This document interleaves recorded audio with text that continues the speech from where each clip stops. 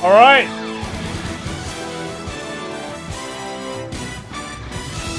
Ladies and gentlemen, welcome back.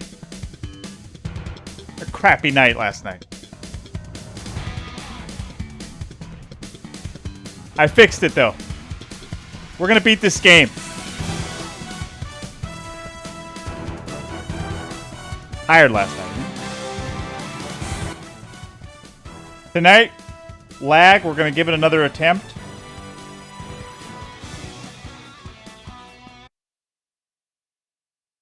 Let's jump in.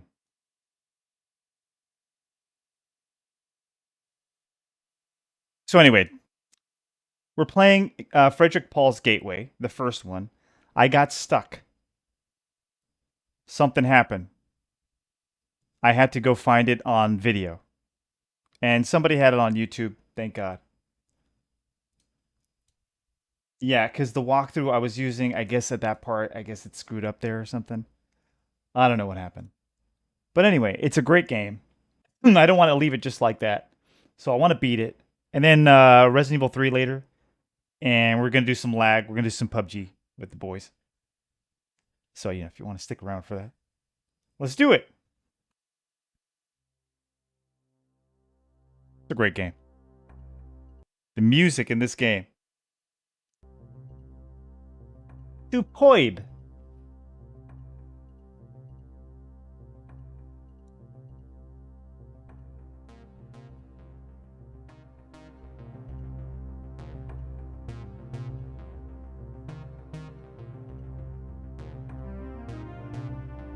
Oh yeah, Gateway. Frederik Pohl's Gateway. The second one is called Gateway 2 Homeworld. We used to just call it Homeworld, but then like another strategy game came out later called Homeworld. So now everybody, you know, you put Homeworld, that's the first thing that comes up.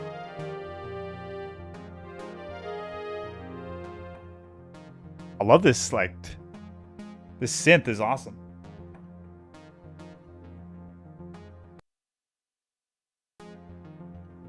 There you go. I'm ready this time. I got snacks. I got my Snickers. I got my hot cocoa.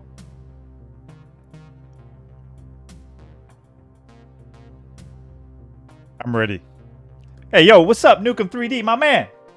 Teach me about life. What's new in the world? What am I missing? What's happening out there, man? We're going back in time. We're going back to 1992. We're going to play a classic. Hopefully we can beat it tonight. This is a great game. This is a game I had when I was a kid. Me and my cousin. We'd play it all night. Never beat it when I was a kid. I beat it later on, you know. In the early 2000s. But I didn't get to play this with the music for a long time. Not since probably like 93, 94. I think the last time we played this game was like 94 or something. Like when I actually played it like with the sound, everything.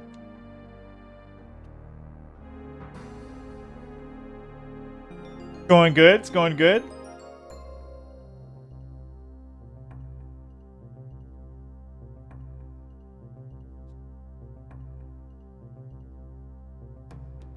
Going back in time.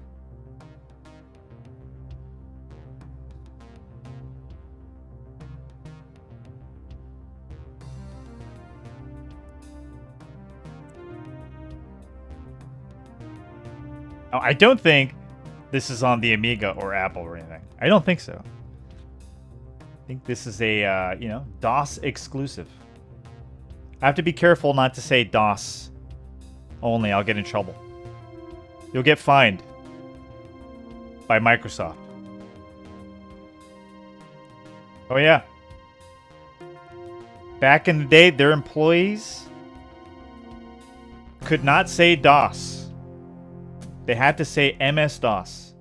And if they just said DOS, I think they got like a fined or something. forgot what the original DOS stood for. It stood for dirty operating system, something like that. Dirty.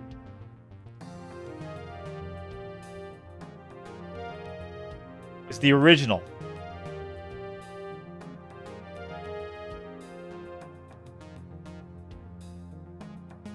Where is everyone? I don't know. It's a little early. I just got on right now. Give it a little time.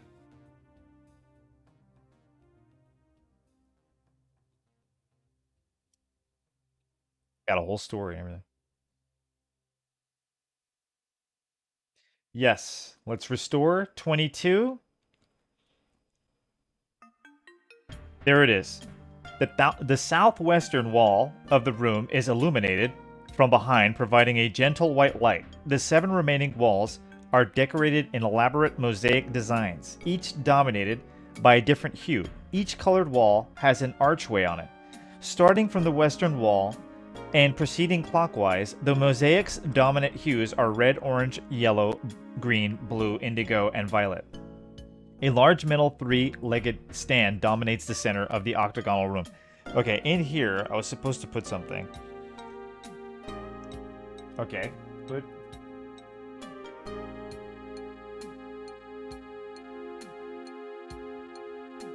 Okay, you put the black pyramid on the tripod stand in the rainbow-colored chamber. Just a little lower.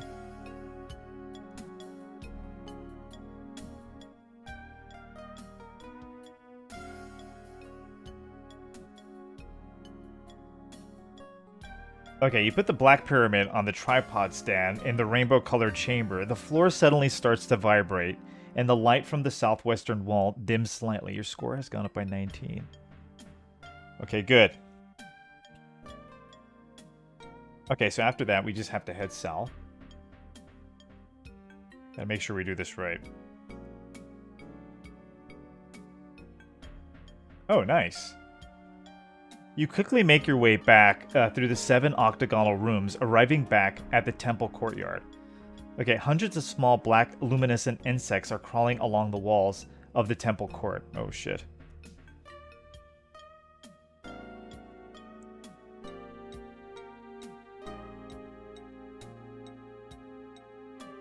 It's south. Okay, turn knob. Okay, turn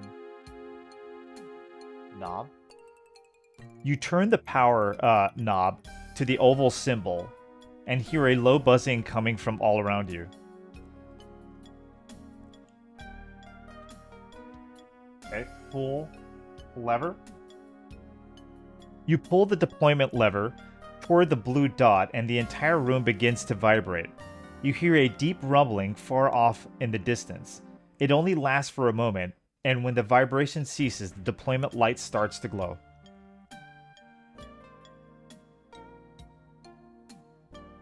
Okay, press button. Oh. You press the activation button, and a deafening high-pitched squeal hammers at you from all sides. Uh-oh. Your score has just gone up by 25.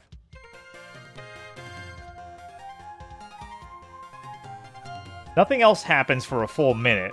Then the ground beneath your feet begins to shake almost imperceptibly. You become aware of the deep rumbling sound, more felt than heard, a dull mechanical thunder that begins to increase rapidly in volume.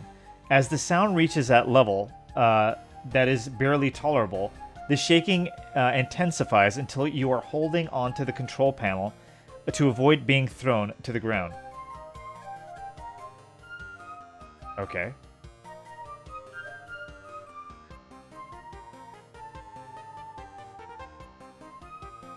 You said it though, huh? DOS? Yeah, Microsoft. They said if you worked for them back in the day, in those days, like if you when they bought the DOS or whatever, if you called it DOS, they would find their employees. You had to call it MS DOS every time.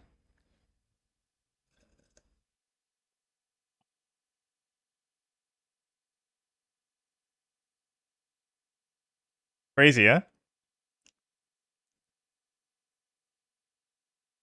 Okay, so from here, it says to go west. I'm using the walkthrough king, so if you want to help, it's Frederick Paul's Gateway we're playing. Okay, go west. Oh, thank God we're out of here. Okay, stand on. Wait, the music though, and this. And I don't want to leave just for the soundtrack. Check the soundtrack out.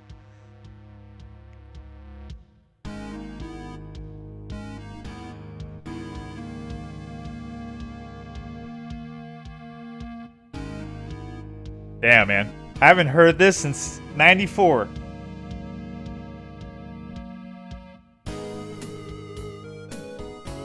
CD quality. That's great.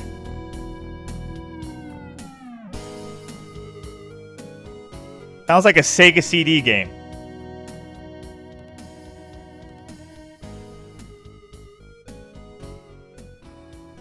You know what Kojima should make a part 2 of?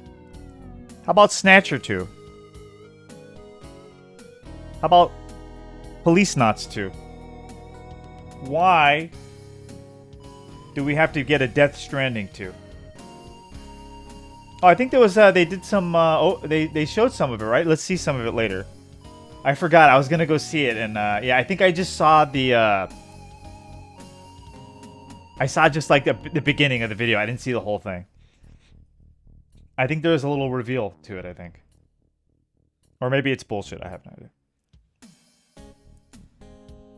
So we're out of here? Okay. Stand on the plate.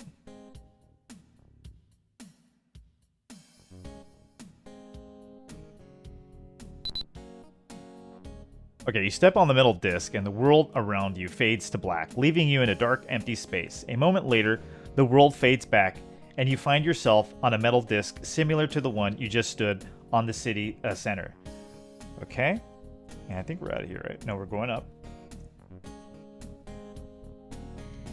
Yes, sir. We leave all that stuff there, though? I guess so. We close the hatch. Okay, sit. Sit down. Okay, now what are we doing? Go into orbit and return. We should get some points for that. I hope.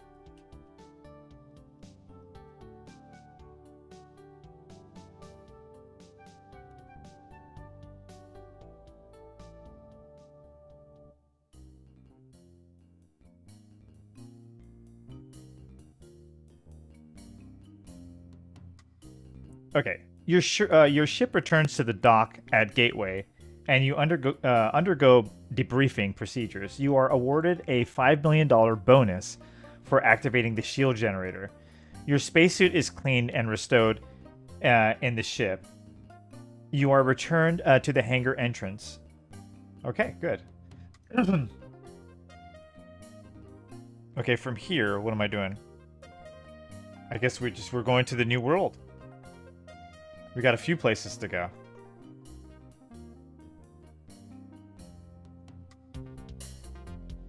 Okay, go south.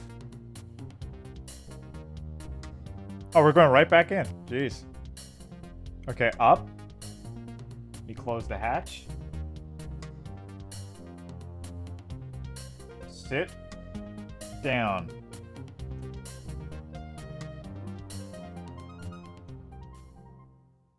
Enter the new code. Let's see.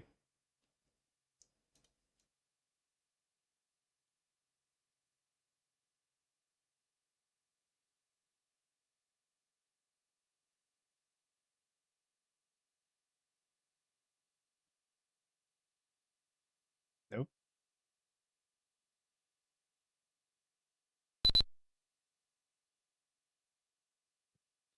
It's that one, right? Yeah. And that. Last one. Yes, sir. Think I got it.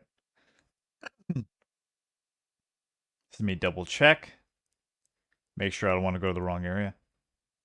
Okay. And I think we just go, right? Yep. Let's go, baby. I'm ready.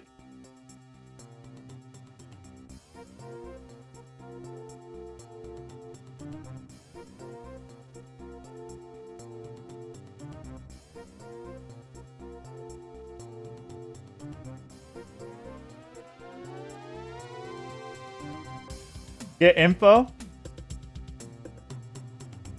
Orbiting third planet in the Kaduna star system.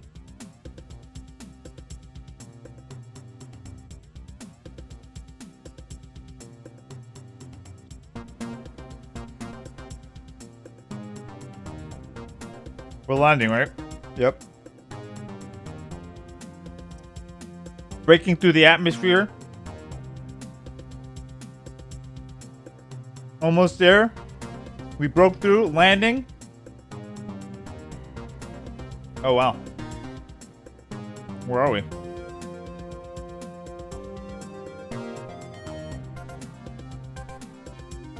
Damn, that was good.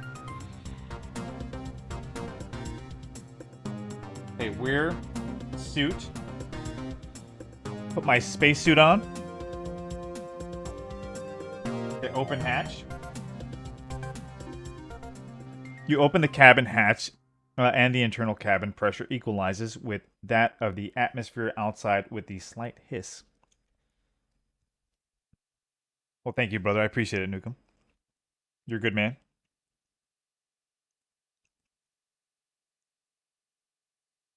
I'm gonna beat it. I gotta beat it. Then Resident Evil 3. Okay, let's go down. Okay, jungle clearing. You step down into the still smoldering clearing. Tendrils of smoke rise from the blasted tree stumps, and the ground below your ship is covered with a layer of steaming ash. Overhead, huge pterosaurs circle like vultures. Oh no. There is no path into the jungle, but over the treetops to the east, you see a distant tower. At the edge of the clearing is a tall tree with broad leaves and pod-like fruit. From the lush undergrowth beyond the tree, you hear a strange chittering sound. Okay.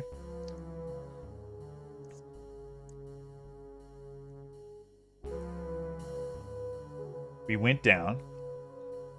Right? It says take the pod. Okay, take the pod. You pluck the pod from the tree. The chittering sound gets louder for a moment and then recedes. Okay, several small shoots poke up through the ground at your feet. Uh-oh.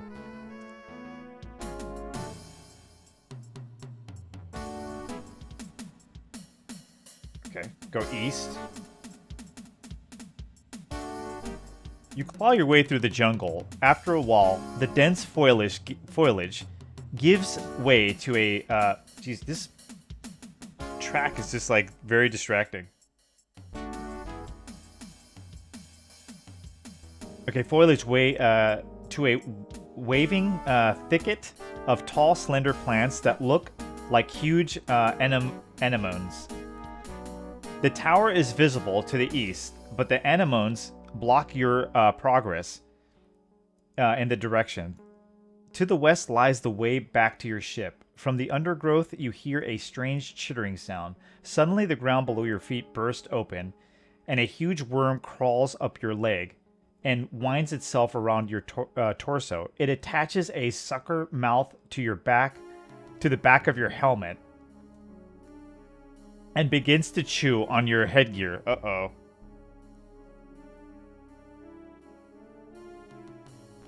Okay, I'm gonna take the worm. Take. Okay, you succeed in wrenching the worm from your spacesuit, but it wiggles out of your grasp and falls to the ground. It thrashes around for a moment and then starts to burrow into the soil. Suddenly, you hear a great whooshing of wings. A huge pterosaur swoops down from the sky, grabs the worm in its talons, and disappears over the horizon. Several small shoots poke up through the ground at your feet. Again? Okay. Excuse me. I gotta wait once. Uh-oh. No way. Time passes. The small shoots are growing rapidly. They've begun to entwine themselves around your knees. Suddenly, am I reading that right? Anemones? What is that? Anemones become very agitated, and you hear something crashing through the stalks in your direction. Moments later, a giant spider emerges from the thicket and starts eyeing you hungrily. The anemones are almost pulling themselves up by their roots in order to avoid touching the arachnid. Uh-oh. We're in trouble.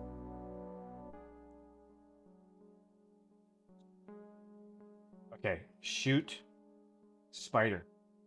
We have a gun, right? Oh shit. You carefully aim at the tough shell that covers the small body suspended between the spider's legs. The bolt strikes the shell and cracks it. Enraged, the spider rears up and advances towards you, exposing its soft underbelly. The shoots are now up at your waist. They're beginning to hamper your movement. Shoot the spider. Shoot it.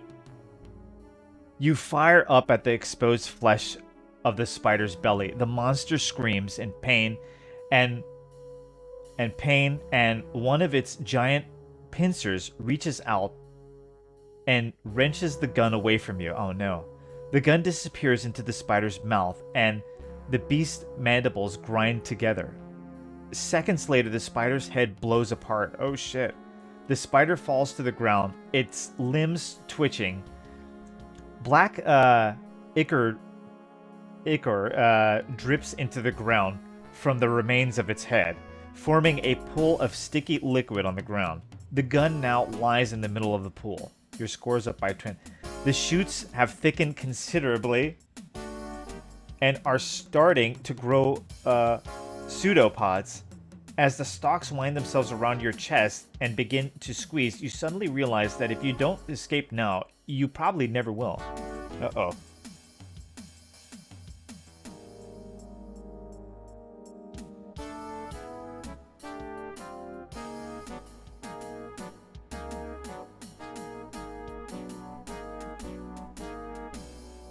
Let's go west.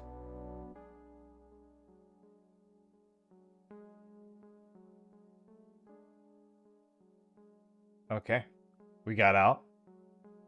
It says go west. This game is a trip, man.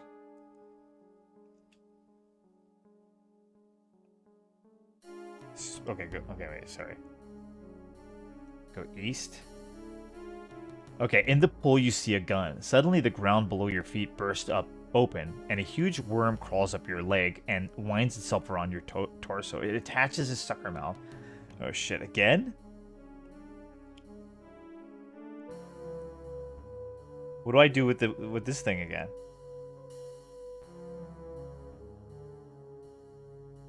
Take your gun. Take gun. You wade into the pool of some of the goo sticks to your spacesuit. You try to wipe it off, but only succeed in smearing on more. Soon your suit is covered in the stuff. You pluck the gun from the gooey liquid. Several small shoots poke up through the ground of your feet. Where'd that worm go? I don't think we took care of that worm. I better not do anything. Maybe I should save.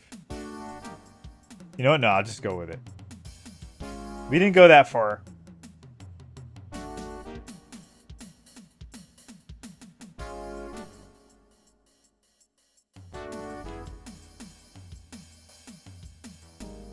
Okay, throw the... Oh, okay. I see. Okay, head east once more. Oh, shit. You are staring down into the surface of a murky, steaming swamp. The scummy crust is covered with a skin of gray algae that is occasionally broken up by a lazy bubble. as if the innards of the planet were on a slow boil. Man-sized plants ring the shore.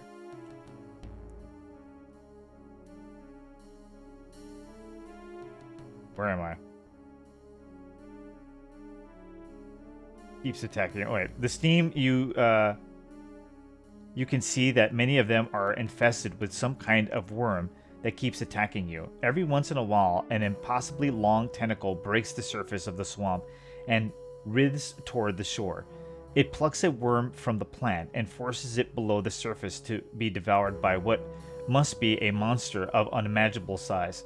The tower can be seen dimly to the east, and the anemone thicket lies to the west. From the undergrowth, you hear a strange chittering sound. Okay, here it says, throw the worm in the swamp. Okay.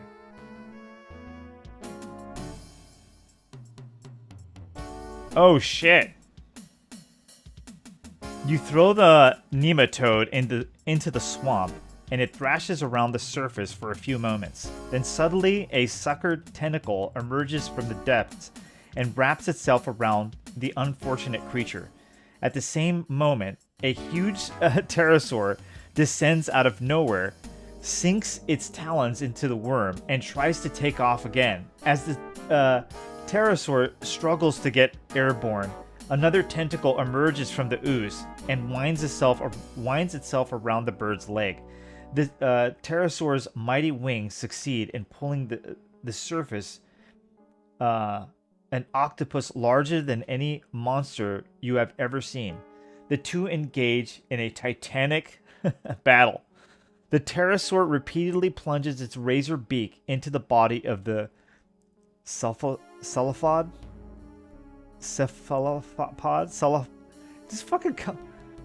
While the octopus tries to ensnare the bird in its tentacle. Finally, the bird's beak pierces the brain pan of the octopus. The monster gives a conclusive shudder and then releases its grip on both the bird and the worm. The pterosaur slowly flies away with its hard-won prey. Meanwhile, the dead octopus comes to rest floating on the surface of the swamp, its tentacles stretching from shore to shore. Okay, several small shoots poke tease. Okay, well, you took care of that. We don't have to worry about him. He got his prey and he killed this thing. I thought the tentacle was going to kill both the worm and the pterosaur, but I guess I was wrong. Because now I can go east. Okay.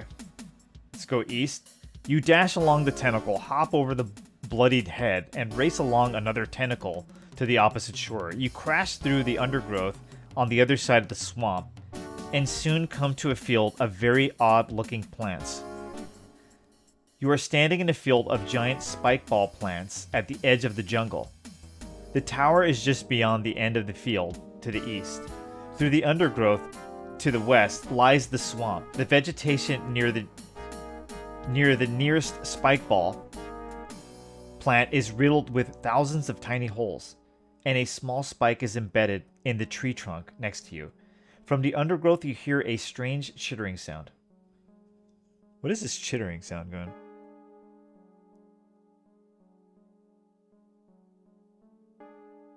Okay. Drop. Pod. The pod falls to the ground and rolls over next to the spikeball plant. A huge rat darts out of the jungle and swallows the pod. But as the rodent turns to escape, it brushes up against the spikeball and the plant explodes. Hundreds of tiny flechettes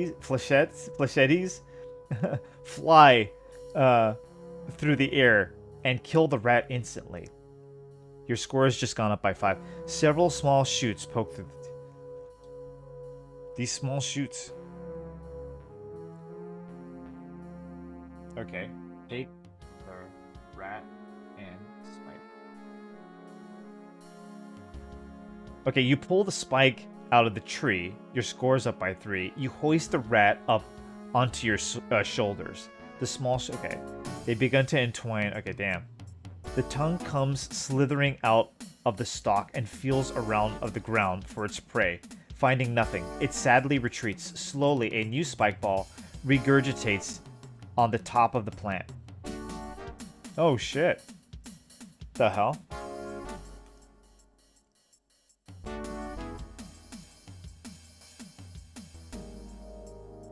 Go east? Okay. Oh no.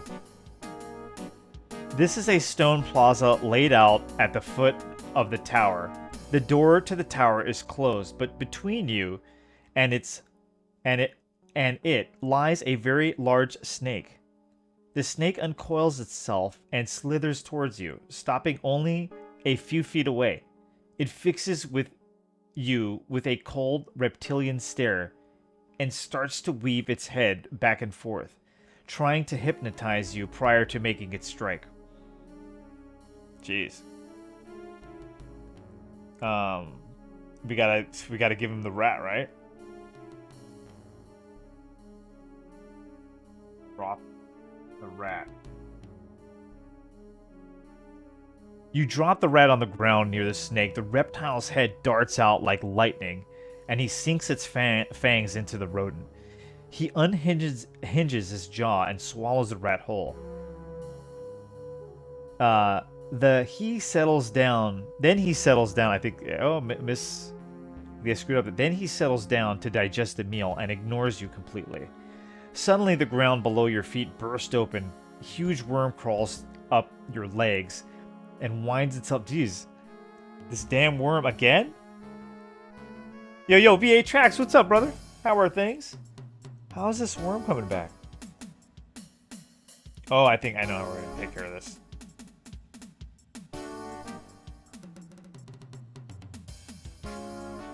Okay, open door. You open the door.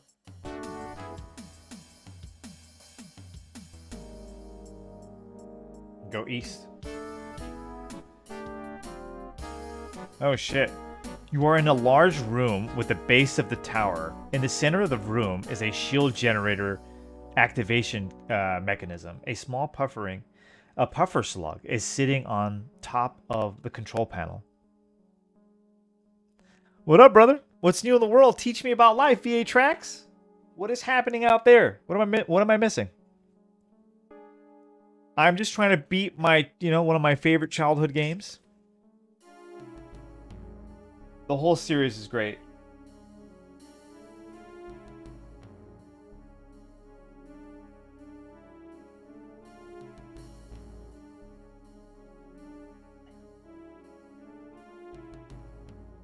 I'm going straight for the main story, You could go around and mess around. That's what was great about this game. Like, you could kind of just, like, play around with it.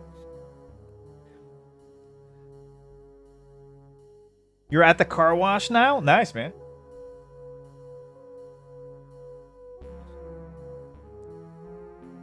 As a kid, no. I beat it, like, later on. Like, early 2000s, As a kid, no. We played the shit out of it, though. And we've gotten, like, we got pretty far. The second one, the most. Like, the second one is, like, a roller coaster. Yeah, it's got an amazing story. This one, too. But this one is, like, it's a different... it's kind of like, this one is Alien, and the other one is Aliens. Kind of like that.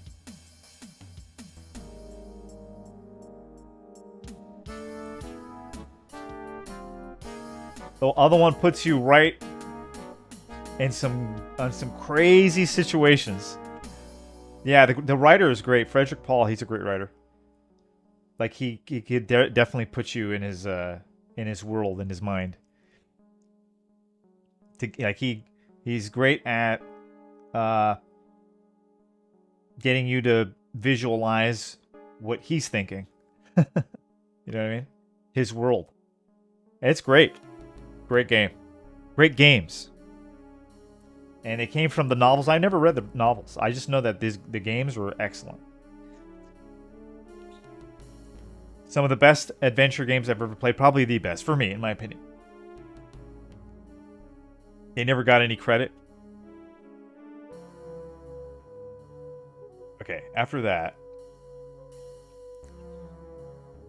Kill the puffer slug. Okay.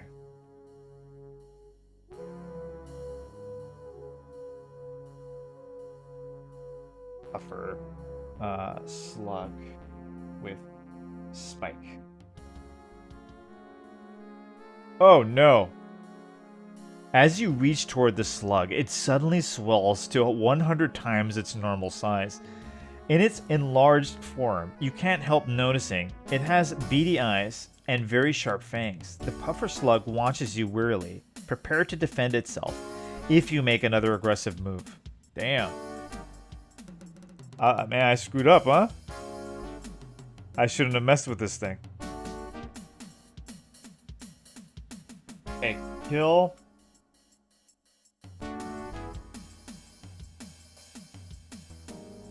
We gotta just go for it. You know? Just close your eyes and run up to it and pop that mother. Just want to make sure I'm... Yeah. Oh, man. You stick the spike into the slug and it explodes, splattering gooey intestines all over the walls. Yuck. You hate its guts. Your score just gone up by 10. Yeah, this was a very tough game to beat, but the great thing is like you had all these options, and with the first one, you could make mistakes. Like you didn't even know you were making mistakes. You could just go ahead, go around, talk to people. That's crazy. The second one, not so much. The second one will punish you. You got like, you make too many mistakes, you get caught. You know. Hey, what's up, Neo Geo Zach, my man? Yeah, I get it, VA tracks. Like that too, actually. Like back in the day, my brother, there was like some games I didn't enjoy so much, but I would enjoy watching him play. You know?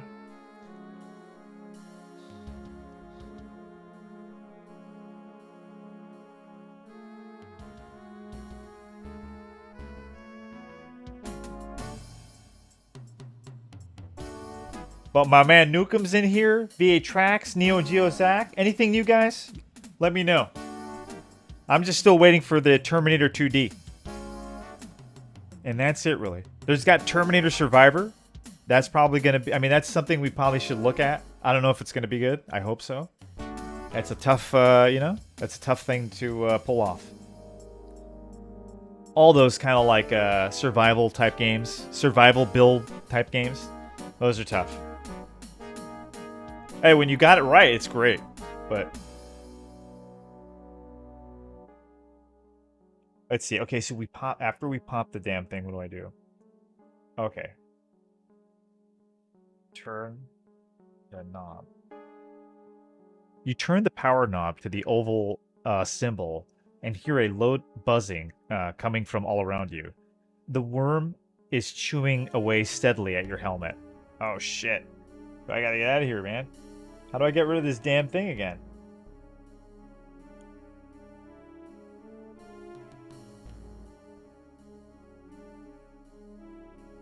Okay. Pull. You pull the deployment lever toward the blue dot, and the entire room begins to vibrate. You hear a deep rumbling far off in the distance. It only lasts for a moment, and when the vibration ceases, the deployment lights start to glow. I think I'm pressing the button. Press.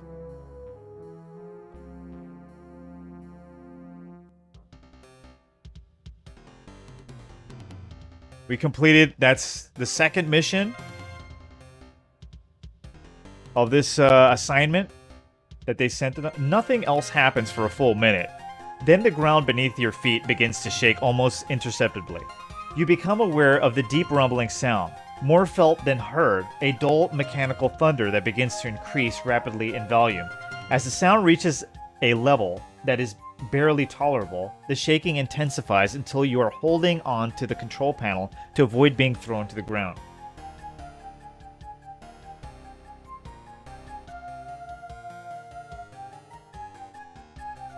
Oh, we turn on another power station, I think. Many kilometers away, ancient machinery built to an inhuman scale grinds to life. Okay. 3 enormous columns extend from the crust of the planet, reaching for the sky like fingers on a giant hand. They rise until the top of each column is outside the planet's atmosphere. Then the shield generator activates. A ring of violet fire links the 3 columns, a torus of fiercely glowing energy that warps the fabric of space itself. Okay, where are we now? Oh, I guess we're back here. All right, we gotta get out of here. We got this worm chewing on my... We pulled the lever. Now head west 5 times. Okay. 1, 2, 3, 4, 5. Oh shit. Go up.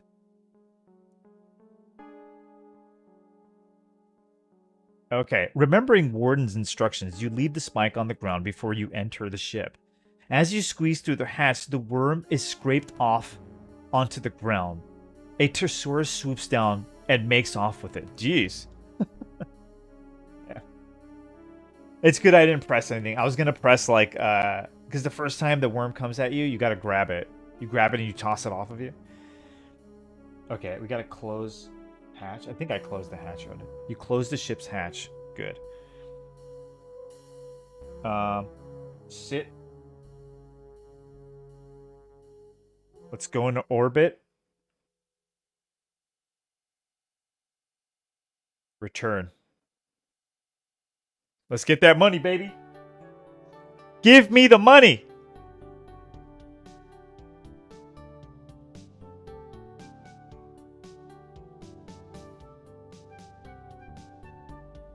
And you have to say MS-DOS. Oh, it's a great game. The great thing is, like, I'm not really showing it right now, but you can type in like anything you want. It understands full sentences. It's one of those, like, it's one of the best, actually probably the best at doing that. The first and the second one, these games are amazing. Okay, your ship returns to the deck at Gateway, and you undergo debriefing procedures. You are rewarded $5 million bonus for activating the shield generator. Your spacesuit is cleaned and restored. I think they wanted to say restored there, no? Maybe I'm wrong. In the ship. You are returned to the hangar entrance. Okay. Hear that track? It's got a great soundtrack. Okay, let's go. We're going to World 3. Damn, we got a few. We got shit to do. Let's beat this.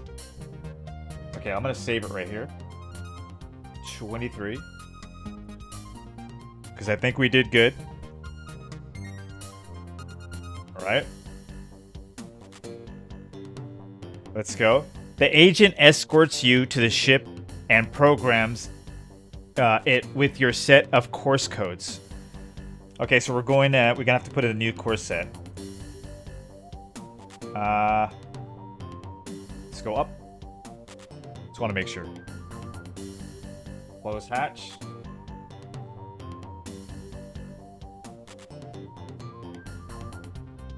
Sit down. Okay. Oh, we got 2 more to go. So let's put in this code. Okay, that code's good. There you go. I think I had it. Yeah, that and yep. Let me just double check. Don't want to go to the wrong place.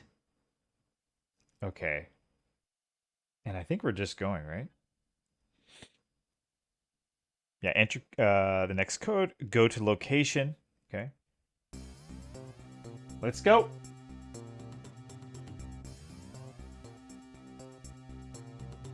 It's got like a whole city. You can walk out. This is right now. I don't want to lose my place. Because it doesn't have a map, you know?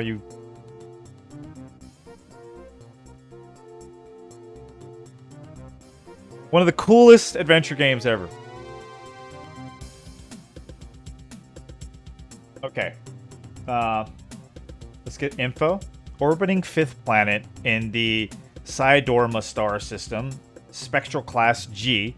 Planet has breathable atmosphere. Oh, surface gravity is 0.9 G. Rotational period is 8 hours. Sensors detect large concentration of He Chi metal. Okay. So we can breathe here? I don't think are we gonna need our suit? Probably not.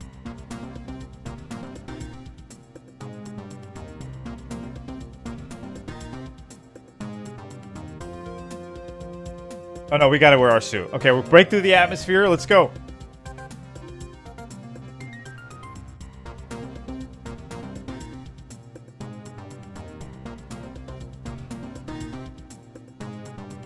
Are saving up to open our own pet store?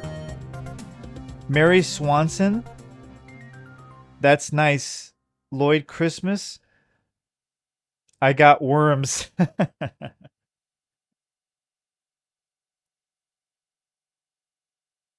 That's a great idea. Okay, with a scrape and a thud, your ship touches down. The high-pitched whine of its engines diminishes to a whisper and is replaced by silence.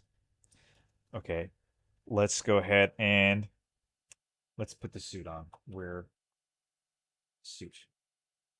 The spacesuit on. We're going outside. Open hatch. Okay, you open the cabin hatch and the internal cabin pressure equalizes. Let's go down. Oh shit. Given the comfortable climate and the breathable atmosphere on this planet, you remove the spacesuit and leave it inside the ship. Standing on the southwestern shore of a small oval pond, you notice that your ship sits in the middle of a small blast area. The scorch mark of its final descent trails off to the north. The ship's hatch is open. Occasionally, ripples in the water disturb the sun's reflection from the pond's surface. Uh, path, paths lead away from here to the east and north. Okay, where are we going? Whoa, whoa, whoa, Anthony! What's up, Surprise 93? Oh, same cool game, yeah. I just got stuck that, yeah, I had to go and watch a video just to get to that one part. I was like, let's just beat that. Let's just beat the game. Sometimes you're going to find errors in the walkthroughs. It happens. Walkthrough King has a few errors. And this one maze area where you really needed to be right was not right. So I had to, I didn't give up. I don't want to give up the game. I love this game. This is a childhood favorite. Okay. So once we're down here, what do we do? To go down. I guess we're going east. Southern shore.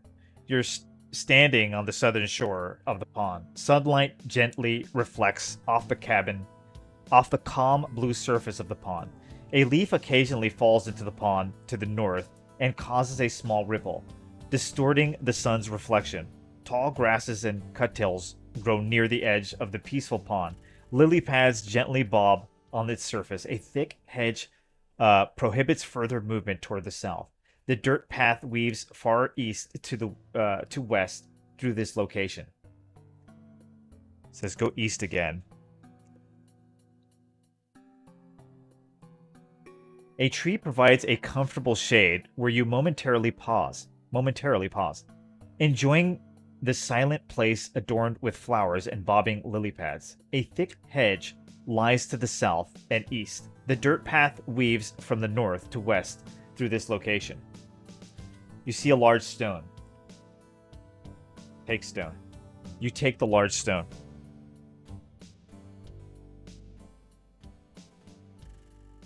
Okay. It says now go north. All right.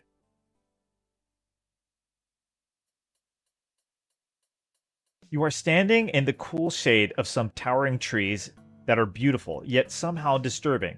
The path surrounds the pond, continues north and south from here, and it intersects another path that winds into the wooded area to the east. The tranquil pond lies to the west. Okay, let's go east. The interior of the forest is darker than you would have imagined. Given the brightness of the dormant sun, in competing for the sun's light, the trees have formed a canopy that is nearly opaque. Vines gracefully will hang beneath the canopy and occasionally grow between trees. The forest floor is covered with leaves, branches, and young seedlings. A path stretches. Okay, good. Oh, what is that? From your vantage point in the forest, you see a creature in the clearing to the east. The beast is more horrible than anything you've dreamt of in your worst nightmares. He stands upright, but his similarity with the human form stops there. He's covered with long matted hair from his enormous head to his huge feet. He roams back and forth across the clearing, occasionally picking small red berries from the shrubs in the clearing and putting them in a crude wooden bowl. Your score just gone up by 4. Let's see. What are we doing with this guy?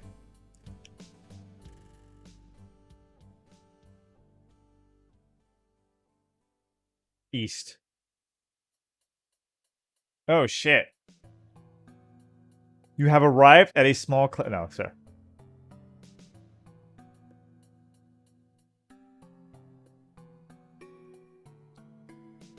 Okay, on the northern edge of the clearing is a large entrance to a tunnel that disappears into the hillside. To the southeast is a slightly smaller entrance to the large cavern. Lots of footprints cover the ground, and a huge beast is hovering around the clearing's perimeter. As you enter the forest clearing, the beast immediately notices you and begins to cautiously stalk you. Uncertain about what to do, you wait until the beast is nearly upon you. As he bares his fangs and prepares to pounce, you dodge to the left and run until you've reached the relative safety of the pond.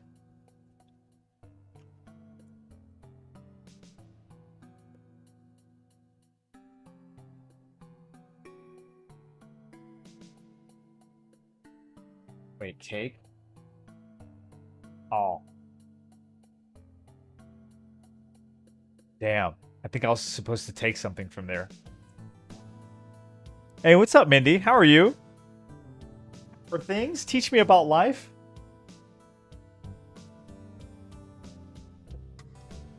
Good to see you. I haven't seen you in a while. Let's see. I think I was supposed to take all from, like, right away. But I don't think it would have let me.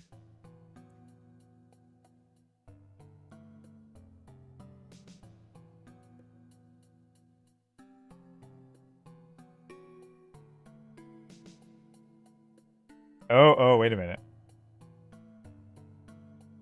It says then take all.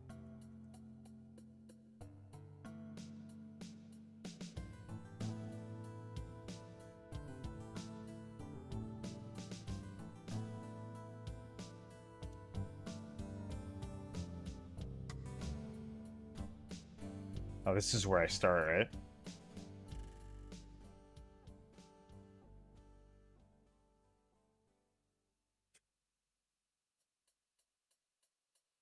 Let's try it again. Oh, no, you can't.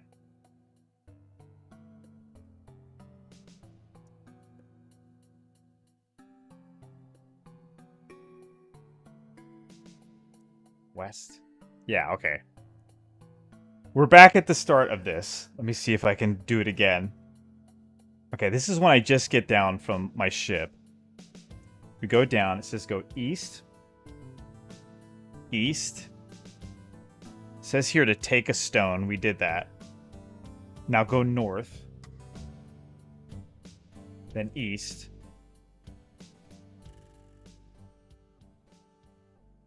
Take all. Okay, I see. With some effort, you grip the vine from the tree to which it is loosely attached. You carefully coil it to make it easy to carry. Okay, good. I hope I don't get killed now by this thing.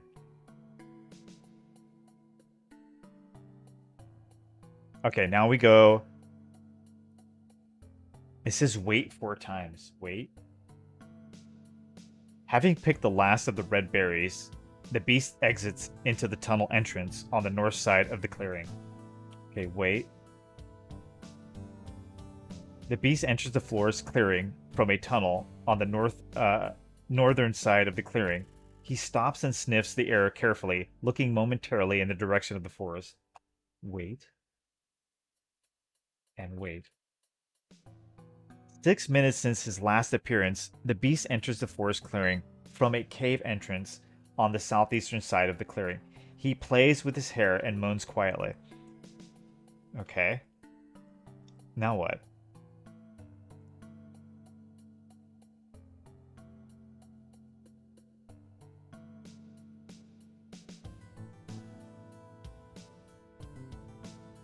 It says until the beast leaves to the southeast.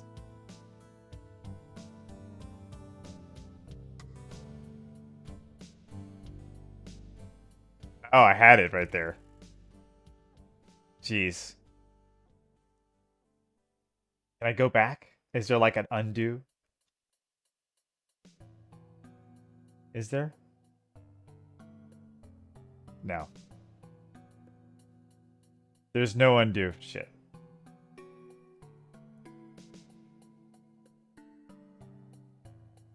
Gotta wait. Is this southeastern or wait? Yeah. When he goes to the southeastern, it says go east. There you go. And north. It says take a bowl. Take the bowl. Okay. You take the wooden bowl. Your score has gone up by 12. Very good. We're getting somewhere.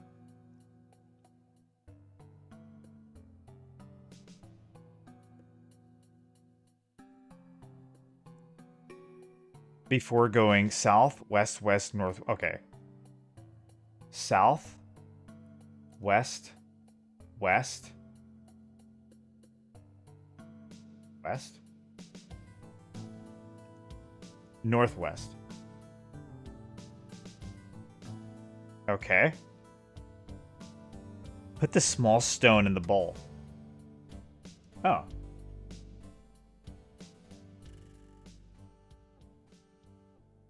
Okay. You insert the small stone into the hole in the bottom of the bowl. It seems to fit well. Very good. Now what? Now head west.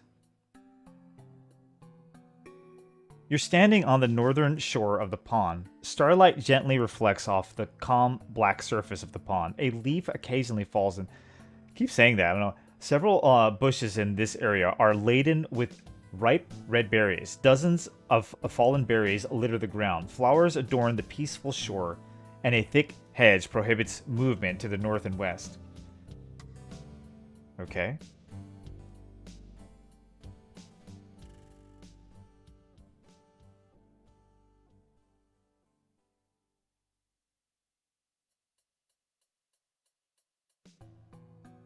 Holding the bowl under the berries, you carefully pick a few of them and let them drop into the bowl. In a few minutes, the bowl is full. Alright, we got a bowl full of berries. Now we gotta walk east. Once. 2 times. Okay.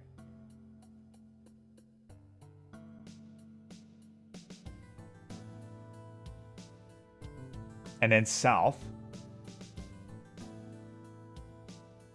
And then east again. 3 minutes since his last appearance, the beast enters the forest. It says sleep. You slump on the ground, making a pillow of fallen leaves, and drift off into the tranquil sleep. Deep tranquil sleep. How would you know how...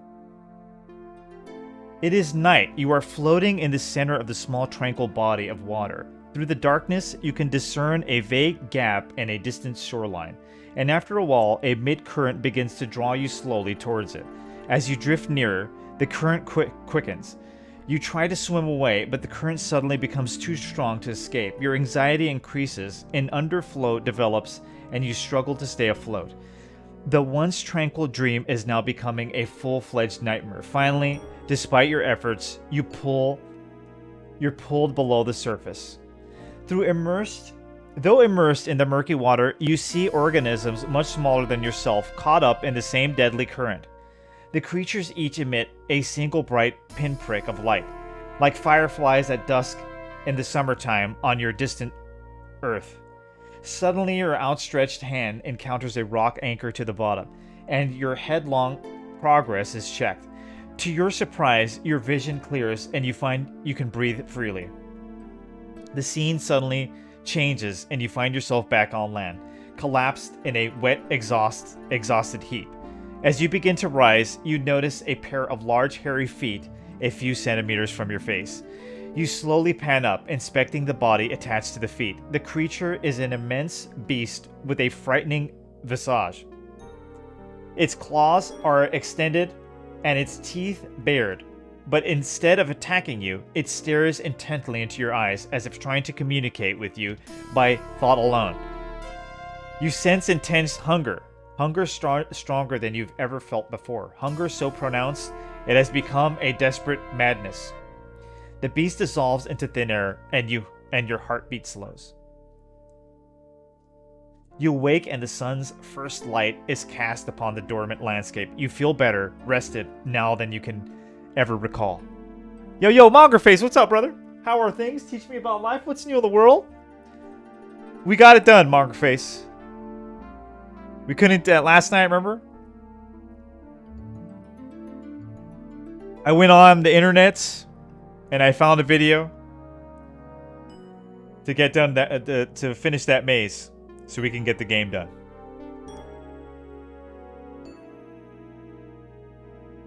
Okay, so after that, it says after the sleep, it says wait until the beast heads southeast again. Okay, wait.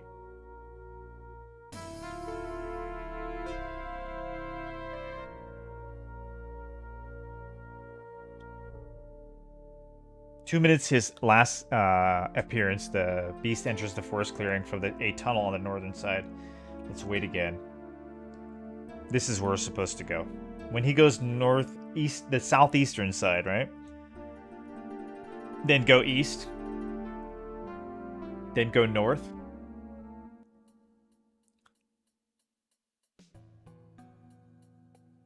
Go north. Okay. And drop the bowl. Drop the bowl. You carefully put the wooden bowl back on the floor of the tunnel antechamber, hoping to delay the beast with some food. Your score's just gone up by 17. Oh, very nice. I see. He's probably gonna eat that in like 2 handfuls, man. He's just gonna go 1, 2, and he's done.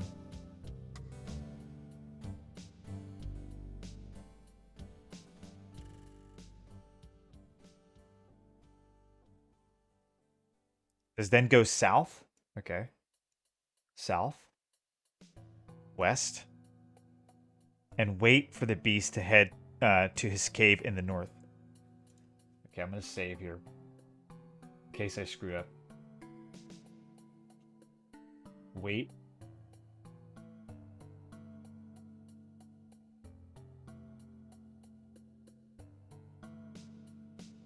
The beast leaves the forest clearing, entering the tunnel on the northern side of the clearing.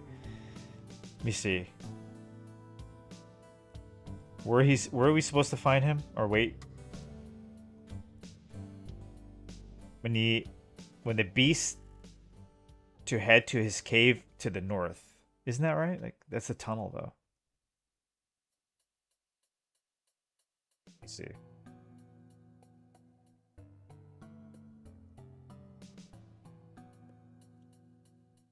He howls for no apparent reason. Oh no.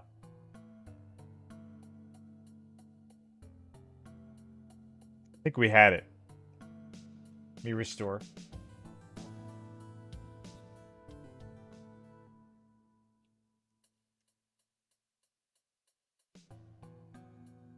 Wait. I think that's right. The northern side.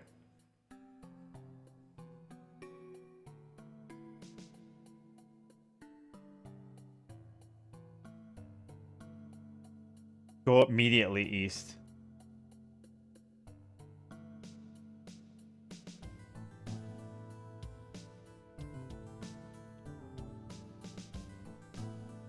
Southeast north. Okay, given the meager light coming from the cave entrance, you have trouble making out much in this room. In the little light there is, you can clearly see the outcropping of uh, some sort on the cave wall high above you. Some areas high on the walls are covered with dried mud that seems to have been thrown on in handfuls. The mud splatters seem concentrated in the area around the outcropping. The mud has flaked away in some spots, and beneath it, you can barely make out several shards of sparkling material. A thin beam of light emanates from the cave ceiling, dimly illuminates the cave. Path leads off in many directions. Okay, where are we going?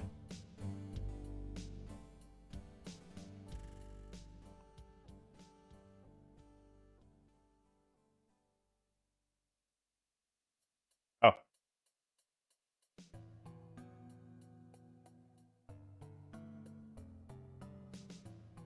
you can't figure out a way of damaging the mud encrusted shard.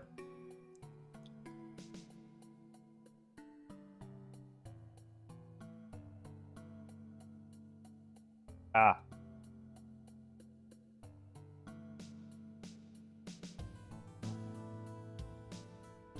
Standing on your toes, you carefully extend the branch up toward the spattered outcropping. You manage to wedge the end of the branch under it, and with a slight push, dislodge a fragment which falls onto the ground. Your score's gone up by 12. Okay. We did that. Now what? See how much they give. They better give us a lot of money for this one. So far, we've been getting 5 million for the missions. This is what it is. They send us on these like missions, like in different planets. Right now, we're supposed to turn on these like power stations. And I think this is one of them. I think we got one more after this one. Some are not as interesting as the others, you know, the missions. But this is not the main thing, you know?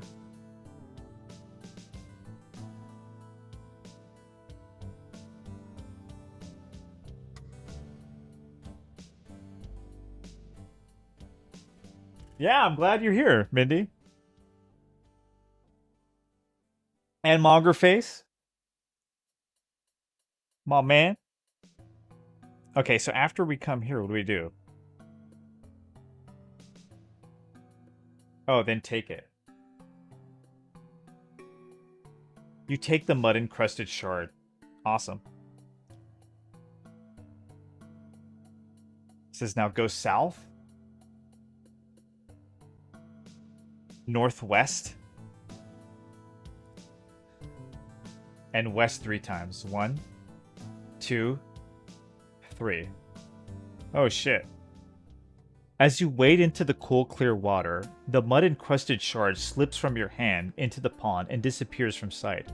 Your blue coverall is now sopping wet. Your boots are now waterlogged. You bob up and down into the cool water and notice a pronounced glint on the pond floor. Uh-oh. What's up with the Kenny G? What's happening?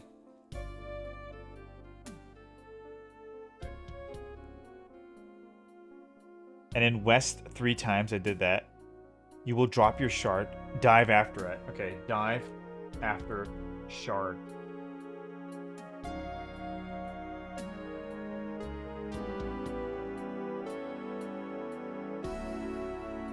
Okay, holding your breath, you dive to the bottom of the pond and find a sparkling crystal.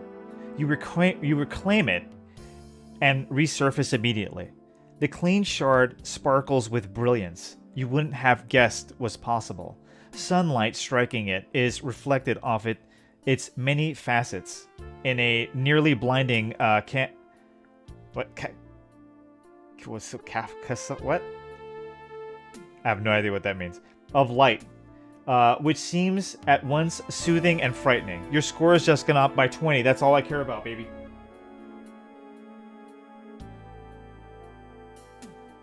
Let's do it.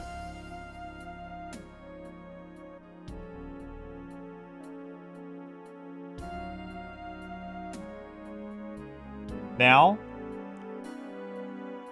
we dive after. It says go back east 3 times. 1, 2, 2. Oh, do I have to wait again?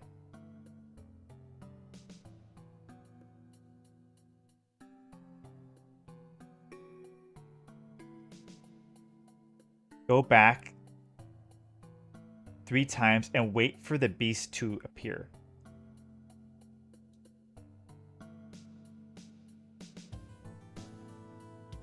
I don't know if I did this right. It says wait for the beast to appear.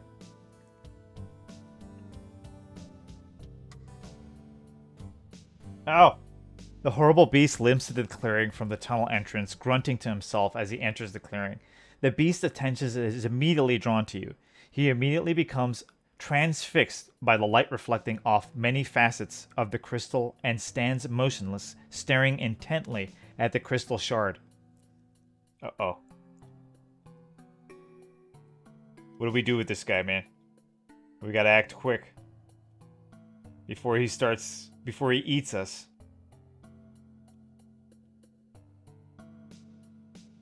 Tie beast with vine. You uncoil the vine, wrap one end around the beast's neck, and tie a strong knot. You hold the other end of the vine in your right hand. Your score has just gone up by 16. Holy crap. You usually cast a vial? Thank you. I appreciate that, Mindy. What's new anyway? Anything going on? Not much, huh? Video game industry is not like, you know. That's why I'm playing these classic. This is one of my childhood, you know. This is what me and my cousin, we used to play many, many sleepovers in the early 90s. Trying to beat this game. And part 2. Part 2 we played a little bit more.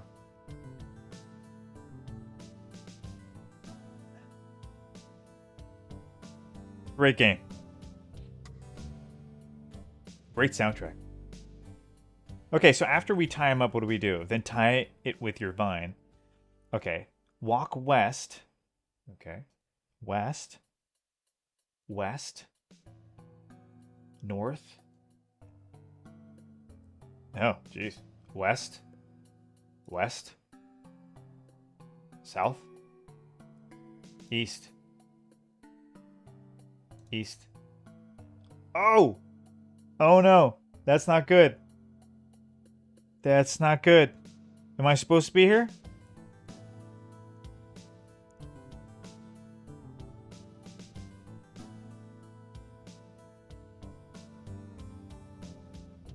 To your west lies a large boulder, apparently dislodged from the dike when your ship landed. A racing torrent of water is running through the large gap in the completely damaged dike beneath your feet. You can enter the pond behind you or climb back down the western shore. There is only enough room for you on top of the dike. You let go of the vine, and the hairy beast hovers on the western shore, dumbfounded by the play of light off the surface of the crystal shard. Your score has gone up by 4. Okay. So after that, shit.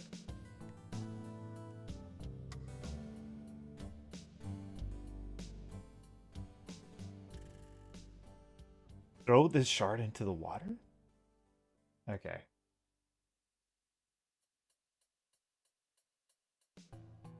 Okay. Oh!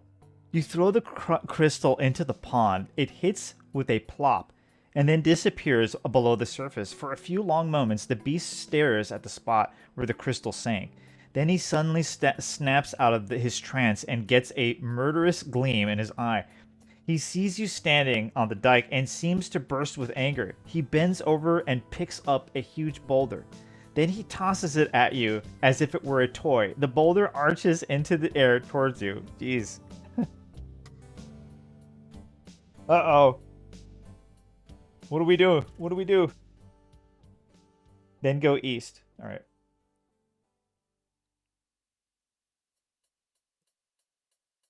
Oh, shit. As you enter the water, an unseen force pulls you toward the bottom, and you soon find yourself suspended in a perfectly calm water just above the pond floor. As in your dreams, you find you can breathe without effort. Hundreds of brightly illuminated creatures spin and dance in complex patterns before you, their movements coordinated in a perfect unison. This is like the Little Mermaid. You're going down there, and they're like singing, you know, under the sea. One of the specks in the pattern of the light separates from the group and hovers directly in front of your forehead. The speck pulses for a moment, and the familiar voice of the dormant woman. Oh, we Dormans have lived here since beyond memory, cut off from the external intervention. We have become a self-sufficient and collective consciousness. What we think is thought by all. What we decide is decided by all. There is no individual. We are one. Throughout most of our time here, we were in harmony with a race of intelligent creatures who lived beyond the shore of our pond. We communicated with them in dreams, and we cooperated with them each other in unbroken peace. Gradually, however, genetic mental defects in the creatures multiplied, rendering the one brilliant species violent and irrational. They began to make war upon another, and soon only a few survived. The sole remaining member of this species is the beast who lives in the forest cave, aged and without a family. He lives for years at a time in a semi-permanent state of sleep, comforted by the images we present to him in his dreams. Only when he awakens every few years to feed in his he tormented by the madness of his race. During these few days of agony, there is little we can do to care for him. We thank you for not harming this creature, who we know seems threatening. Okay. Centuries ago, those who you call the Hichi came to our world. As they were a gentle people, we assisted them in their work. Now you come in peace to continue that work. And as we help them, so shall we help you. The speck of light rejoins the group, and the pattern of light begins to flow in a new direction. You are pulled along behind them until you come into an underwater passage. There are the pattern parts, and you hear the single word farewell, and then you are gently prepared through the passage alone. Okay. Oh shit. The shield control room contains a variety of complex Hichi equipment. A small control... Okay, we read all that.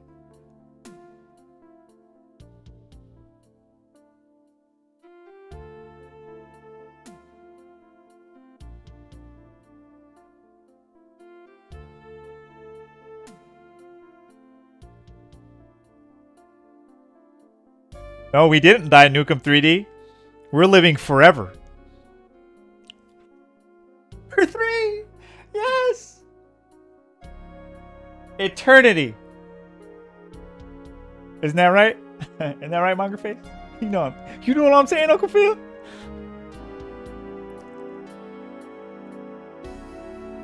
Forever! For Itchy, for ever, for 3! Okay. What am I doing? After that, I think we're done, right? Then go east. Okay, no, yeah, we did that. Okay, so turn the knob. You turn the power knob to the oval symbol and hear a low buzzing. Got it? Pull the lever. Boom! You pull the deployment lever toward the blue dot and the entire room begins to vibrate.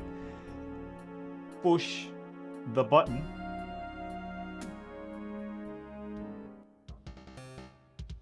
Your score has gone up by 25. Turning on the power. Nothing else happens for a full minute. Then the ground beneath your feet begins to shake. We know how this ends. Every time we turn it, it says the same thing.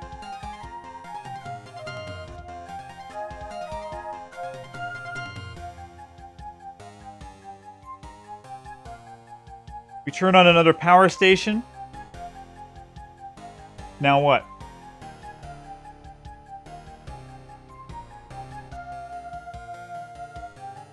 Now we go down.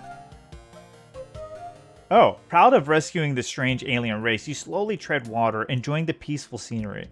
Your blue coverall is now sopping wet. Your boots are now waterlogged. That's okay. That's okay.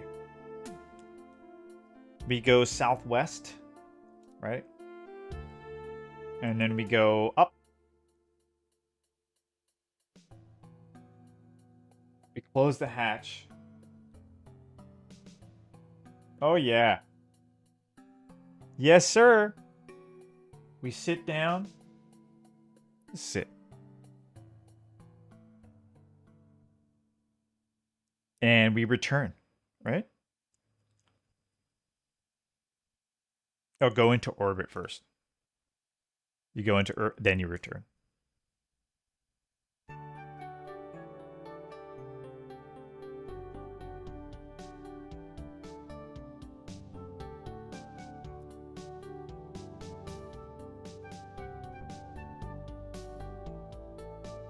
Your ship returns to the dock at Gateway, and you undergo debriefing procedures, and you are rewarded $5 million bonus for activating the shield generator. You are returned to the hangar. $5 million! What is the inflation like in the future, huh?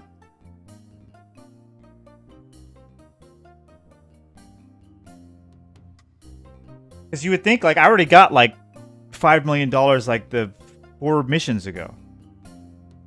I'm just saying, after the first mission, I would have retired. You do one, you go home. You're a millionaire. I guess in the future, $1 million is like, what, 20 bucks?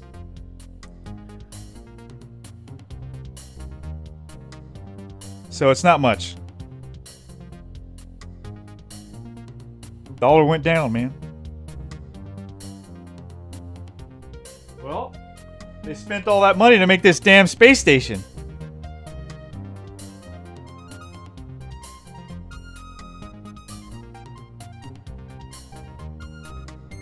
Printed money. Sons of bitches. Oh, let's see. 25. Gotta get Elon Musk clean it up. Oh, this is a big one. Okay. Man. Check this one out. Okay, we're gonna go to World 4. That's a big one. Usually they're like this. See, World 3 was like that. World 2 is not that bad, right? World 1, see? World 4? You kidding me?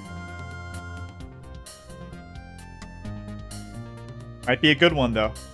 Oh, and then we got one final. Okay, so we're very close. Close.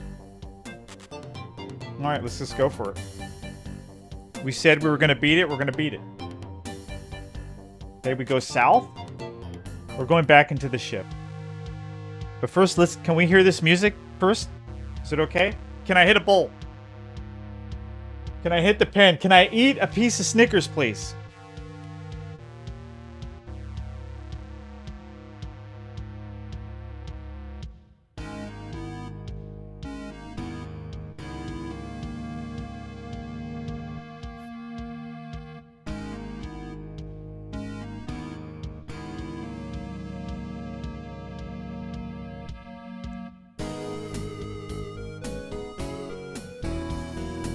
Gangster. Cheers, Mongerface. Thank you for joining me, my good man. We're going to play RE3 sometime tonight. I don't know when. I'm hoping I can beat this. I don't know if it's like beat this, then BR3 before Lag, because I know Lag's going to want to play tonight.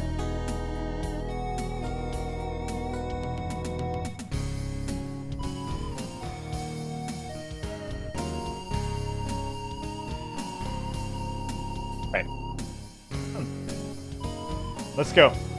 We're going south. Oh, no, we did south. We're going up. sit. No, no, no. Close hatch because they're gonna get mad. They're gonna say you didn't close the hatch. I close it. I'm not a punk.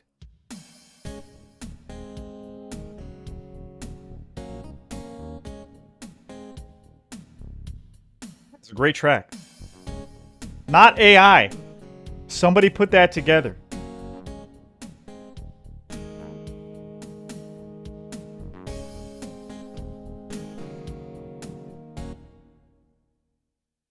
Here we go. Let's put it in. That's the code. Got to get it right first time. Nope. That's it right there. Yep. 2. We're trying to get this one in. This is a big one.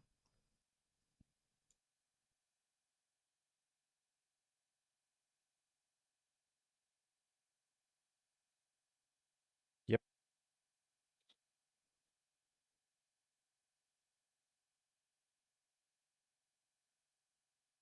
Oops, it's got to be up.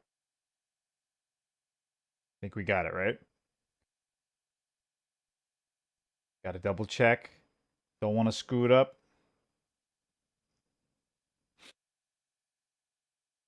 Let's go.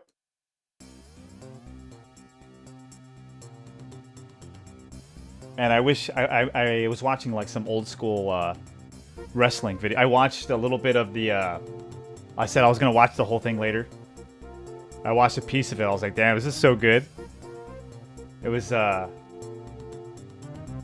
British Bulldog versus Bret the Hitman Hart in Wembley Stadium. Classic match. That was like, you know, I was a kid. I was very young.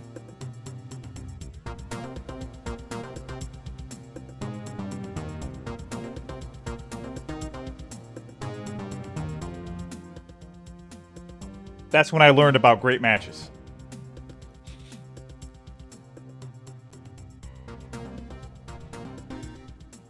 Oh, don't worry about the suit this time. Okay, hold on, wait a minute. Let's get the info. Orbiting third planet in the Nemira star system, spectral class G. Planet has breathable atmosphere. Surface gravity is 1.1 G. Sensors detect large concentration of He-Chi metal. All of them have He-Chi metal. But I guess that's what we're in the business for, right? We're looking for it, I guess.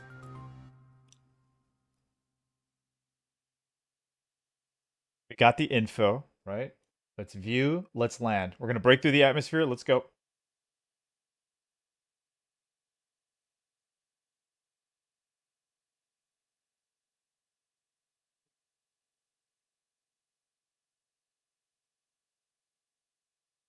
Oh, shit. Whoa. Whoa. Your ship levels off, pauses while the automated landing system evaluate the terrain and suddenly makes contact with the surface, nearly causing you to tumble from your feet. Okay, it says don't get your... You sure? It says open the hatch, don't worry about the suit this time. Okay. All right. We saved it. Open the hatch. You open the cabin hatch and the internal cabin pressure equal. Okay, we're good. We're good. We alright. Alright, let's go down.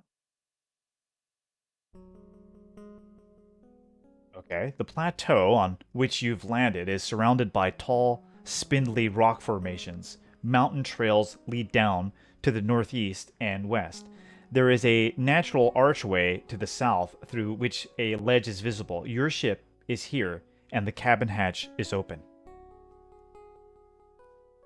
Are they trying to tell me something? Are they trying to tell me I should close the hatch? When do you think wrestling turned the wrong way? I'll just say this, like, it started sucking. The Rock was really the last, like, really, really good. And Kurt Angle. Kurt Angle could have done it, but he didn't get his, like, as soon as he became the guy, he left the company. He was the guy. He was the next guy, but yeah, they just never were the same after Stone Cold. Really, Stone Cold was the really last like great champion that they had, in my view. I think honestly, it happened with the whole screw job. After that, it kind of like.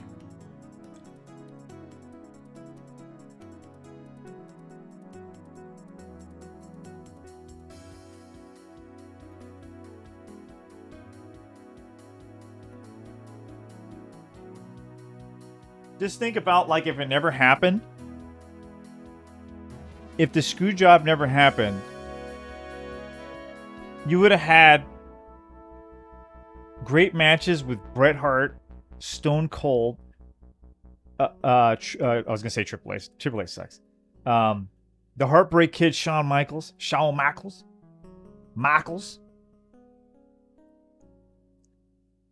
They still had a great like. You know, with him being in there, it would have been so much better. And then them giving it to the wrong people. I think, honestly, when Shawn Michaels was given the title, he really wasn't ready yet.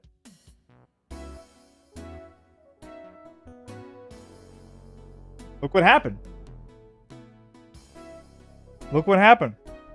They gave the title. And then right away... the good thing is Stone Cold came in.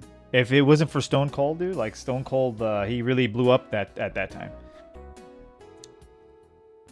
Good question, Monger. Got me going. Got me going there. I'm sorry. Let's get back into the game. All right. Don't worry about the suit this time. Okay, go down and then south. We're going down south. Whoa. Vantage point, the tiny rock outcropping on which you are now standing provides an impressive view of the surrounding terrain. Your precarious position on the outcropping causes your pulse to quicken noticeably. You cling to the northern rock wall that contains an archway through which you can see an area of level ground on which your ship is situated. A river winds through a deep chasm, thousands of meters below you. On the far shore, you notice a metallic glint. Okay, good. Oh, we got points for just moving to the right area. Good. I guess that was like a crucial thing. We really had to go to the right place. This is now head north. Okay. I don't think there's any other way. And west. Ah! Climbing down a steep circular cliff trail, less and less sunlight reaches the depth to which you are descending. The trail suddenly comes to a dead end. Looking straight up at you, get a sense for the depth of the shaft you've descended. A shallow pit has been carved out a few centimeters below the surface. You see a strange bush, a rusty pickaxe, and a pit here. Okay, it's telling me to just take the pickaxe here. Alright, take axe. You take the rusty pickaxe. I like how I didn't have to say pickaxe. See, it understands. It understands a lot, actually. This is one of the most impressive, like, in those days.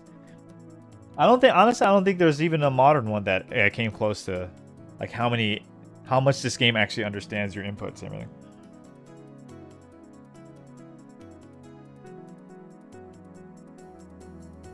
I love that. I love being able to communicate with the game. You're talking to, you type it in. I love that. I miss that. I miss the adventure games where you type. I love, like, that's why I like Police Quest. You type in what you do.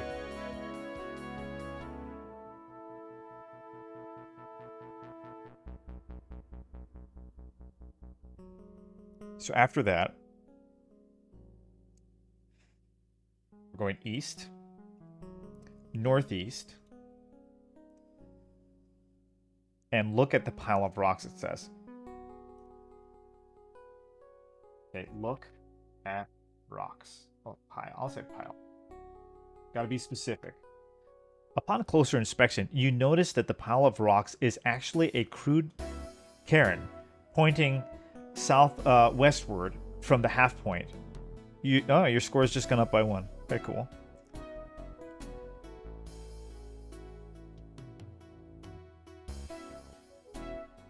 It says go northwest. Okay.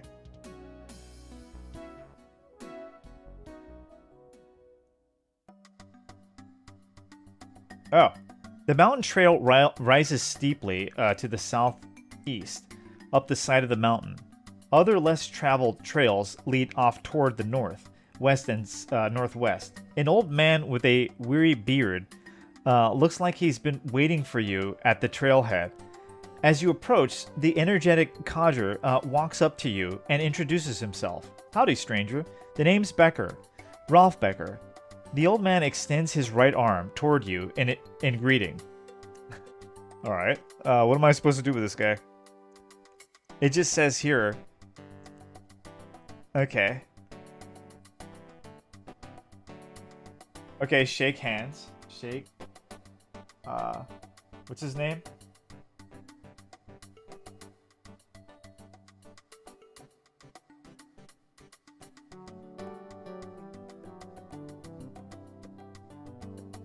Okay, well met, says Becker. Maybe you're okay. I've sort of had my fill of people and wasn't looking for company, but if you've got a mind to hang around here, the least I can do is be a friendly host. Becker pauses, studying you for a moment. Let me tell you a little about myself. Okay, interesting. Hold on. It says then wait. Okay. We gotta wait. Okay. I came here as a young and very successful pilot. By the time I was 35, I'd flown just about every kind of ship and mission imaginable. I was filthy rich and seemed to have a special knack for finding Heechee stuff and coming back alive. And then what?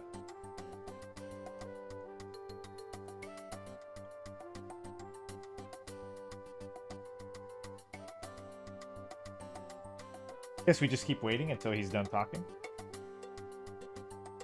When I crashed here and realized I probably wouldn't be making it back home, I was overcome with despair, but after a while I got over that and started filling my days with the work necessary to keep me alive. I was damn lucky that this planet was breathable, has a breathable atmosphere. I'll tell you that. Okay. Anyway, I began cataloging all of the various plants and animals around here and grew to love each and every one of them. Yep, studying and caring for the creatures on this plateau has given me a peace of mind I hadn't imagined possible during my days as a hotshot pilot. Oh, good for you, man. Okay. Well, ponders Beckers, I guess that's that. That's the end of my story. There's a lot of other stuff I could tell you about, but you don't seem that interested. I've got some errands to run, so I'll be going now. As he wanders off, Becker turns to you and says, come by my house sometime and we'll share some conversation. By the way, take it slow across the bridge. I hate to have my new guest fall into an ultimately untimely death. Excuse me. He laughs to himself as he departs the mountain trailhead. At the corner of an eye, you spy a small rodent scurrying along the sand desert. When you turn to inspect it more closely, it freezes in anticipation of your next action. Oh. Okay, so he leaves. It doesn't say I should do anything in this thing. It just says, then wait while he talks to you, and then afterwards, this is go northwest. Okay, let's go. Oh, shit. Row upon row of potted plants are arranged here in the moderate shade of the tree above. Many varieties of flora are being grown. One plant with long palm-shaped leaves gives off a pleasing aroma. A metal pail catches your eye. A ceramic kiln has been constructed beside the garden and is radiating extreme heat. A handmade shovel is on the ground behind you. A huge tree towers directly above you, and a rope ladder hangs down from the treehouse built in the tree's lower branches. You see a table here. Okay.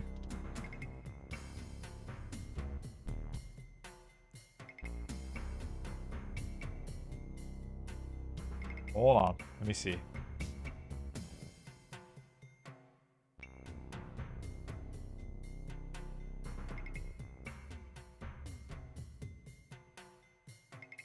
Take all?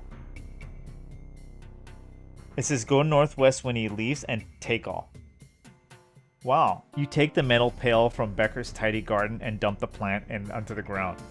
You pluck a few. Wow. You just take all his shit. Hey, that's what they're telling me here. They are telling me to do it. That's what the walkthrough says. Okay, go up into the treehouse, and open the drawer. Okay.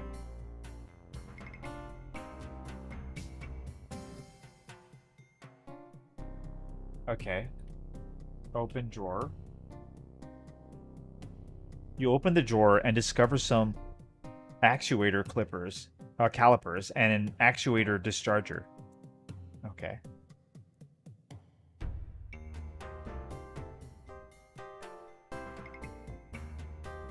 Take all again. I'm just stealing everything. Hey, I guess whatever.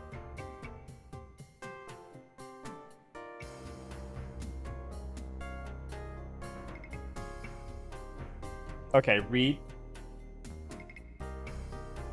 notebook. Okay, observed a four-legged animal that strongly resembles a horse grazing in a grassy area on top of the mountain plateau. It saw me and ran away, but was back in a few hours. I found a good place to hide and observe him.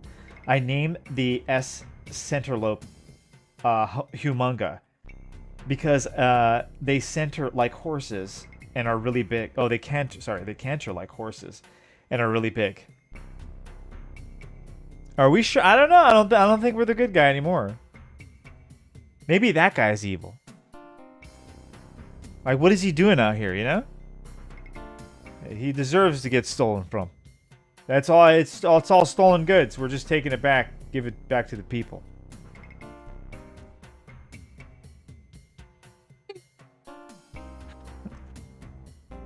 Give me a sec here. What are we doing?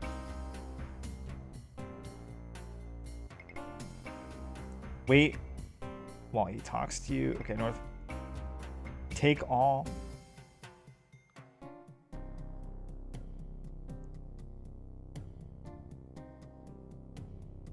Read. Note. These things on the plateau since I landed, they range from about 10 to 20 centimeters in length and are about 70 centimeters wide. There are thousands of them. They're invertebrates of some kind, but have many of the traits of amphibians. Their bite is poisonous and hurts like hell. I've been bitten a few times, and the wounds takes weeks to heal, which is why I've named them Phalangomorph mandibilia. Their pincers are about 10 times larger than their abdomen. They are nearly impossible to catch, making them difficult to study.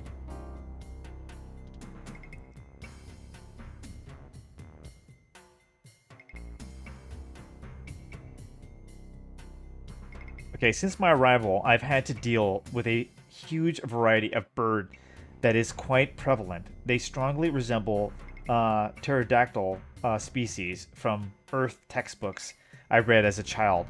The indigenous species here are much smaller, though, and extremely intelligent. Okay. I keep reading. Okay, read.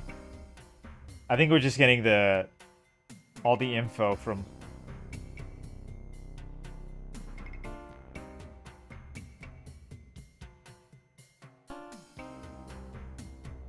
It says here, read everything. So I think we just keep doing it. It says, read the notebook until you get the message you have read. Okay.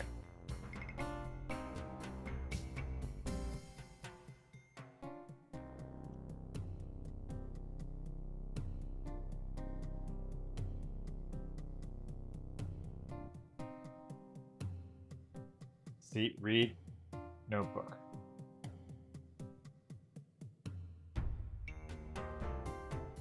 A lot of information this guy wrote, huh? So much lore in this thing.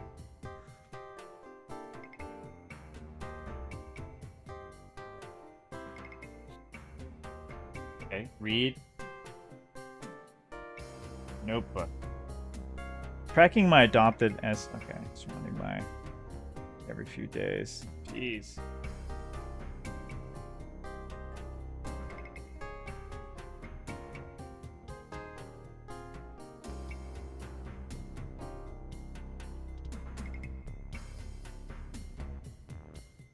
You got to get all the info.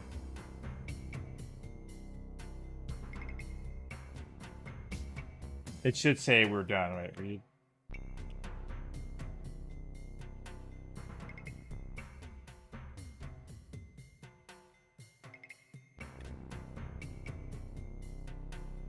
You've already read the entire book. Do you want to start from the beginning again?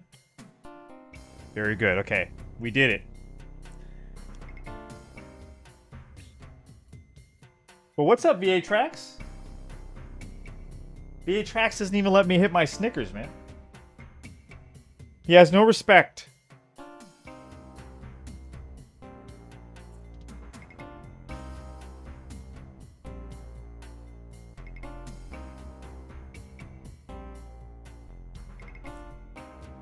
We got through the first quarter of this world. We go back down now. Then southeast 3 times. 1, 2, 2.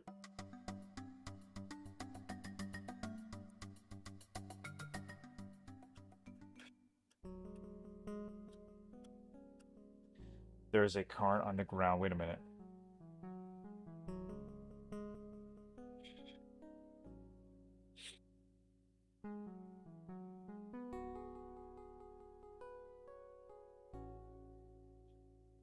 There it is. Confused by the many terms, climbs, and descends of the mountain trail, you arrive at a mountaintop crash site.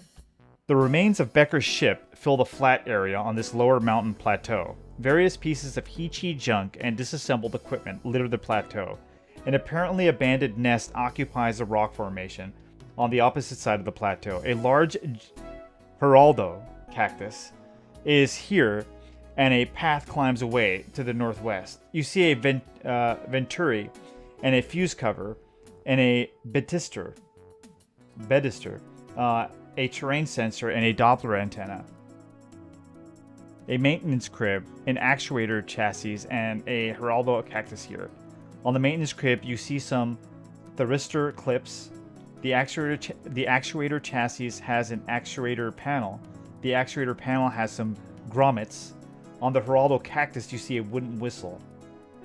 Okay. What am I doing with all this shit? Okay, open. Crib. You open the maintenance crib and discover a flange, diffuser, and a grommet. Okay, take all.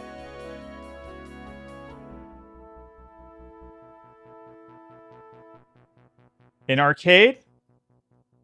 That'll be the future. When I become president, there'll be an arcade in every corner.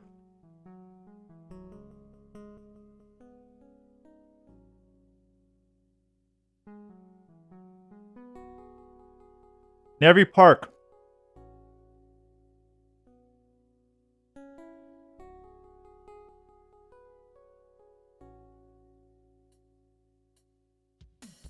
Where the kids can socialize.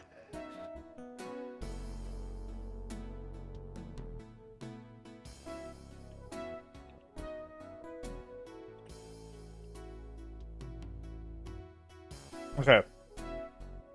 Go northwest. Twice. Then north. Twice.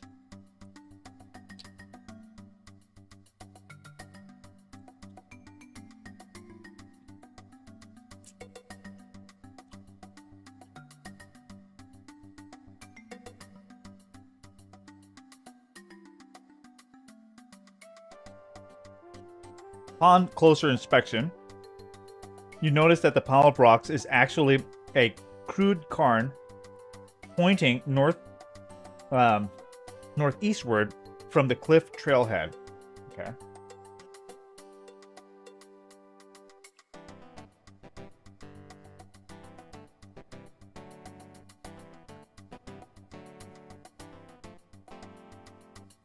He's a big shot, man.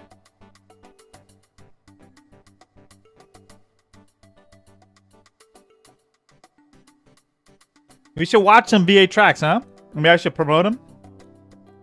Hey, how come you're not on your VA Tracks Live channel? Son of a... You see? I see how it is. I see how it is, VA Tracks. Too big, huh? Too big for us small guys.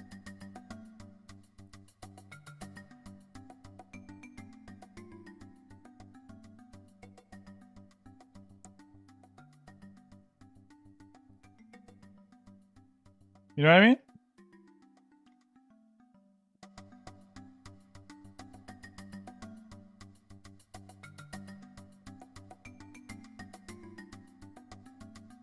He said, let's watch some VA Tracks Live.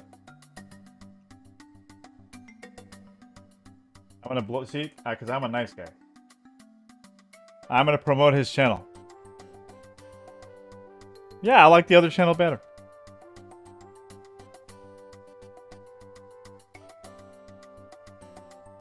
VA Tracks Live.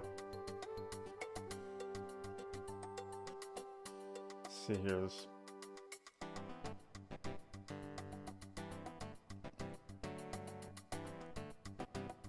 You don't mind, right? You're not gonna like copy. I hope I'm not. You know. Let's watch.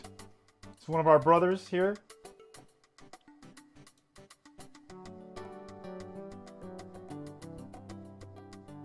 That's my other channel. It's like it's.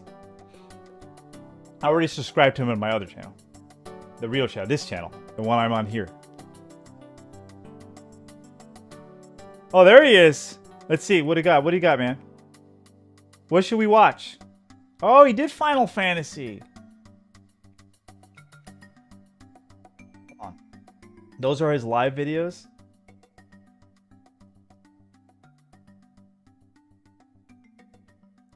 Is it still good? Oh, this you played the whole thing? Okay. Maybe this is still good. Playing Super Mario, is it still good? No, hold on, V8. Let me see, what do you got going on your other channel? V8 Tracks. Oh, that's...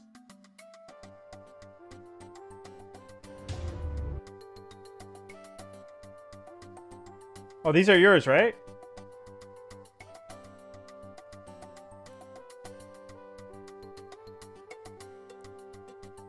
You do tracks? These...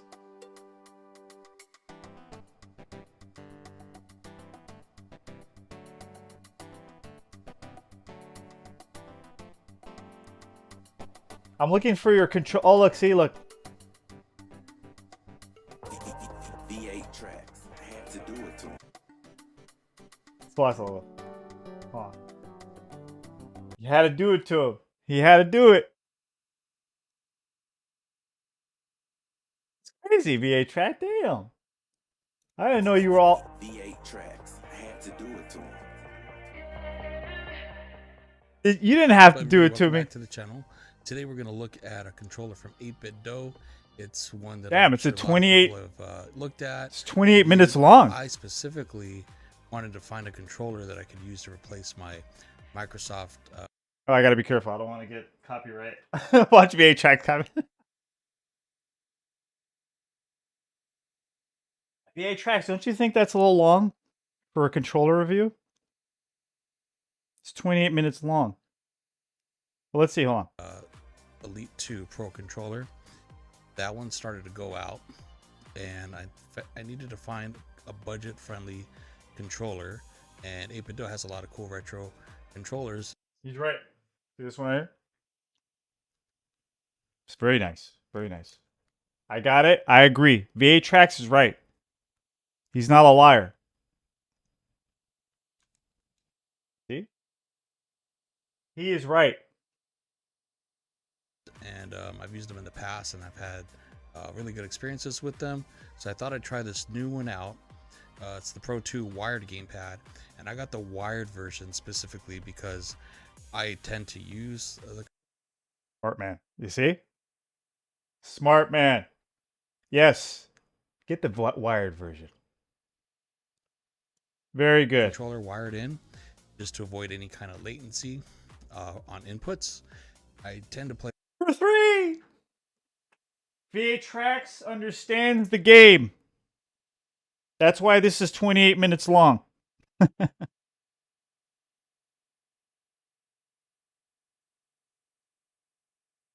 a lot of fighting games, so this is usually the best. I'm going to give you a thumbs up. Going wired. I like these sons of... It's always going to be the lowest latency. Let's go ahead and get into the controller that we have here today, because we have an unboxing as well. It's still pretty much new in the box, so let's take a look. Okay, as you see here, 8-bit. He's going to do he's going to unboxing, gameplay, and... Hold on, wait a minute. 2 wired game with this. He's giving you everything in one video. That's good. That's a good video, man. Simple, straightforward manual that it comes with. Controller layout. I don't want to, like, you know, because I want you to watch it at his, I think it's just time for us to on plug his it channel. in and test and see how it works out on some games.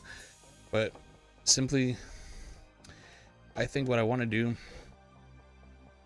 is we're just going to go ahead and review this.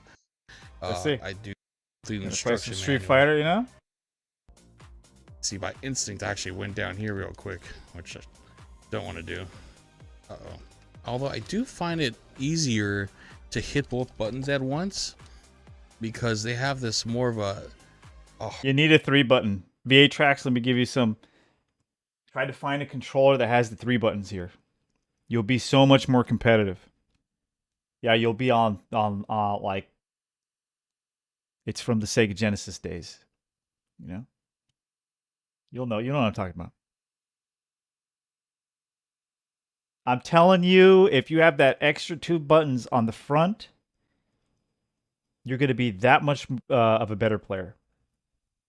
But it's okay. It's better. I mean, that controller's better than nothing.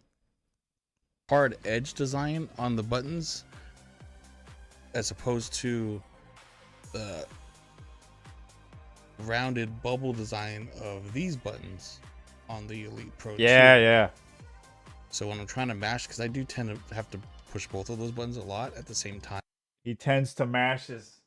That's why you like Street Fighter 6 so much, huh? I get it.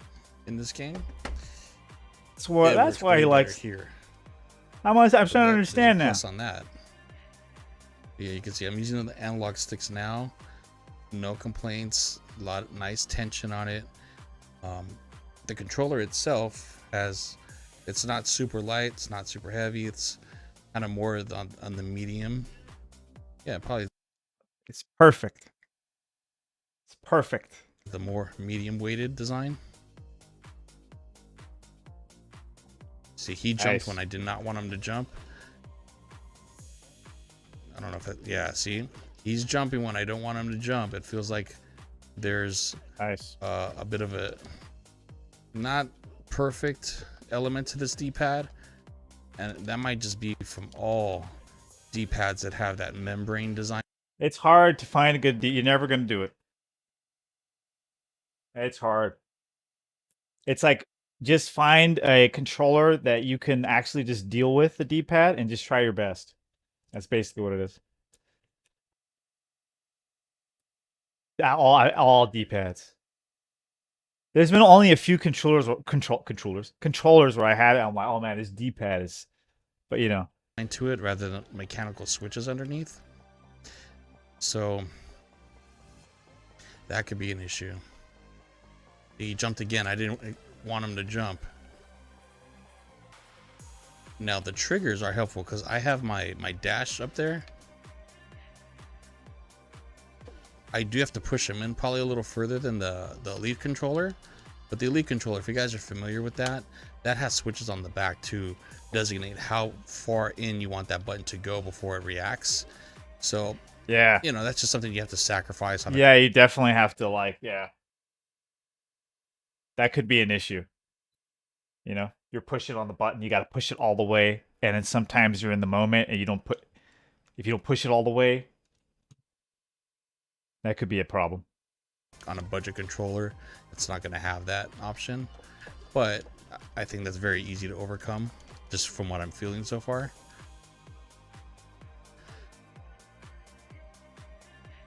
Took too long on that one.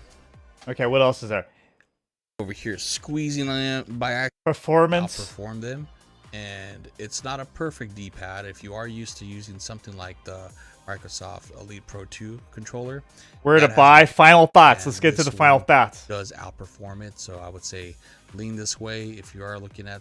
I agree. somewhere in this I price agree. I range think for if like a you're out there, $20 8-bit controller. Dough is a This is probably one of the definitely, first ones you should look a at. good buy. I don't It is a good buy. give endorsements lightly. The Xbox Very good. Thank you, VA Tracks. I just wanted to get into that because I remember seeing it one time. I said, oh, wow. VA Tracks makes videos. He's a big shot.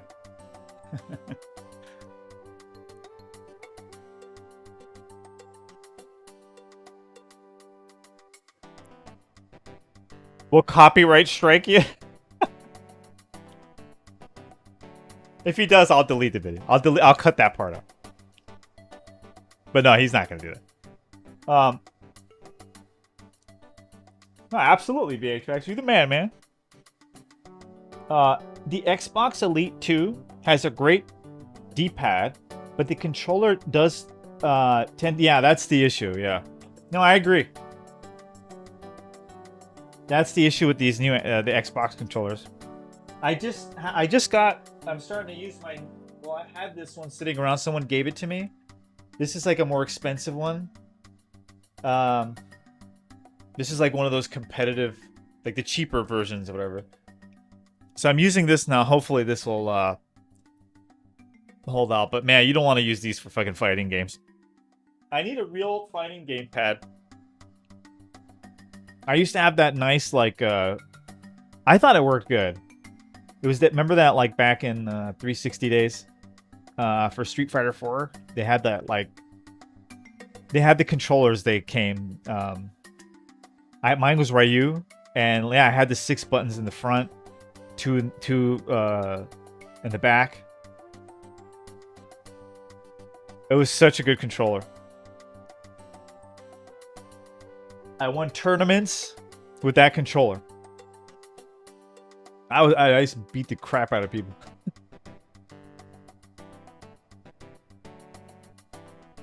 That was so fun, man. I liked Street Fighter 4.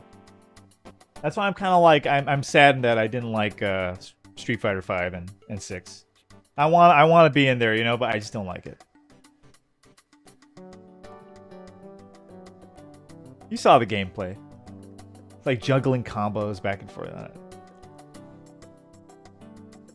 Only thing we didn't see there was like them using that one. I forget what the move is called. That's all it is now. It's like who can time that move.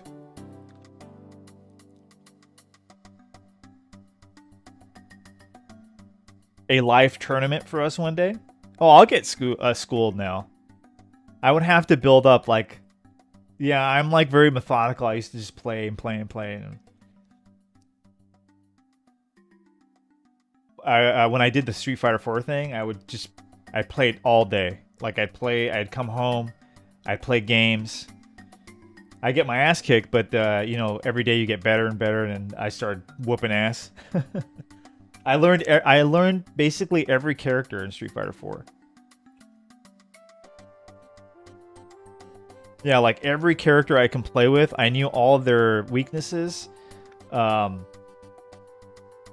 knew who the best characters were, what to do, which ones could do the most damage, all that kind of stuff.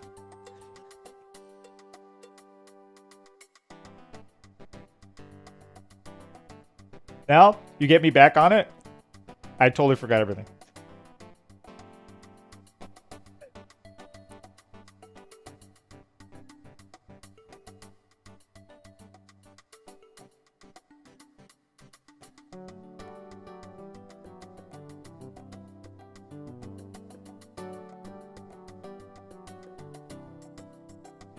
Like, I look at Street Fighter 6, I don't even want to learn the characters.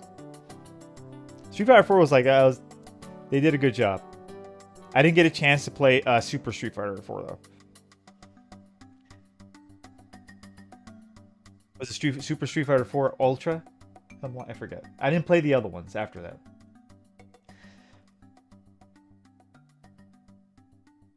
Okay, so what do I do with this rock? Pile of rocks. Okay. We notice pile of rocks over here, and then we go northeast.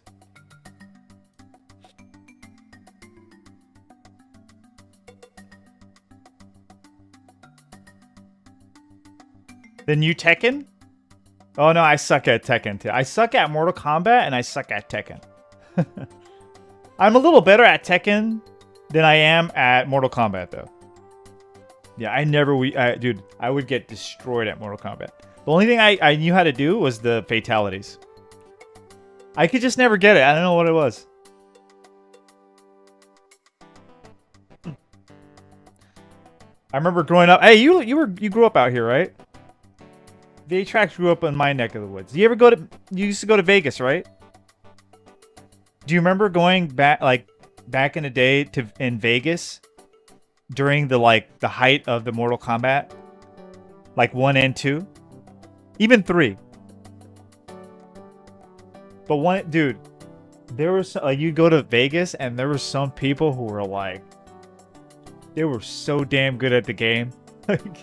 I still remember, man. You can't even believe how good these people got. It's crazy. Oh shit! What the hell? A rope bridge stretches eastward across the chasm. It connects to a doorway on the opposite side of the chasm. The sound of rushing water in the river far below is barely audible. A large nest is perched high on a formation nearby. Other than the bridge, the only other apparent way out of here is back down the steep trail to the southwest. You see a coil of rope here. The Gyranthamus... What the hell is that? Gyranthamus swoops down from the nest. I'm just going to say with pterodactyl. The pterodactyl swoops down from the nest built into the pinnacle above you and lands on the path between you and the rope bridge. Shit. Yeah, there were plenty of talent in LA, but yeah, I remember I would go over there and it would be people huddled. I mean, just like here, you go to the movies or in the mall. But over there, man, those people competing, you know. They were having their own little and everybody would watch. They would group up. There was a lot of people watching, you know. There was somebody would be a badass, right? And then you'd see somebody else come and be challenge. And then that person was just as badass. And then you watch this crazy, this crazy battle.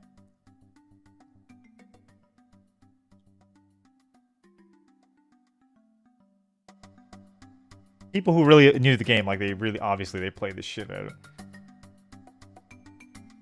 Okay, what am I doing?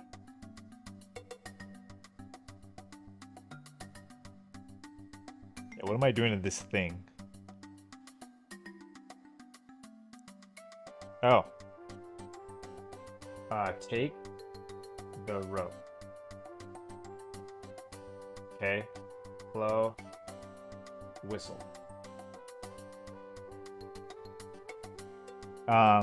Putting the whistle in your mouth, you play a long shrill note with the wooden whistle. The pterodactyl immediately takes to the air and lands in the nest high above you. Your score just gone up by 1.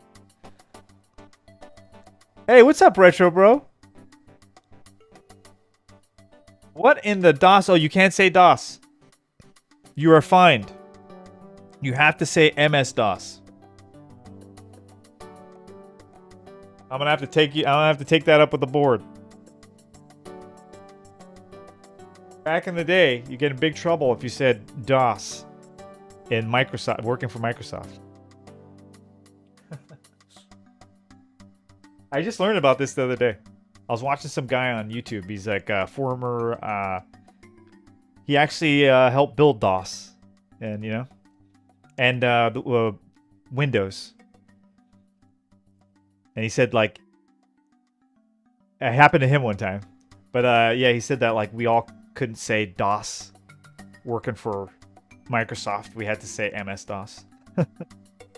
If DOS came out of our mouths, we'd get fined.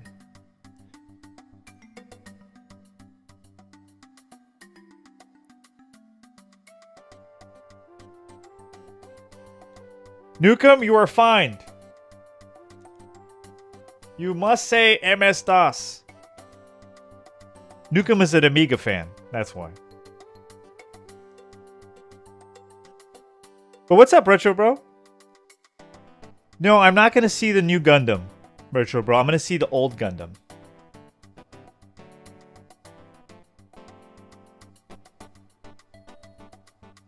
It goes southeast. Oh, shit. We're in this guy's house. Okay. Becker's house is a cavernous room built inside the top of a rocky pinnacle. A large Heechee column extends from the ceiling to the floor with a disc-shaped shelf extending from it at the waist level. There's a small control panel on the shelf, covered by a small handmade mattress on which a MS-DOS. A small housing underneath the panel is open, revealing a tray for a focal lens, a socket, a lens cover, and a slot for an actuator cell. Becker is lounging on a large mattress lying nearby the floor. Besides it is a personal log. A closed door is set into the wall, and a wooden stand occupies a corner beside a strange blue machine. Becker notices you coming in the front door and says, "So you found it, did you? Come in and have a look around." Okay. The Gophiria stands up on the small mat and sniffs the air, looking pointedly in your direction. Oh, that thing? Oh, okay. I said watch any. I will. This thing is loud in my ear, man. But I love the music. I don't want to turn it down. Even though it's disrupting my reading.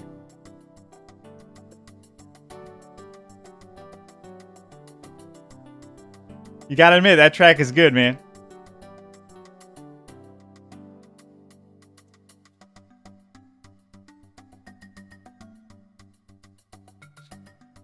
But what else is new, man? Retro Bro is in the building. I'll roll out the red carpet for him. What's on your mind, man? See, now that he's like, you know, this is what... Before, he was like complaining all the time, crying. But now he has a job. You know, he's making money. Now he's like, oh, everything... That's what it's all about for you, huh? It's all about money. Huh, Retro Bro? I'm kidding.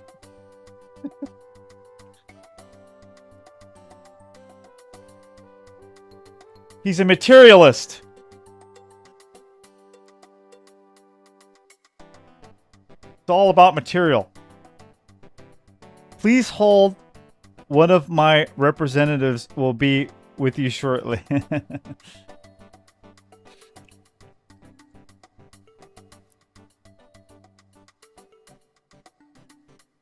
What are you blabbing about?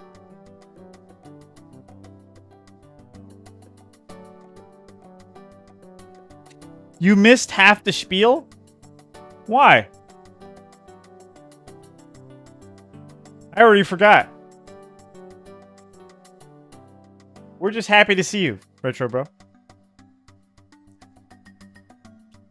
You're a good man. And this is what you look like.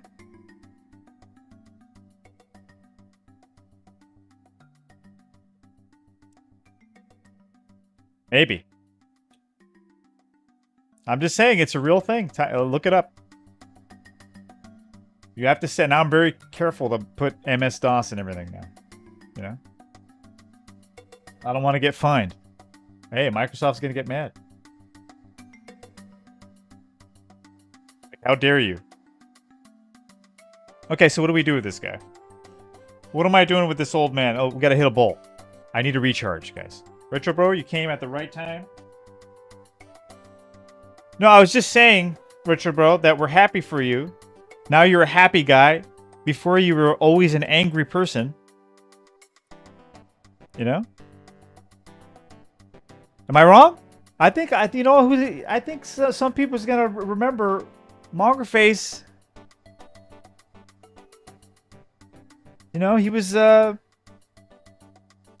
he's good. He's doing good. What brand of tools do you use? Makita, DeWalt, Milwaukee. What do I use for drill hammer? Forget that. It's been a while. Hilti. I have a Hilti. Milwaukee's definitely for the Sawzall. You always have to have a Milwaukee's Sawzall.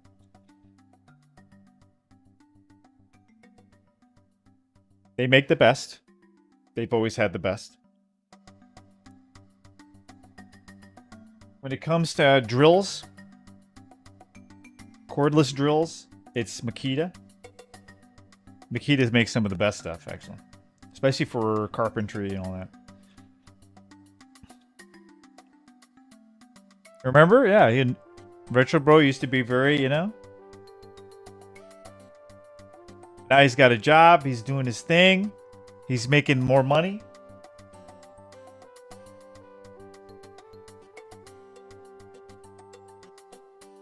He's working the tool industry.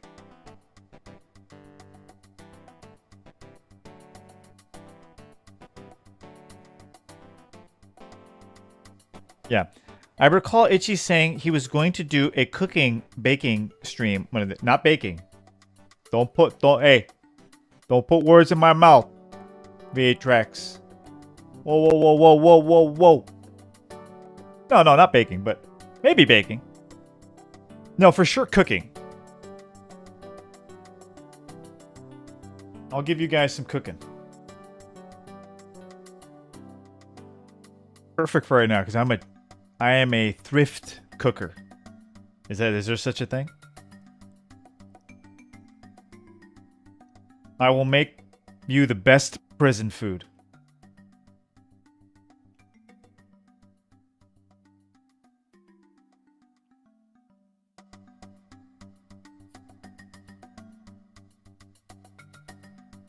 What's the bake-off? Wheat, of course.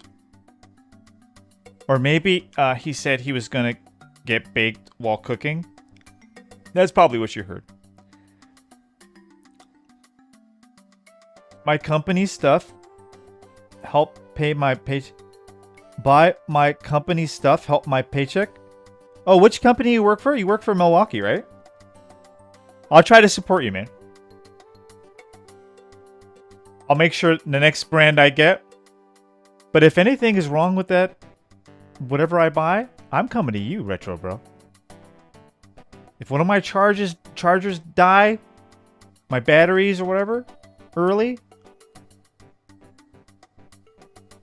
and you're going to have a chat on the Discord.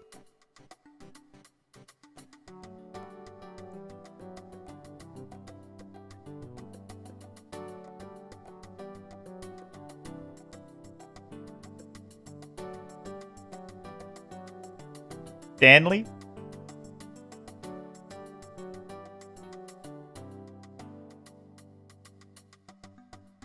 No, what's the Sears one? Like the really cheap Crossman? No, that's like... Is it Crossman? That sounds like a BB gun. Crossman is like a... Craftsman? I forgot. It was like a very cheap...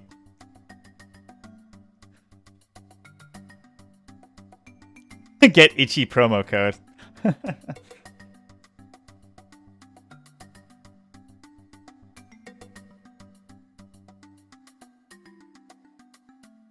Anyway, I think it's Milwaukee. Anyway, support Milwaukee. It's actually a very good company. All their stuff is good. But you know, if I'm gonna buy it from them, I usually buy their Sawzall. Everybody knows they have the best Sawzalls. And, you know, and they make good stuff anyway. Other stuff is good too. Alright, what am I asking this guy?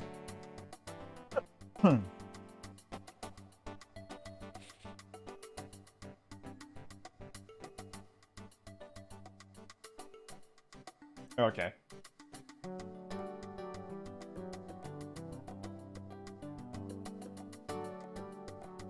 Thanks. I've been cast off from civilization for so long that I'd be very interested in any news from home. Very good.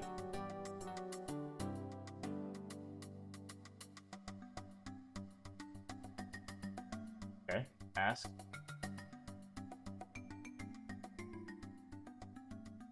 Okay, I use that in my musical pursuits.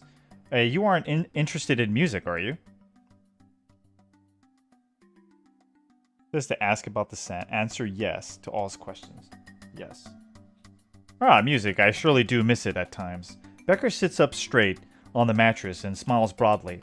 I've made a few musical instruments since I came here, and I've been practicing quite a bit. Do you play? Yes. Let's just answer everything yes, right? You do? Wonderful. I've been looking forward to playing with other musicians. Do you want to play? Yes. Great, says Becker exuberantly. Becker opens the wooden door and disappears for a minute. He soon emerges holding 2 wooden drums with tops made from animal hide. The animals I skinned to make these drums were long dead when I got to them. I figured I might as well put them to good use. Music soothes my soul, as they say. This guy's like Mr. Van Driesen or something. He places one of the drums in front of you and sits back down on his mattress and begins to tap out an interesting beat. Join in whenever you want, says Becker. It's the hard thing about being a Christian sometimes. You run into these people who are like, hey guys, let's sing. And I'm just like, it's time to go. No. You know what I'm talking about. You don't gotta sing. Alright, what am I doing with this game? Okay, play the drum. You exercise your musical talents and join in the percussive fray. Becker and you continue banging away on his fine percussion instruments.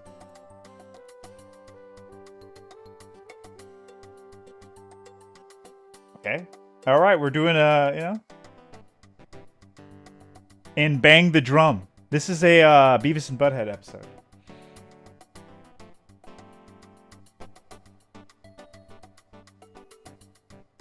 Okay, it says wait 6 times and you will keep playing. Okay, wait. 1, 2, 3, 4, 5, 6. Okay, Becker jumps his way to a dramatic flourish and concludes, you do an impressive solo finale as well. The Peru takes flight, leaving Becker's house. Okay, when you are finished, drop the leaves. Okay. Wait, keep playing the drums. When you are finished, drop the leaves. Okay, drop leaves. As the Gopheria spots the Juby fruitus leaves, it begins panting and screeching vigorously. The Gopheria leaps into the air and snatches the pungent leaves from your hand. Now on the floor of Becker's house, the creature begins rapidly consuming them. Okay. How would you know, like... Anyway. This is one of the harder missions of the whole game. It's the longest one. After this, we're pretty much like... I just want to see what happens.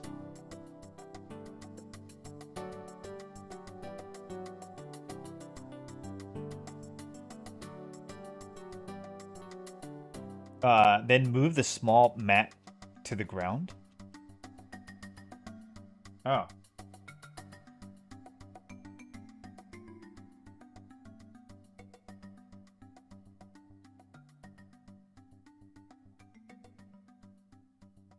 See if it understands me. Oh, okay. You drop the small mat on the floor beside the control panel, and the Gopheria leaps onto it and begins chirping pitifully. Okay, your score has gone up by 10. Oh. We gave it a bed.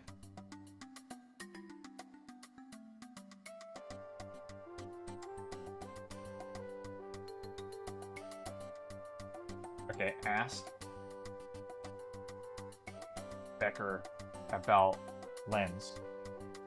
Which one was that? The shiny sparkly thing? Or, Becker seems to have temporarily lost his place in the Book of Life.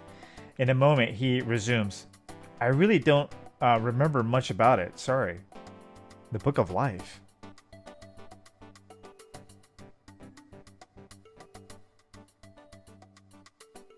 They ask Becker about actuator.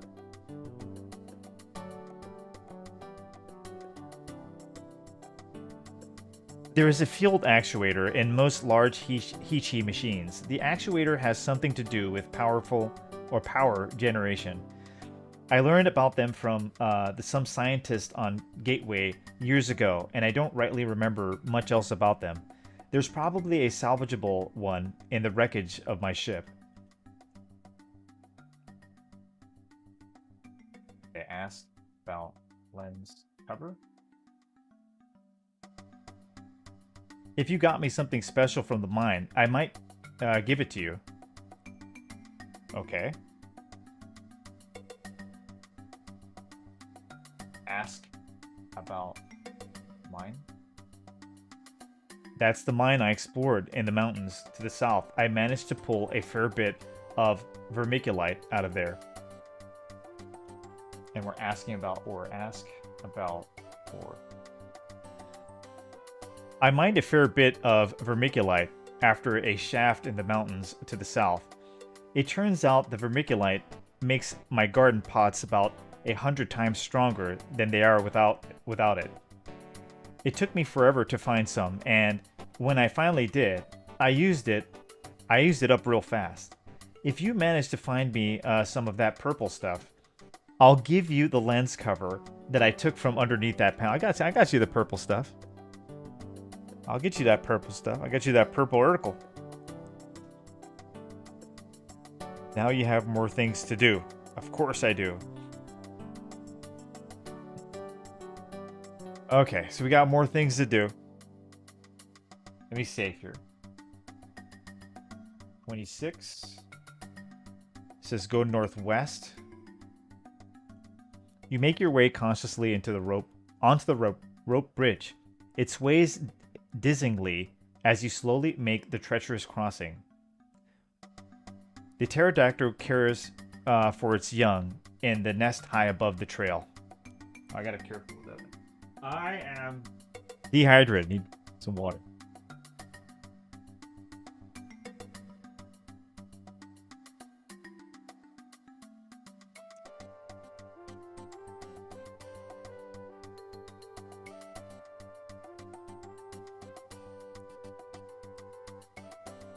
All right, from here we're going southwest and then south.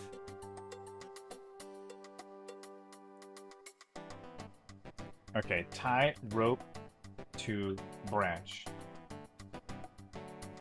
Holding one end of the rope in one hand, you throw the other end at the long limb. It arcs gracefully through the air and over the limb. Coming to rest nearby, picking up the dangling end, you tie a strong double half hitch knot and pull it tight against the limb. Okay. Tie that up. Then go east.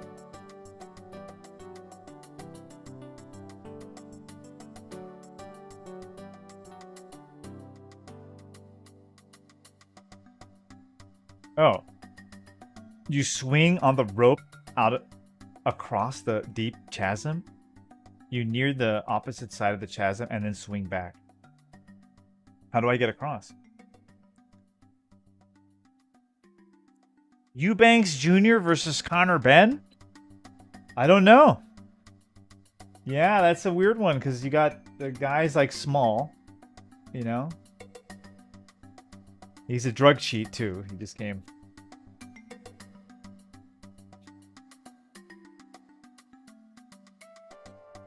But the other guy's on his last legs, like he's not, you know. I think Junior's at the end of his career too. Connors is just kind of starting, but he ruined his career by getting, he got popped. I don't know, this is just a money fight, really. I mean, Chris Eubank Jr. should win. He should win, but who knows?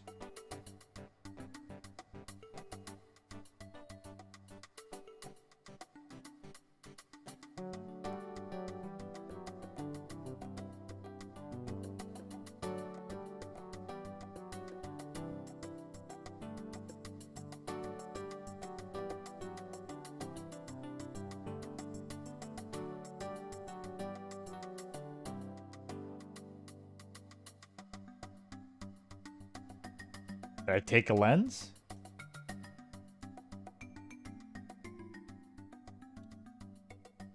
I don't know, it tells me to take a lens here. I'm confused.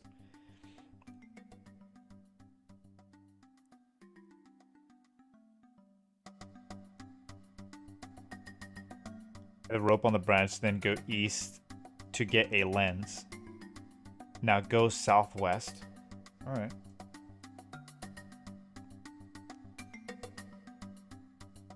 And take the tiller. You take the tiller. Okay, I think I'm good. Hopefully.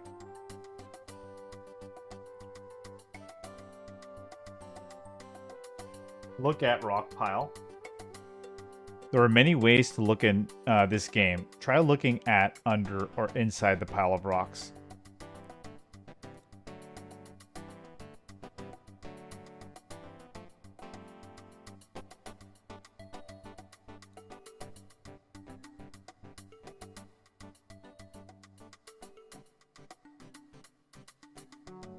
I think I was supposed to say rock pile.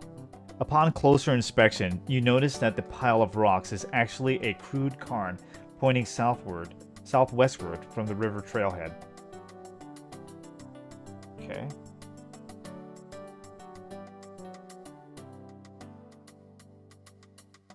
The long one, man.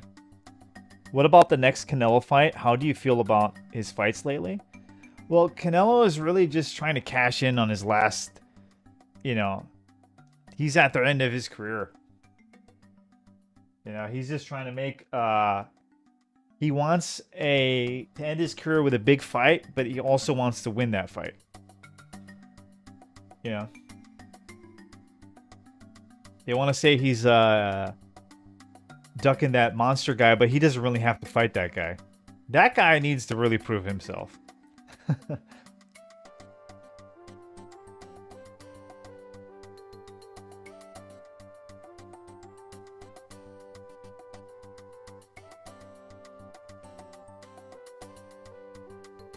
I'm not this like crazy Canelo guy, but I'm just saying, compared to what Canelo's done, Canelo's a smaller guy and he's moved up in weight. This guy's a big guy. He refuses to move up. He likes to drain himself, keep himself. What he does is he starves himself for the weigh-in.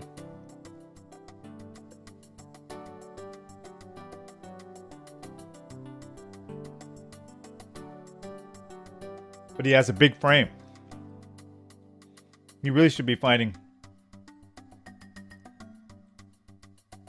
a level above. What's his name? He should fight the guy who just won. It was a Russian dude. Bivol. He's the guy who beat Canelo.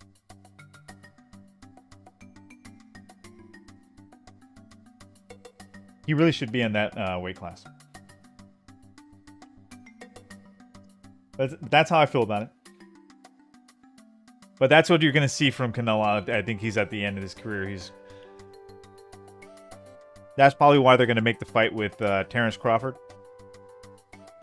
Terrence Crawford's old. He knows he can beat him. Terrence has to come up in weight to fight him. You know? And it will be a big fight.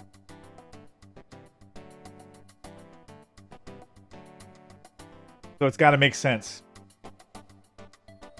He's the cash cow. He kind of could do what he wants. Okay, when you are finished, drop the leaves. No, we did that.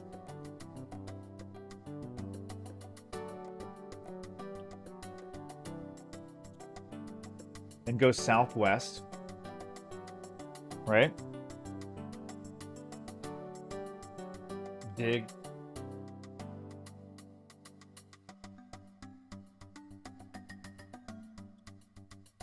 Dig the rock. Yeah? There you go. You swing the pickaxe hard at the rock surface. You barely scratch it, and you've made some progress. After a short while, you are so exhausted that you collapse from fatigue. Good.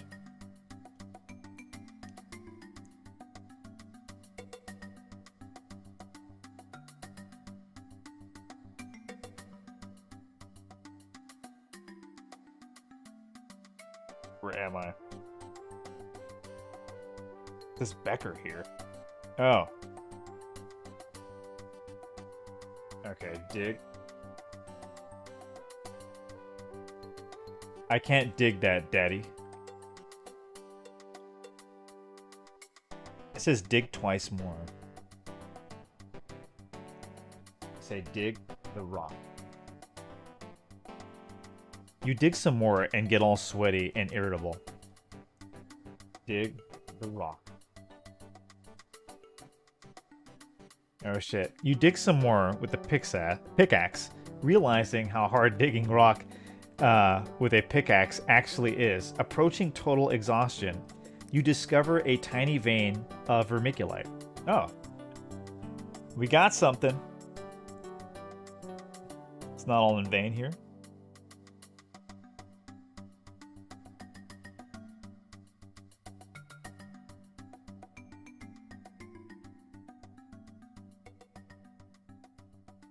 Okay, get ore.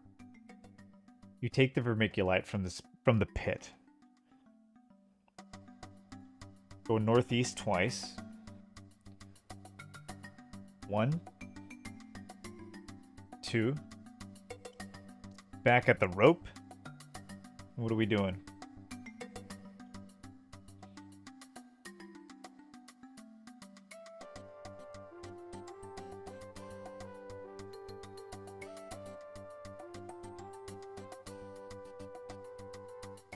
Northeast, southeast. I'm still waiting for a good boxing match to buy tickets to.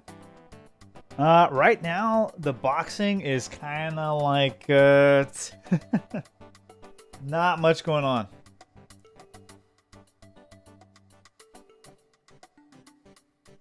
Right now, it's at a really bad state.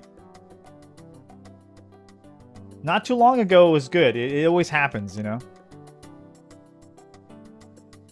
Right now, all the divisions, they don't really have anybody. Canelo's on his way out. And he doesn't want to fight anybody, you know? He doesn't want to really pass the torch.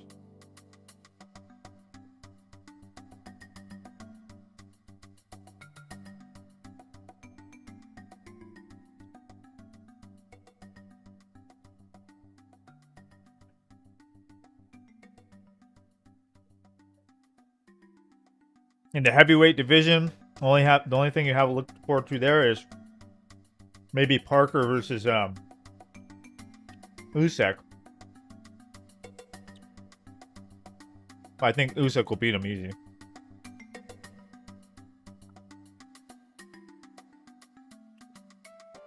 It's not much happening. You got Javante Davis. He just had a terrible performance.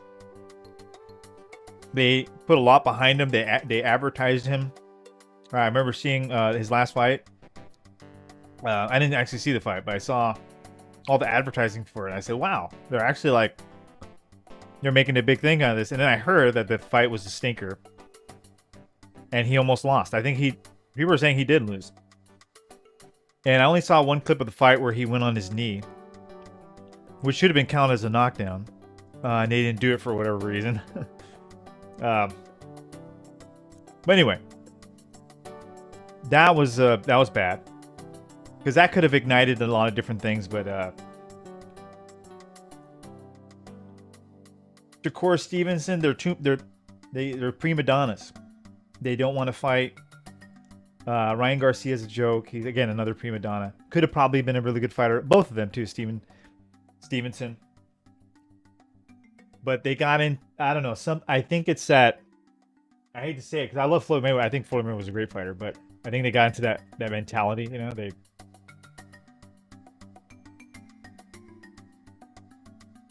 they think they can call the shots right now and the percentage of who's making what. They should just be focused on just making the fights happen. Build your brand up by fighting. So they're too like, you know, everybody wants the bigger chunk. And then what happens is nobody fights. Nobody wants to take chances. That's what we have. We have a bunch of babies.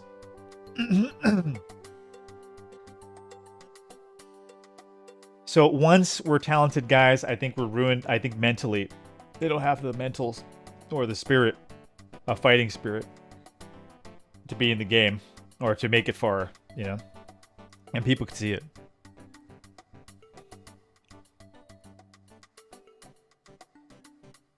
Okay, so after this, what am I doing here?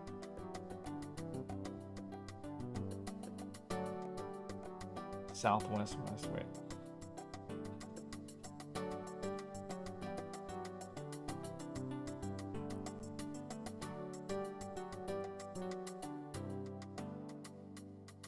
What? There's nobody to talk to, I know. That's what I'm tripping about. Northeast? Southeast? Maybe I'm supposed to go back. I have no idea.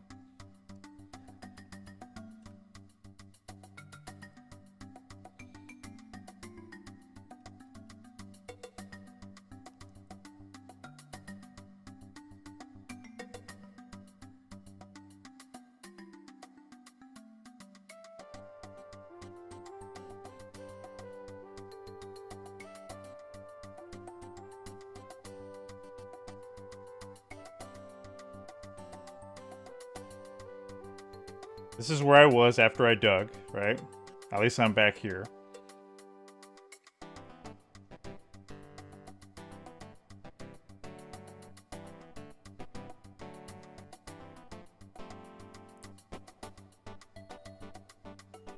Dig twice more, then get the ore. Go northeast.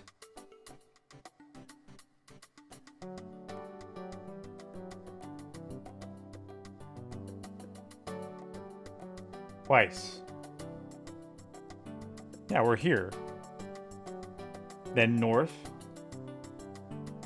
Oh. Alright. My bad. We got north and northeast.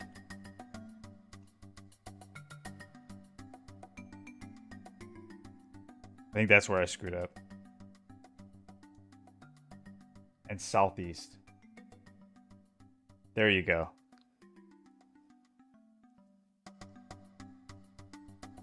Itchy needs to come out of retirement and fight.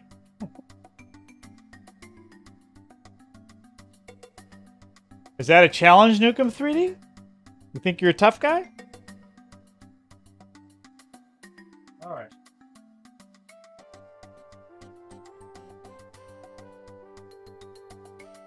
We'll see.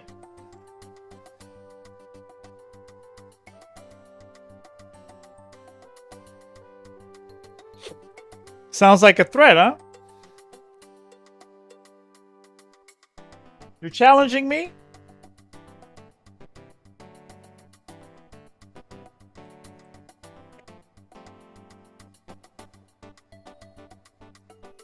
He says yes. He says yes. He challenged me. Okay, well.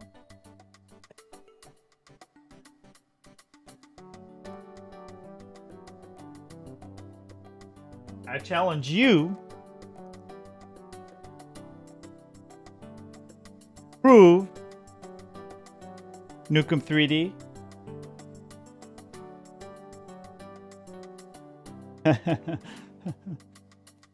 We can sanction this fight. The track's like, yeah, we can do it. We can make some money.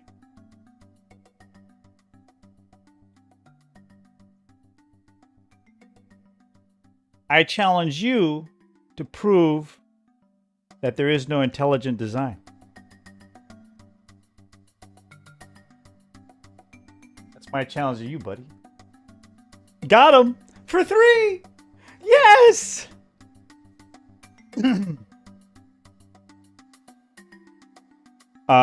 Don Trax Productions will make this arrangement.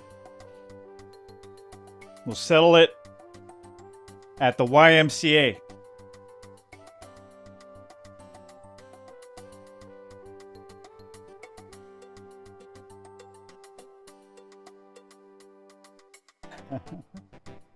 You see a small mat here. Becker is holding a magazine. The gopher wimps quietly atop his mattress.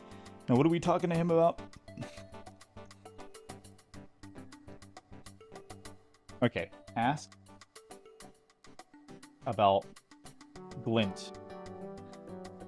You must be talking about that metal strut you can see from the plateau where you landed. I've been trying to get that darn strut for years. I used to visit that overlook a lot in the old days, but accidentally dropped the strut from there many years back. It was very useful to me then as a walking stick, and would now serve all as a cane. I'm not getting any younger, you know. I've got a plan to get it, but it'll require the two of us working together. Are you willing to try helping me? Becker looks at you expectantly. No. No, of course.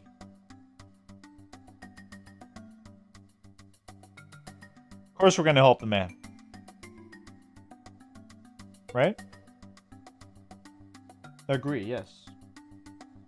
It's not going to be easy, and it might not even work at all. But without your help, I'd never get it. Are you really going to help me? You know what? If you ask me again, I'm going to say no. Actually, you know what? No. No.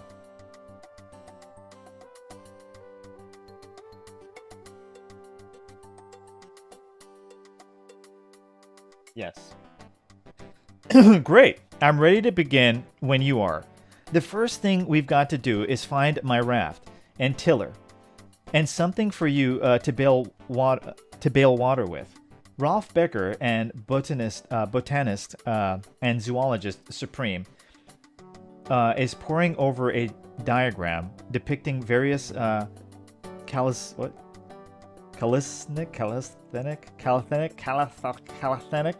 positions.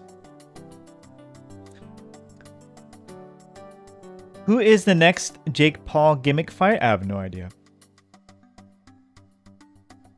I don't follow all that. But boxing is right now not so, like, you gotta watch the, the guys coming up, see who's around. There's nothing happening right now.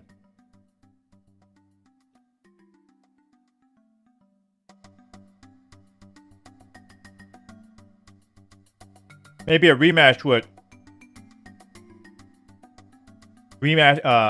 Roach and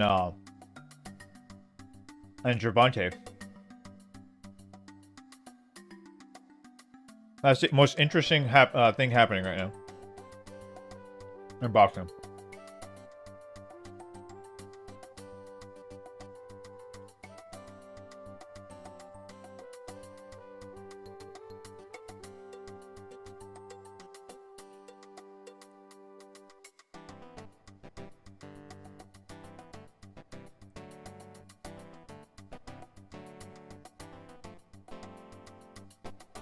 Wait a minute.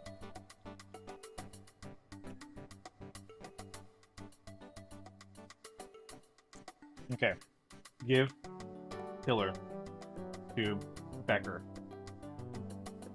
Oh, thanks, Becker replies, taking the tiller. I'll need this to steer that old raft of mine. Rolf Becker, the way cool Earth Daddy, is poring over an advertisement for regular low grav and new super no grav dentures.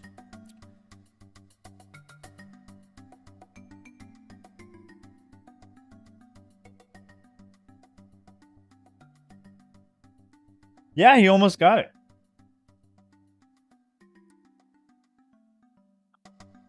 I think he wanted to do it, but I don't know what happened. I think maybe Jake Paul probably screwed up the deal. Not Jake Paul himself, but probably the in the negotiation. Here's the thing with Canelo. If you're gonna make the fight with Canelo, don't think you're gonna like have any say in what's gonna happen. The moment you think that you're gonna be able to dictate anything, he's out. The same thing happened with Floyd Mayweather and Oscar De La Hoya when they fought. Floyd Mayweather had to give Oscar everything he wanted, and Oscar kept changing it up. Okay, then this, and then this. He's like, okay, because he knew if he just made one little thing, Oscar was gonna say no. So he gave him everything he wanted. The gloves, the ring, whatever it was. I think there was a bunch of stuff in there.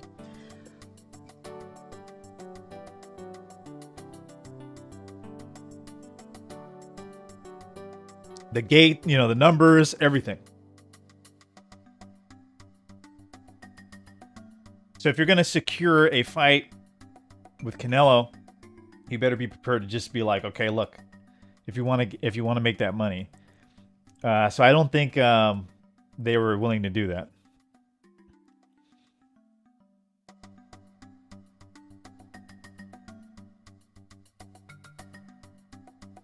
You know what? I didn't really appreciate De La Hoya either. You know why? Because I was a big fan of Julio Cesar Chavez. I thought, because that's how he got popular. Like he beat Julio. And Julio was at the end of his career, If Julio was like, just give him like 3 years younger, dude, he would have destroyed Oscar. Oscar got lucky, he was the golden boy. He won the Olympic, he won in the, he got a gold medal.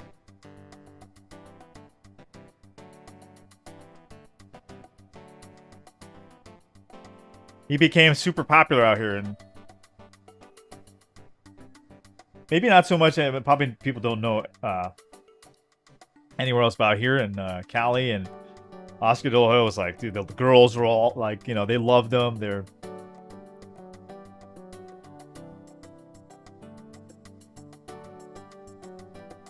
try to be a singer. Remember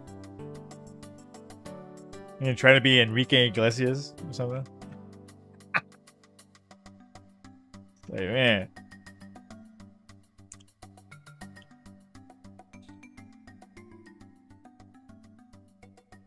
Okay, give tiller to him, then go northwest. Okay. Cool. Southwest. I gotta be careful here. And then west.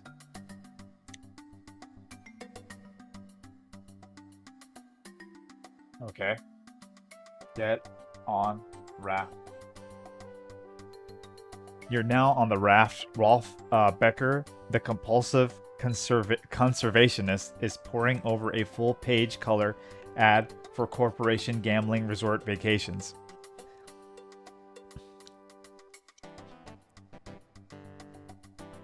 Yeah, you seen that? Was that real? Like,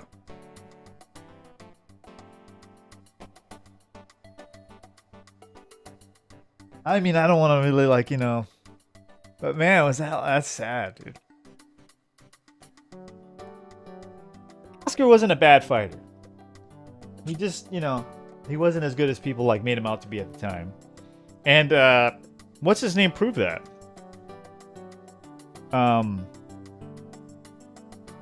what's his name was already past his prime. He was already like done. Pernell Whitaker fought Oscar, and Pernell was also a gold medalist, and he embarrassed Oscar. He made Oscar look like, oh, he did that to everybody, but I mean, because he was so much older, and Oscar was like, he was supposed to like put him away, you know.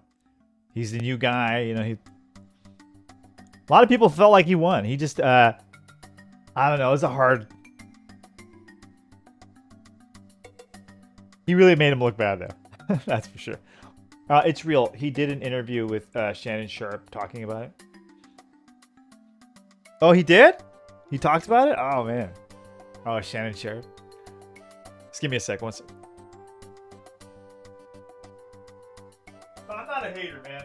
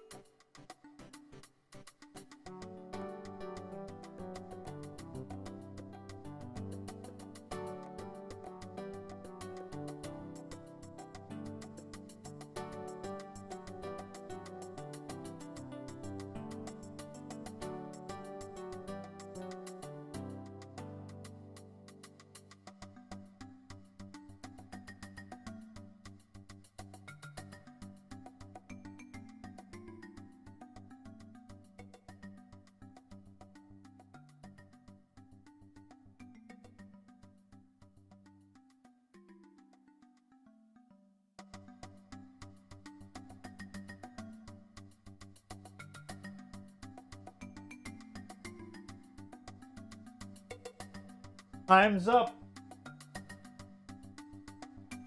This guy. This guy over here. This guy Nukem 3D.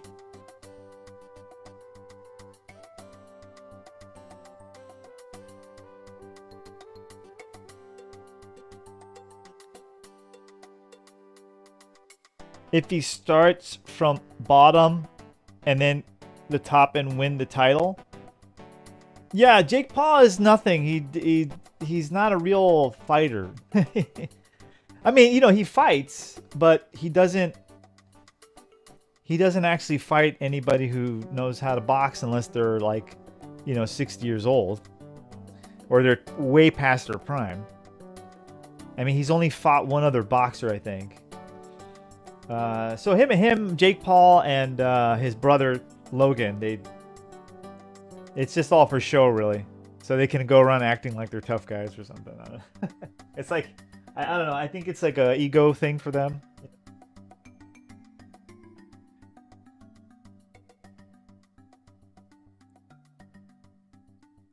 And the reason why these guys, you know, because a lot of them are like, damn, why did they fight him? Why did they? Well, they fought him for the money. Those guys got paid good fighting Jake Paul and Logan Paul. They got paid real good.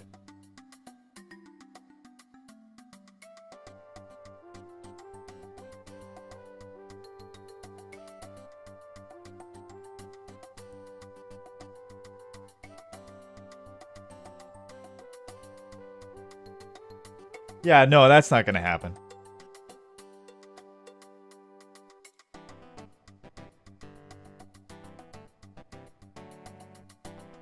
I mean, I'll tell you, if he gets anybody in his weight class, if he fights any of the top 10 like actual boxers, he'd get clowned.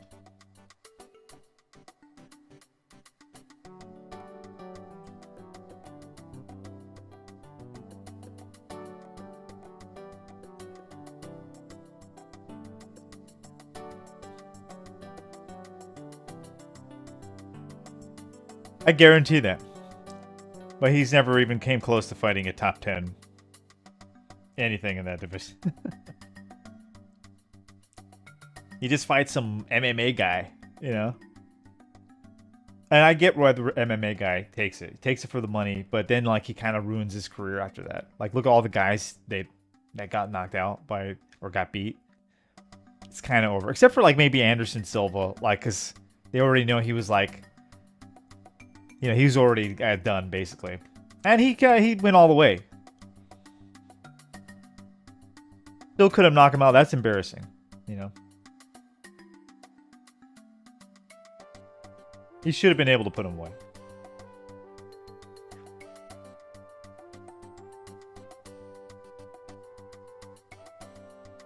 Get on the raft.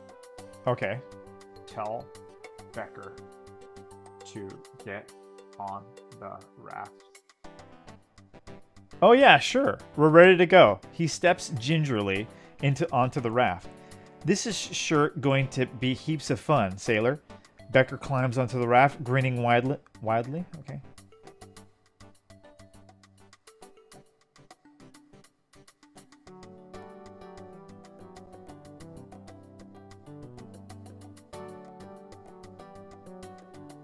Okay. It says launch. Raft. Oh shit. The rapidly churning water all around you is a little alarming, but Becker seems to know what he's doing. Becker is holding a magazine. Becker adeptly steers the raft around the first bend and onto the rapids. The raft has already taken a lot of water. Steady as she goes, shouts Becker over the din of the white water. Your score's up by 7. Okay.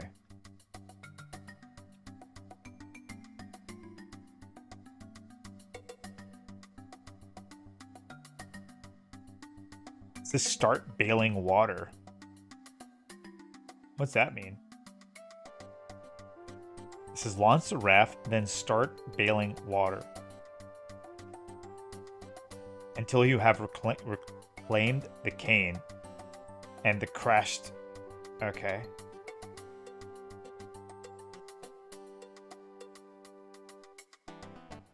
It's gonna use its own.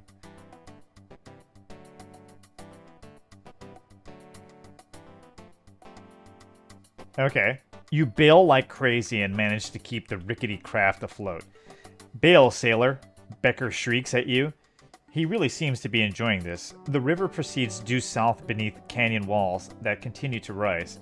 You see a pterodactyl circling above you just below the canyon rim, getting your bearings. You recognize the features of the river trail ahead. I think we just keep doing it. Right? It says bail water until you have reclaimed the cane and crashed the raft. What cane? Versus Van Damme, that's a fight I want to see. Seagal is a joke? I don't know, man. I don't know.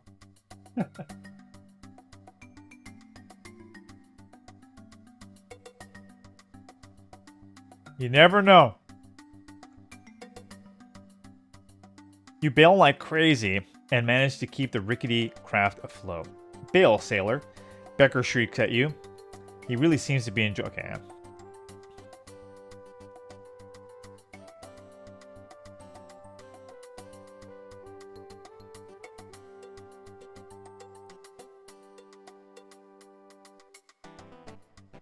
I just don't get why it's telling me that until you have reclaimed the cane.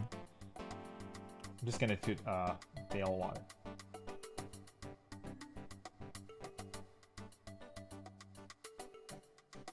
Okay, the river gets shallow here, and the raft soon runs aground. Picking it up, you and Becker carrying it north until the water deepens again. Along the way, Becker leans down and picks up his cane and smiles at you. We're quite a team. Yes, indeed, quite a team. You put the raft back in the water, get in position, and resume your journey. You immediately re-enter Whitewater, and Becker yells out, "Bill! Ensign." Okay.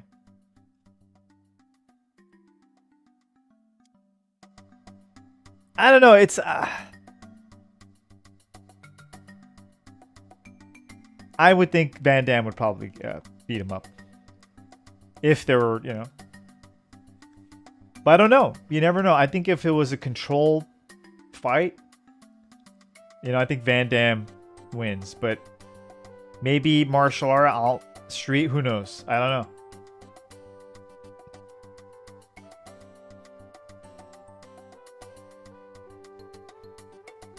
Or you can use techniques. Right now, no. I mean, I think still Van Damme beats him up right now. Seagal has... he's got no athletics. He's got... Can't move around at all. Probably still is strong. You know, he still probably practices some stuff. Probably has, like, the grips, you know, the Aikido stuff. But... that's it.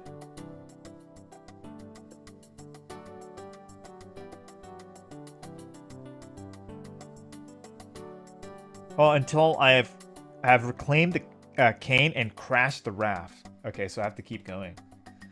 All right, bail water. You bail like crazy and managed to keep the... okay, bail sailor. Okay, pretty good. Raft. I really need to work on making it watertight, though. Becker whistles another tune. Okay, bail. Water. Uh-oh. You and Becker both spot the waterfall coming up ahead. You look at him, he looks at you. Just in time, you both dive from the raft and climb up safely onto the level ground. Becker looks with interest as his raft and tiller are thrown over the waterfall and destroyed in the white water beneath the fall. Now, that's what I call a decent field trip, says Becker, beaming. I got my cane back too. He holds out the cane and twirls it artfully.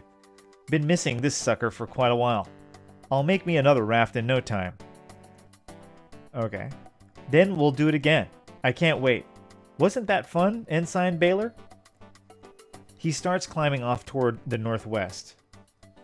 You're standing beside the dramatic waterfall that terminated your raft trip with Admiral Becker. There isn't any developed trail here. The only possible exit is a steep climb to the northwest. The river and waterfall prohibits movement in the other directions. Even Seagal's movies suck. Most of them, like the later ones, suck, but his early movies are good, actually. He's got a few good ones.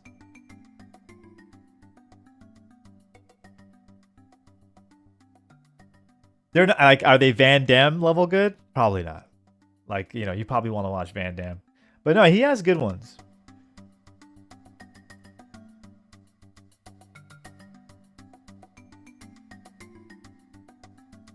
I would watch Van Damme anytime before I'd watch. But yeah, he does have like maybe 4 or 5 like his old school stuff that are actually pretty good. I even have to say they're not bad.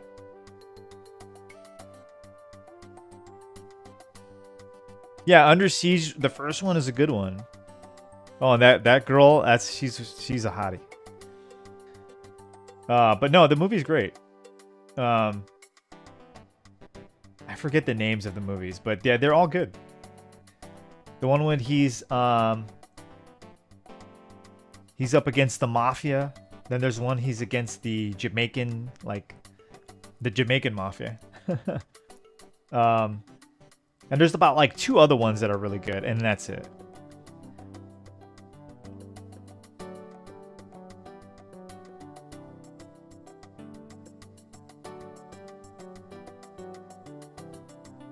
It's all his like 90s stuff is good. Like anything after that, like, 'cause he had a bunch of shitty.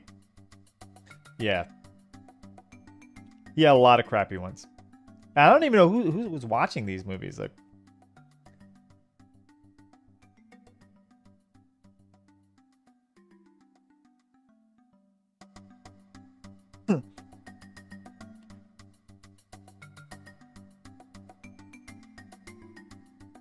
Master Crab. Okay, head northwest. Okay. Confused by the many turns, climbs, and descents of the mountain trail, you arrive at a mountaintop crash site. You see a vent. Okay, we've been here before. We've been here before already. Almost done with this mission here. Just want to get it done.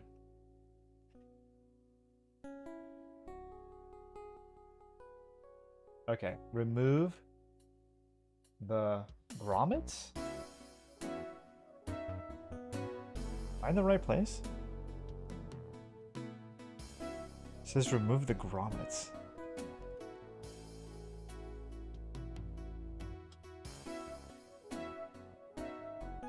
You'll need some sort of tool to remove 4 grommets from the actuator panel. Okay, remove grommets with... Okay, you spend a while getting used to the operating the grommet wrench, and eventually succeed in removing all 4 grommets from the actuator panel. You bend the panel on its hinges, revealing an actuator cylinder. Okay.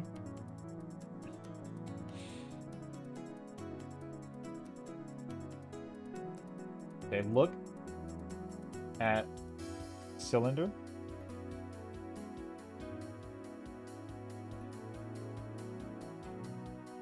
I'm tripping.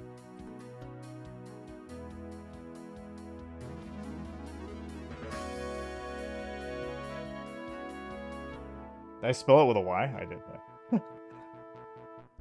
The actuator cylinder is a foot-long depression in the actuator chassis. A small round cap is securely fastened to the cylinder.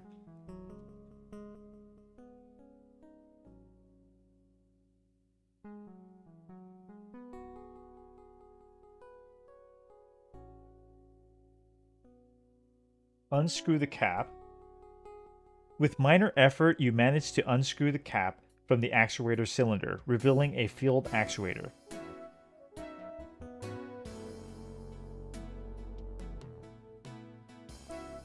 It says remove connector with diffuser.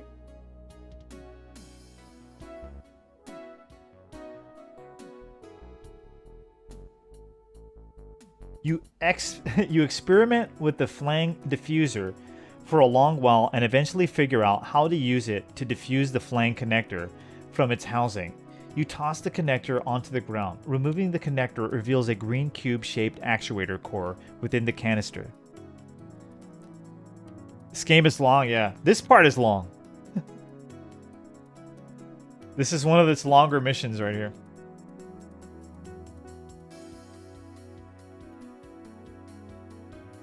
But you know what else is long, Nukem 3D?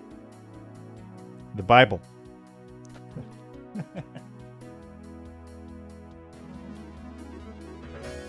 For 3! Yes!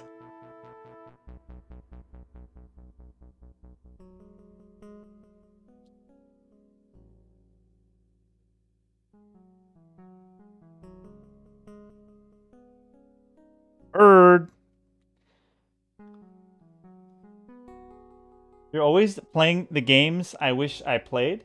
Well, that's good. That's good. We're going to be playing a lot of that, actually. I want to highlight some of these like awesome games from back in the day. This game kind of got buried because of its like... It's sad. The second one was known as Homeworld before, but then later on there's like other games that were called Homeworld. It was like a strategy game that got... And this game just got buried.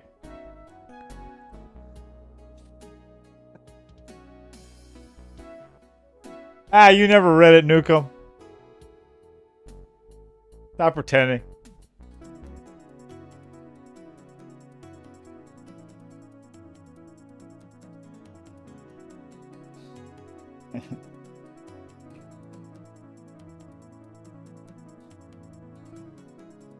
Alright, what else are we doing?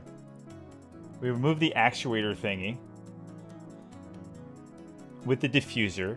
Attach the gray clip to the... what? Tetrahedron. Attach... Ray.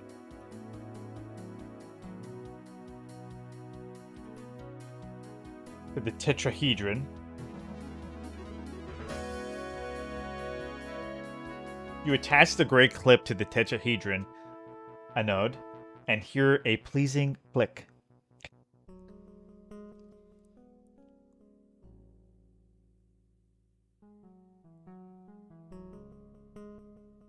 Okay, attach blue clip to pyramid.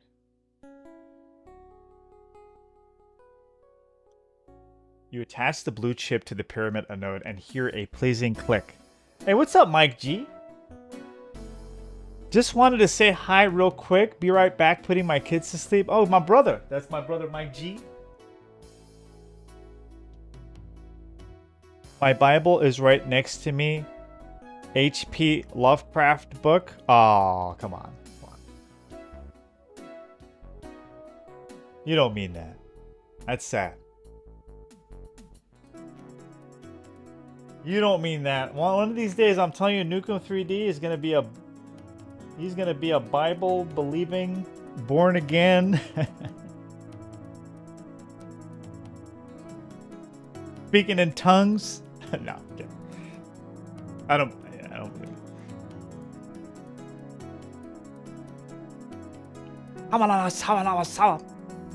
RE3 later? Still ducking the Dino Crisis, Itchy? Oh, you gotta do... Oh, okay, Mongerface. Okay. Oh, I see how it is. Oh, I thought you was my boy.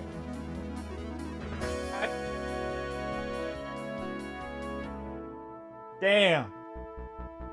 Everybody just gangs up on Itchy. That's alright. It's happened before. With the Amiga peeps. Nope. We read from the Necronomicon. Is right... Oh, sorry. I don't know what that Necronomicon means.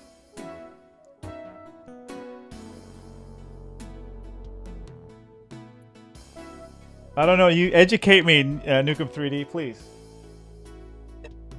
Me no speak English. No sé. I'm like that gut that gets whacked in Goodfellas because he wants his money. Oh, the uncle, right?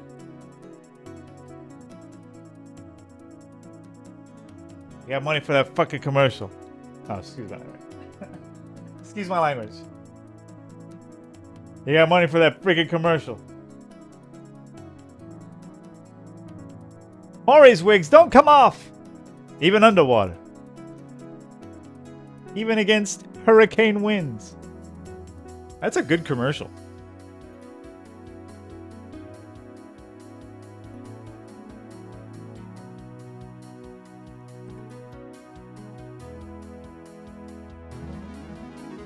The Book of the Dead, like in Evil Dead?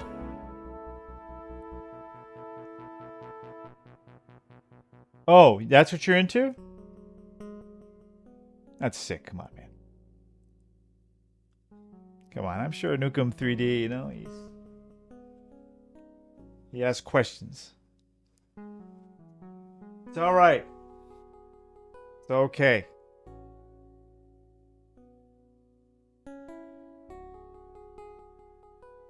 We're here to guide.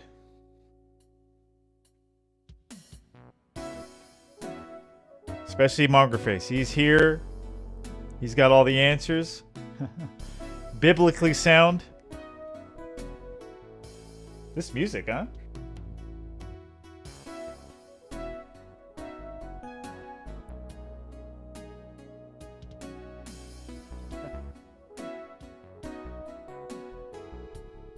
Well, what do you guys want to talk about? What's new in the world, man? Aliens? No, not aliens. Yeah, if you want. It's all on you, man. And remove the connector attached to grate to the tetrahedron blue chip pyramid. Remove the core. Okay. Remove core with.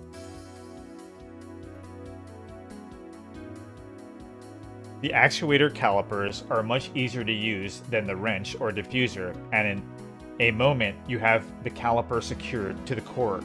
You pull the core from the canister, its top pops open and reveals an actuator cell.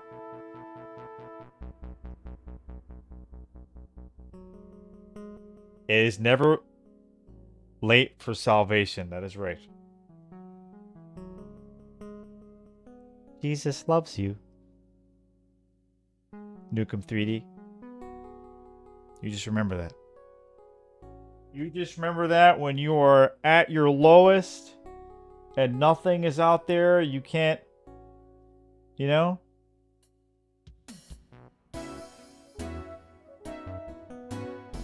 You got Jesucristo. Like Retro Bro, you know?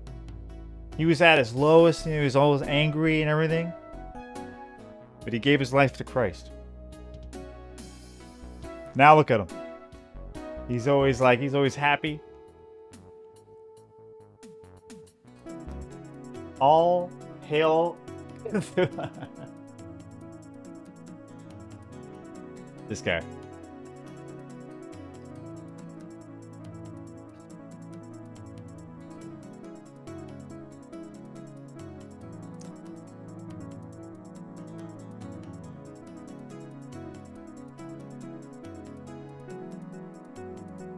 What I mean? Oh, that okay. Then take cell. You pick the actuator cell. Your score has just gone up by 12. Hit it! Oh man, we're down to the last paragraph of this mission here. Okay, I should save. 27.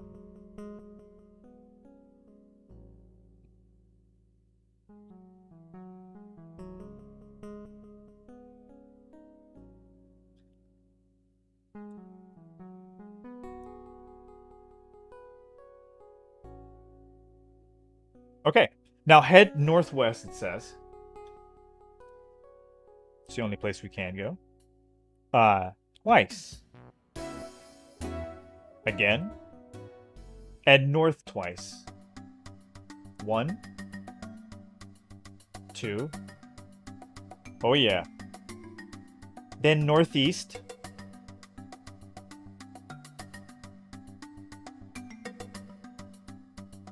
Southeast.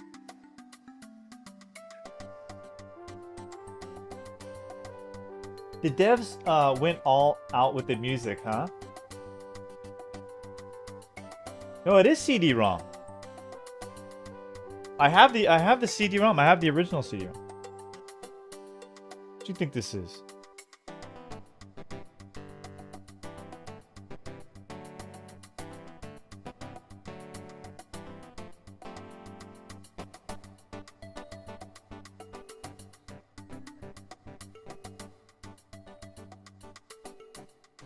Oh yeah, this is like, at this time, all the cool kids were playing this game. I remember this is one of the first games that my cousin, after like, maybe it was like maybe a year after or so, but he just got the like, and we've been playing on it for a minute, his CD-ROM.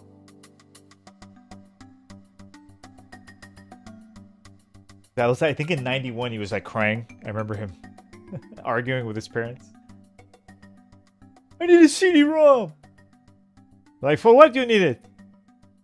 So I need it for school. They're like, no.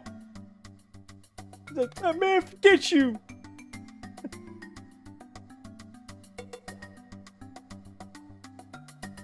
That was early.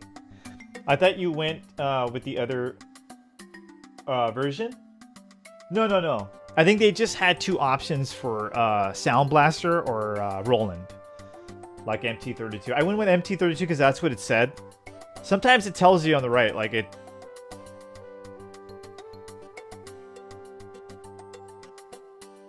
You had no, I don't remember. Do you remember this? I remember that was a thing though. Remember back then?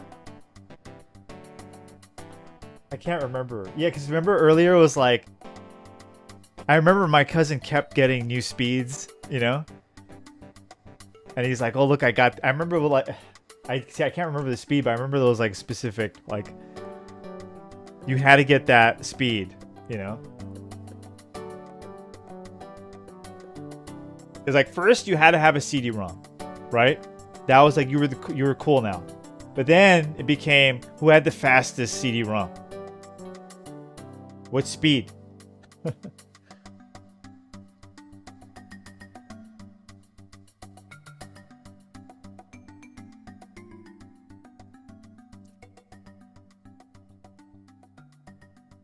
Right? Wasn't that? That was a factor. That started becoming the thing. I remember my cousin, he would every other, you know, get a new speed, faster speed. Some speeds didn't work. I remember one time he got like, one was like too fast. And it was like, it just didn't work good. It was like one of the early like models that they released a new speed. I forget what speed it was though. And they were terrible. Like, yeah. Like it just didn't work, so he had to go and like trade it and get a lower speed. Yeah, I remember that. That was like way back in the day. That's like early 90s. This came out in 92.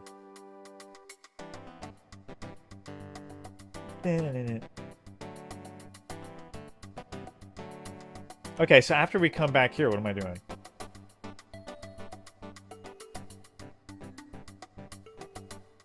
Okay.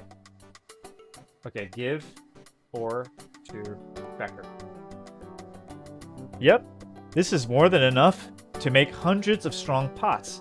I'm gonna have to check this vermiculite out and make sure it's real. But it'll only take a few minutes. Meet me down by the garden in a while, and if it's real, I'll give you this thing I promised you. He dashes out the door of his house toward the garden.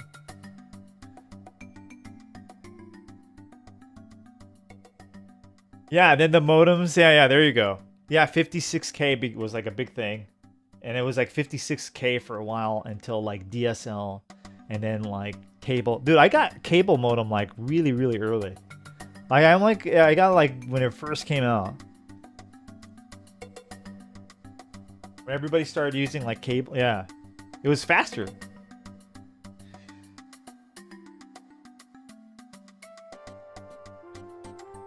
I enjoyed having that speed, man. I was like, yeah, baby.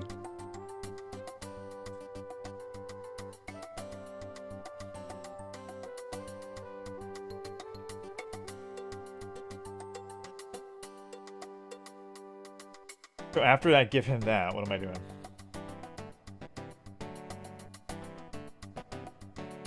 Okay, take personal log.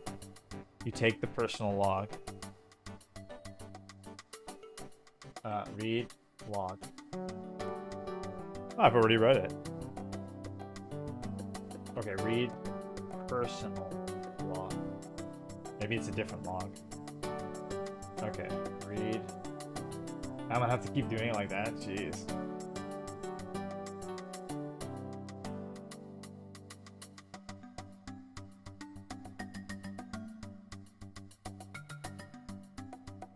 It's gonna be too long.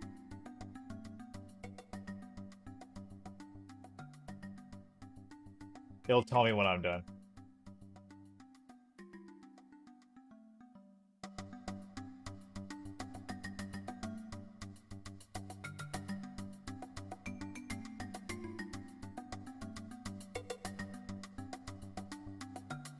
There's a lot to read.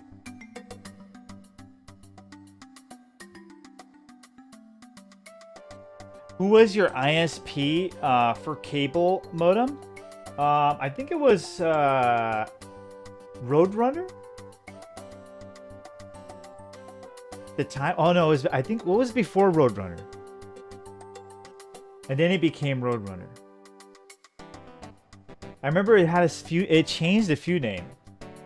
Was it? It probably was just called Adelphia or something. Or before, I forget. But it was like, I remember it turned into Roadrunner. You remember that? Like way back in the day, Roadrunner cable.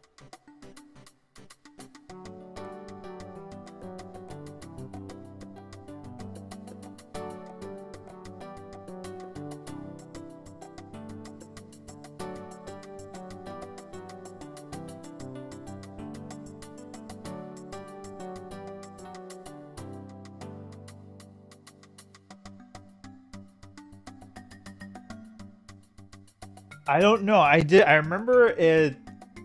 Was it something before Roadrunner, and then it became Roadrunner. Then they changed it to another thing. Yeah. I don't remember, to be honest with you. I had that for a while.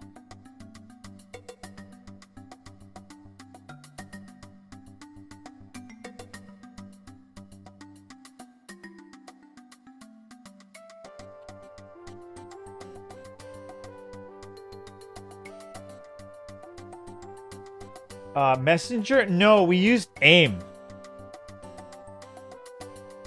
Yeah, like AIM was like a little app you can use without having, yeah, it was like very popular. Everybody was like using.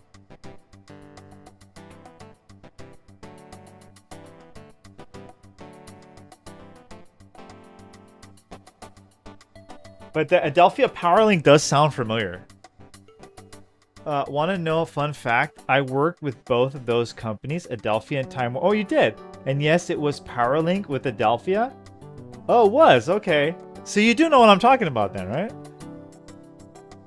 I had no idea. Yeah. I had that for like when they first came out with the cable stuff. I remember them changing the names and yeah. Like really early on, like when cable first came.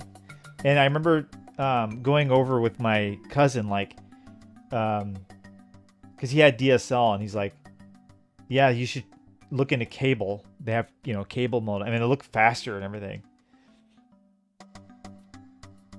Yeah, and I remember when I first got it, like, dude, I had, like, usually I was like, my IP was, like, faster than most people. It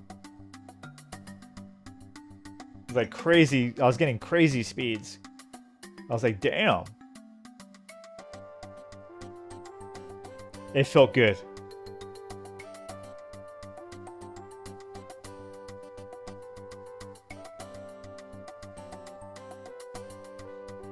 Oh, you used both? Yeah, I think I did have MSN Messenger, but I rarely used it. I used basically it was mostly AIM.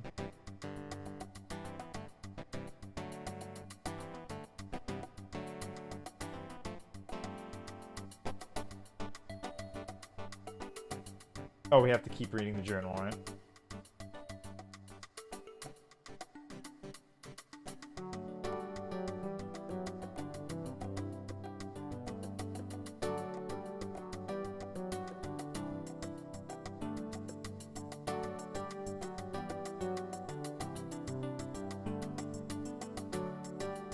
Yes.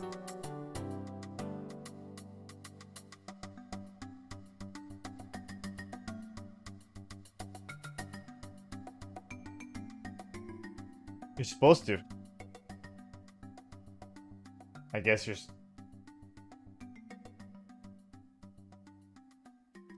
Oh.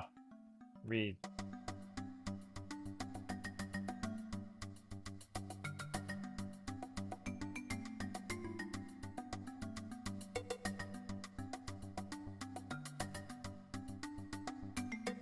Damn.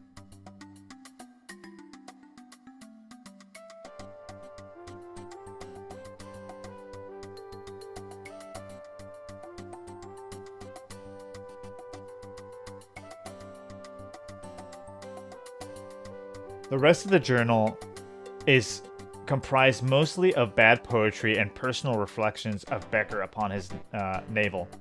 Do you want to start at the beginning again? No.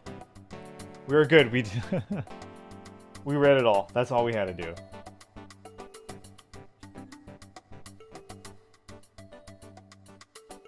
Yes, he's read personal log and read it until you have read it all. Head northwest. Let's go, baby. Southwest.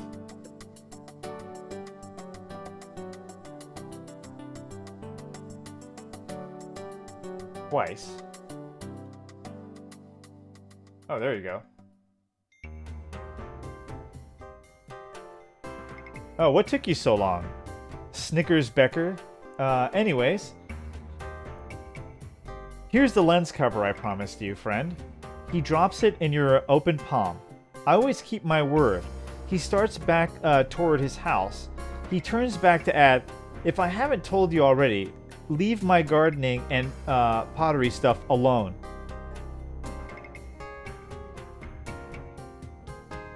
Sorry. We stole all his stuff earlier.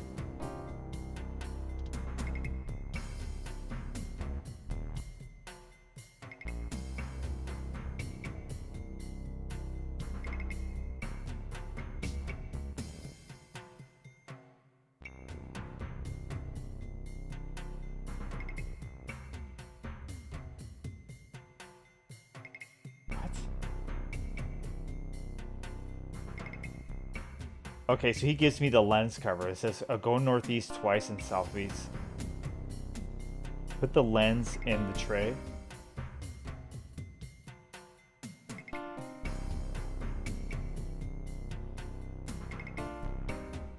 Am I missing something here?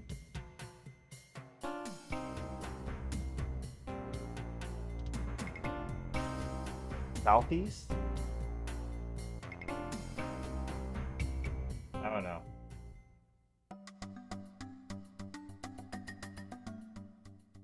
Gotta be here.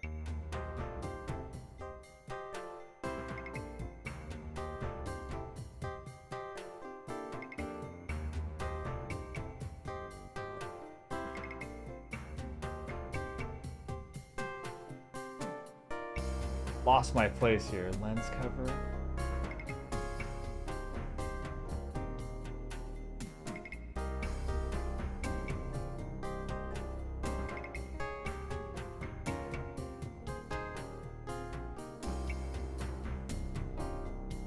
Okay, go northeast.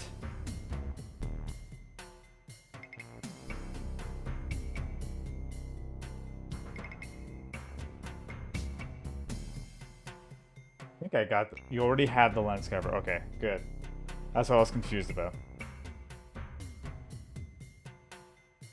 Okay, we gotta go northeast.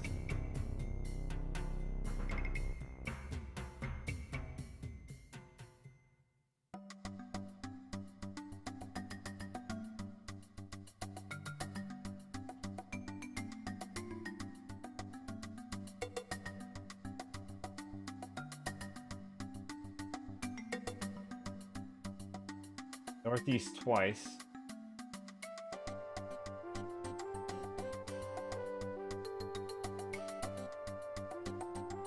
I feel like I'm doing this wrong. And southeast. It's the same thing.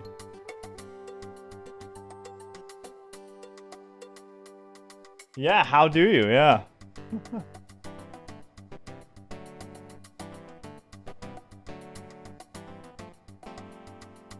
Crazy. To actually do the main thing, it's like super difficult. A little bit too much freedom.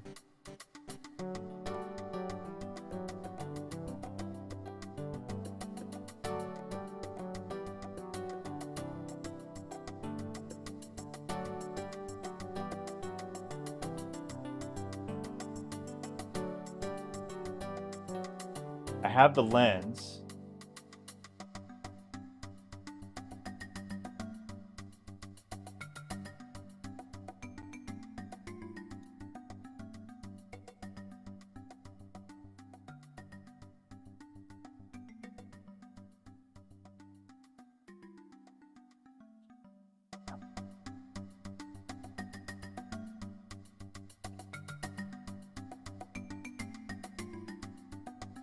I head north, west, southwest, twice, and he gives me the lens here, right? It says go northeast twice.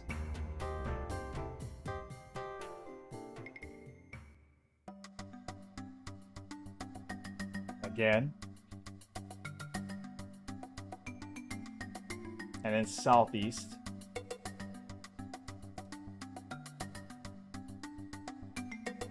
Oh.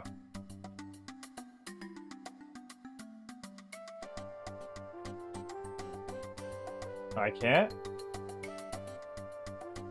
It's telling me here I can.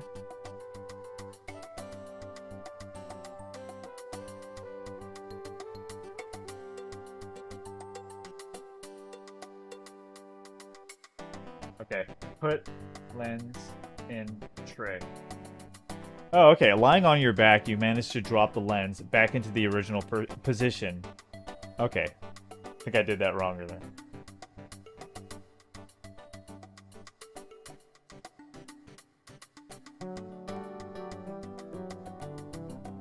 You easily replace the missing power source with the actuator cell.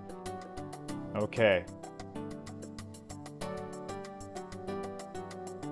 Put lens cover in housing. Lying on your back, you manage to position the lens cover back into the original position within the housing. What do I think about Ben Shapiro? He's alright.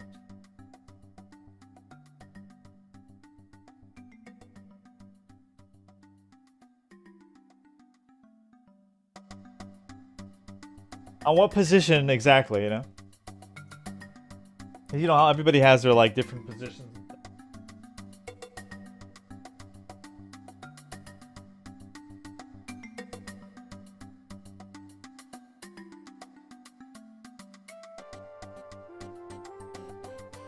I know he's been getting a lot of heat, you know, recently. I'm not sure what it is all about, but...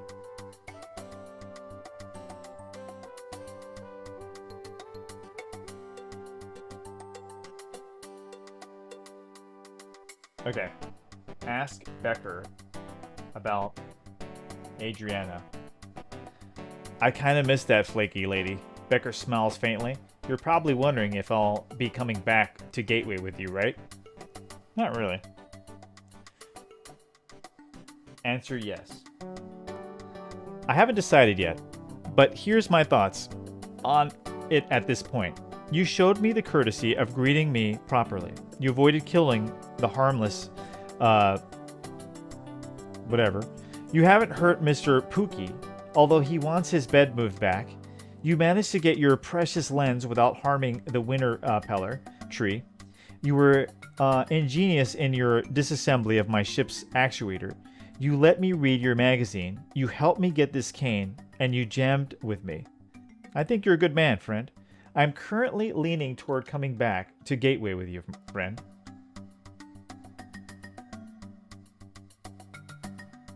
I don't know if it was a random... No, that's good. We need some movement here. Not like V8 tracks, you know?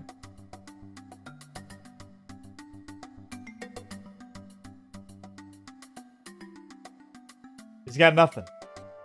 Like, give me something, man. Give me something to work with. Like, come on. I'm ready this time. I was like, you know what? I hate being hungry on the stream. So I'm like, you know, I got the Snickers. I'll show you how ready I got. And we're already one down.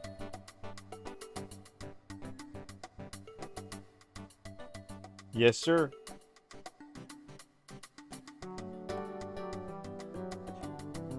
Okay, turn the knob. You turn the power knob to the oval symbol and hear a low buzzing coming from all around you. Well, he's coming with, I guess. Okay. Pull the lever. You pull the deployment lever. We're charging it up. We got it, man. We got the Snickers going. We got everything going. This is the place to be. You don't want to be on Twitch. Which sucks.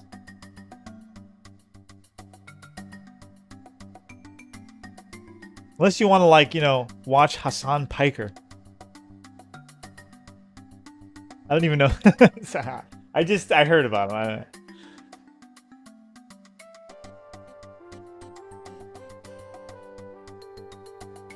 He says some outrageous stuff, huh?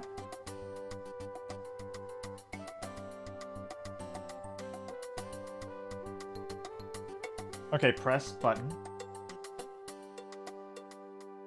Let's go.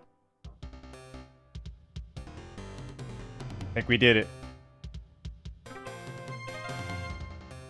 Oh, yeah.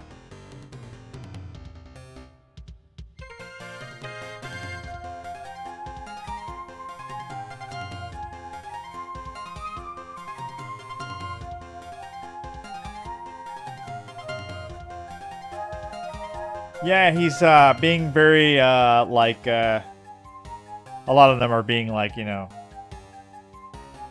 we gotta attack the other side. They're like, you know, violent. You know, when you lose, you become violent. When all of your ideology is falling apart completely, you got nothing to stand on. You become violent, hostile. You know, when you realize you got nothing.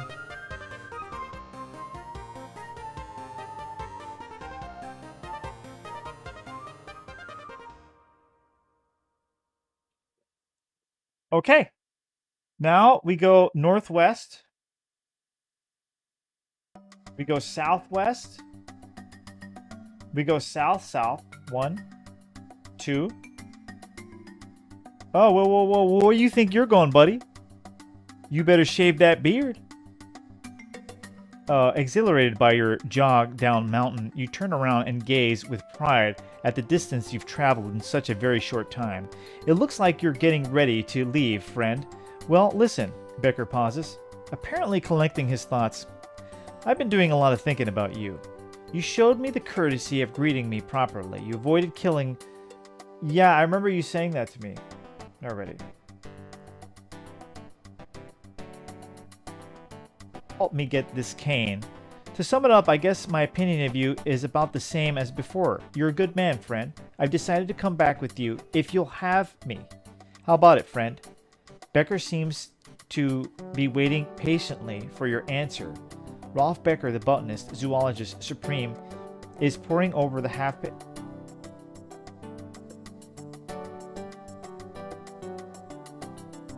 Yes. Didn't I say yes already? Yes. I'm ready to go when you are. Lead the way, Rolf Becker. The crunchy granola space dude is poring over the depicting various... I thought we got over this, or we talked about this already, no?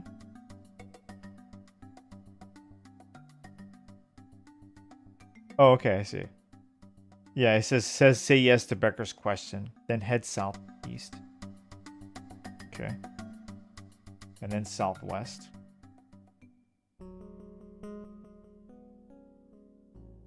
There you go. We go up. I don't know. Do we have another seat for this guy? Oh, we do. We have an extra seat for him. If not, get the hell out. Let's close the hatch. Close hatch.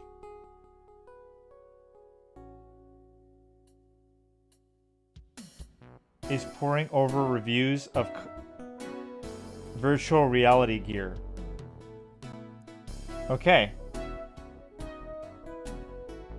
Okay, let's sit down. Oh, sit. Let's see how much money. They better pay us a lot for this one. That was a big one.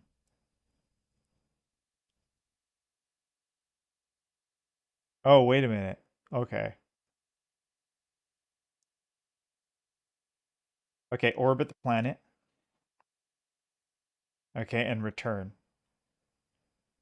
Shh. No, it's not the ending, no. That was just one, that was the ending of the mission. That mission. We're done with those, though. Let's see what happens now. Your ship returns to the dock at Gateway, and you undergo debriefing procedures. You are rewarded $5 million bonus for activating the shield generator. You receive a $1 million reward for the return of Rolf Becker. Your score has just gone up by 20. Nice. Part 3, baby. Oh, shit. You are met immediately after your debriefing with a very serious-looking MP. He escorts you up to the conference room in the corporation offices on level dog. Leonard Warden and young Sun Lee are waiting for you. You see young Sun Lee and Leonard Warden be here. Warden here, okay. What am I in trouble? The good news is that you have activated the 4 shield generators that the He-She told us about. The bad news is that there is a 5th component to the defense system, and we don't know where it is. That's your problem. The shield won't actually work until the 5th component of the cloaking system is activated. The 5th component is the command and control center. We've taken to calling it the Vertex because it seems to be the focal point of our 4 energy shields produced by the generators you've already turned on. When the Vertex is activated, a series of onboard computers will communicate with the 4 shield generators and orchestrate the delicate ballet of forces necessary to warp space around the assassin surveillance station and blind it.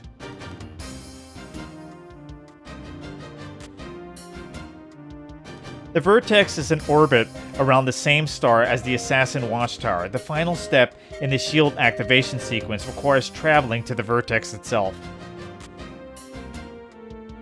The Savant did not give us the course code that will take you to the Vertex, but we believe the information may be stored right here on Gateway. When we ask the Savant about the Vertex, it prints the course code for Gateway and then displays a diagram of 4 circles arrayed around a rectangle. The circle representing the shield generators flare brightly, one at a time, and then the rectangle disappears in a flash of light to reveal a perfect silver sphere. We can't figure it out. Obviously, the silver sphere is the key, but we have no record of finding such an object. We can't initiate a full-scale search for it because news of the assassin threat would inevitably get out. I'm afraid it's up to you. You must find that sphere and bring it here as soon as possible. It's all up to me, huh? It's always up to me. Okay, let's see. Let's save. We're almost done. This is where we are at, just so you guys know. We are at here. We're here. We just did all of this.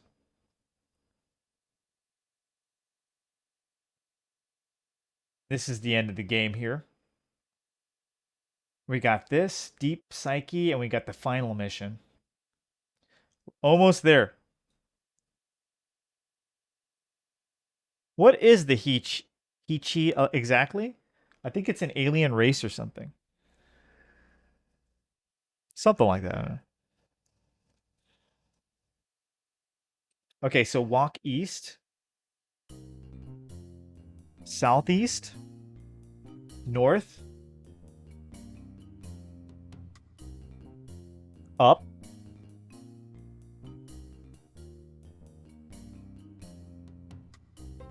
Wait.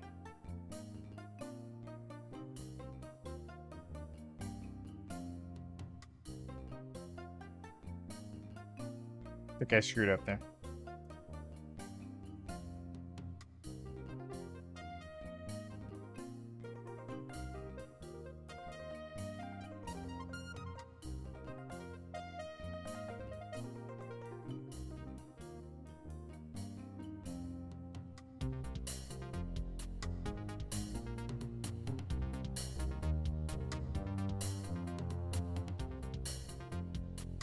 Okay.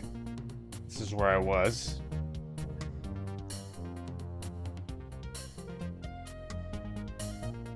Right? Southeast. It says north. It says go up. And then west. Okay. Oh shit. Enter. Wait. Oh man, save. Really? Alright. We gotta wait till... It says 0-100 hours?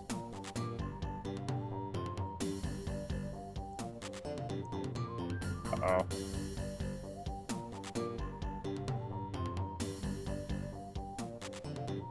It's gonna take a while.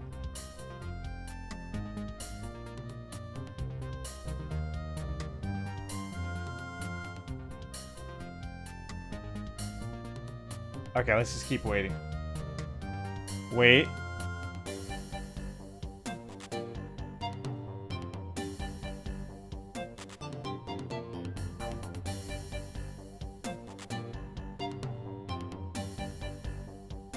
I hope I don't get tired.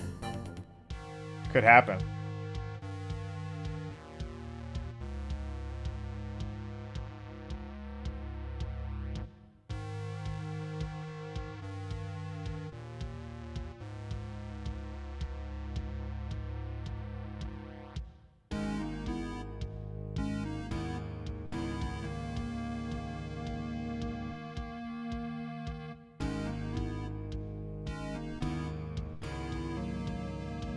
Doing this right.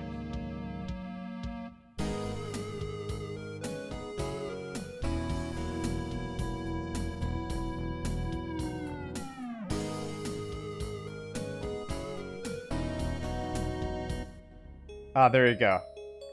A rat-like man scuttles into the corridor, looks around carefully, and then pulls a glowing blue artifact from the jacket pocket. He advances to the end of the corridor and examines the He-Chi metal wall for a moment. Then he glances suspiciously at the crate you are hiding in, shakes his head, and turns his back to you. Oh, shit. What do I do? What do I do? What do I do? It's safe. Oh, because I don't want to do that again, right? It says, keep waiting while Perry is there. Wait. Okay, Perry mutters to himself as he tinkers with something on the wall at the end of the corridor. Perry hits an artifact he is holding. You hear an amazingly pure tone that surges in volume and then slowly dies away. Suddenly, a blister appears on the wall behind Perry.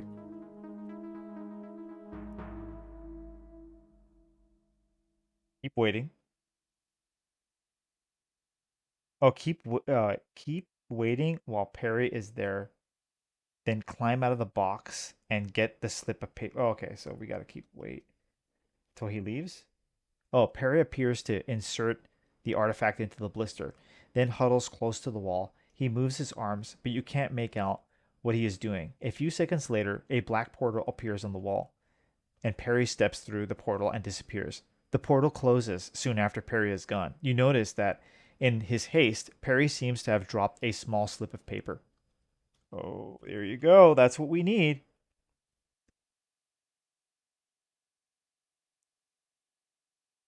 Get slip of paper. You would have get okay.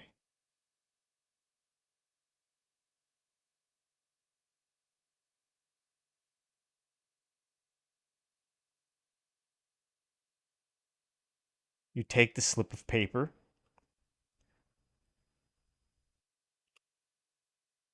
It did say climb out of the box. I missed that one. Um, read it and note. Okay, read. Okay, we gotta mark that down. A crumbled slip of paper has 5 digits scrawled on it. Write that down real quick. Give me a sec. Read this one. 13115. In case.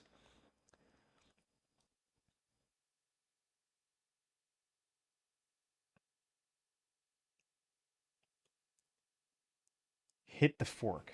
Okay. Hit fork. You strike the tuning fork against your hand. It produces an eerie humming tone. Okay, a blister appears in the wall of He-Chi metal.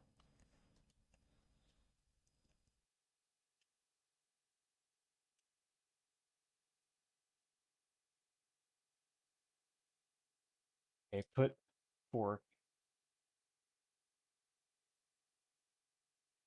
You insert the tuning fork into the slot in the blister. You hear a muted humming noise, and the tuning fork slowly recedes into the slot.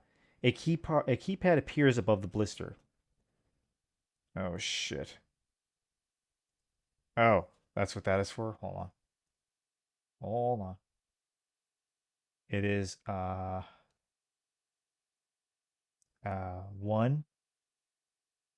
3 1 1 5. The keypad disappears and the tuning fork is ejected from the slot. You retrieve it. Suddenly, a section of the wall before you disappears to reveal a portal. Oh shit. Wait a minute. We're going in a portal, man.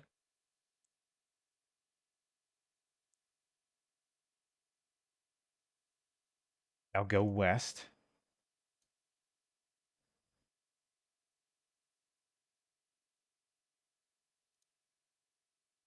Oh shit. As you step through the portal, you hear a torrent of swear words. Gordon Perry sprints past you into the corridor and disappears. You are in a large room about the size of a high school gymnasium. The room is empty except for a panel set into the west wall. The portal through which you entered remains open to the east. You see a silver sphere here. Okay. Take a sphere. Oh, 50 points? Wow, you take the silver sphere. That's the first time I've gotten 50 points. Okay, look at sphere. The silver sphere is about the size of a tennis ball and is made of what appears to be a perfect reflective material. Upon close inspection, you notice a small, almost undetectable gold button set into the surface of the sphere. Okay. Pressing the button, I imagine. Okay, press button. When you press the button, the air above the sphere shimmers and then darkens to a color seen only in the reaches of interstellar space. 1,000 fiery pin pricks of light slowly appear in the darkness. Then a network of colored lines spread between them, joining them in a graceful tracery. Some unintelligible Heechee characters suspend themselves in the air. You are looking at a holographic star map, a staggering display of technology never before seen by human eyes. As you gape in amazement, the projection begins to rotate slowly. The hologram vanishes when you take your finger off the button. Okay. I guess we're getting out of here. We go east. It says take the sphere, look at it, press the button, and go east. It says east again. Then down. Then south. And northwest. Oh shit. Have you... Okay, Warden looks up. You found it. You hand over the sphere. The science chief... Okay. Disappears with it. Sometime later, she returns looking very excited. That was the object we needed. We were able to determine the location of the vertex. She adds the course code to your badge. Warden says, because of your success with your previous missions, it has been decided that you must be the one to travel to the vertex and activate the final component of the cloaking system. He pauses momentarily. One last thing. While it's important for you to begin as soon as possible, the board has demanded that you undergo a psychological evaluation before you leave for this last mission. With the fate of the world hanging in the balance, it's not an unreasonable request. The VR terminal in this building has the appropriate program. I'll alert the tech on duty that you are going to show up. The program is named Deep Psyche. Once you receive a stable evaluation, you will be authorized for flight status, and you should then head out. Good luck and Godspeed. You are escorted out the boardroom. They're gonna make me do it. Come on, man. I'm gonna save the world. Okay, what am I doing?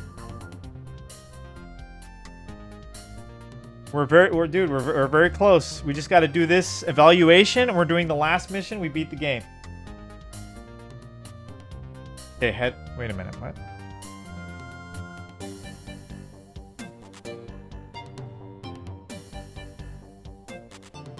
Oh.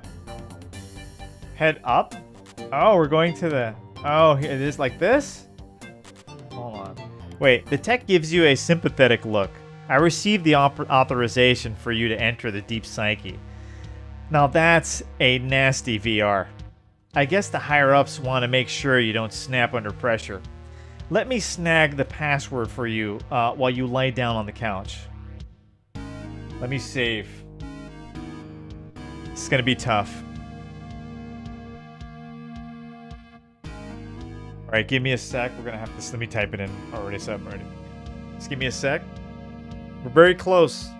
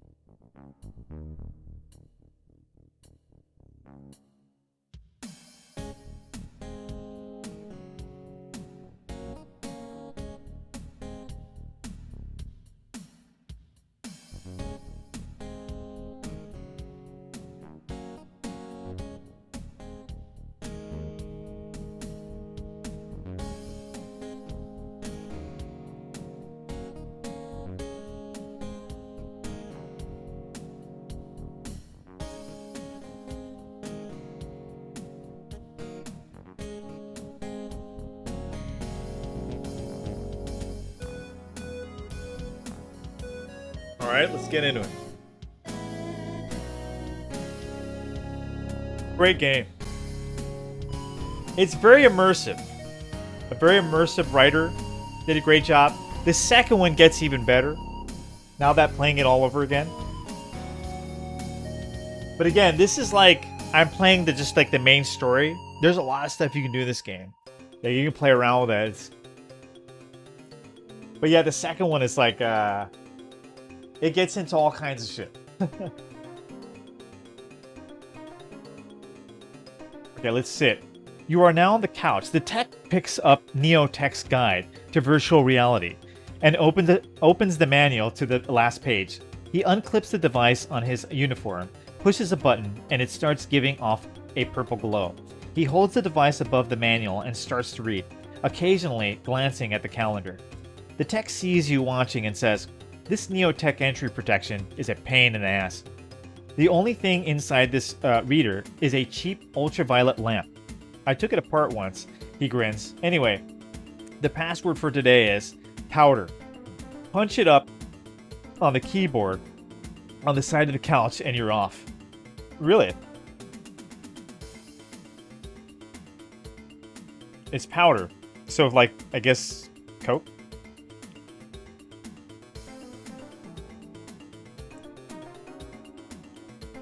Okay. I just have to remember powder. Wear collar.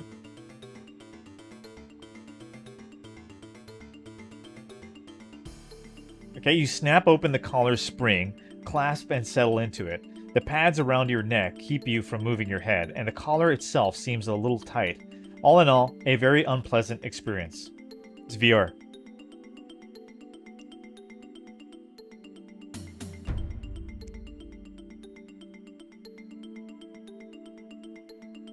Okay, turn, switch to deep.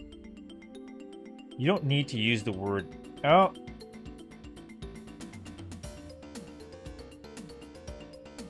You move the switch from beach to deep. Oh, here we go. You have to do it yourself too. That's crazy.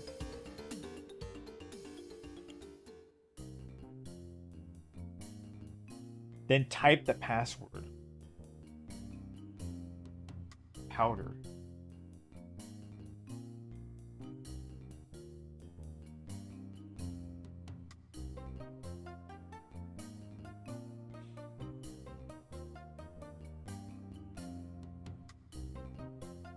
a verb missing in that sentence. Wasn't it powder?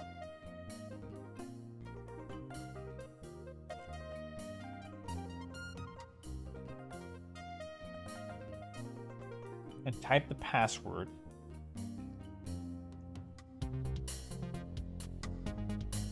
Oh, type powder. You carefully type powder on the keyboard. In response, you hear a faint tinny ping. Okay, so I'm actually supposed to... Okay. Alright, press power. Press power button.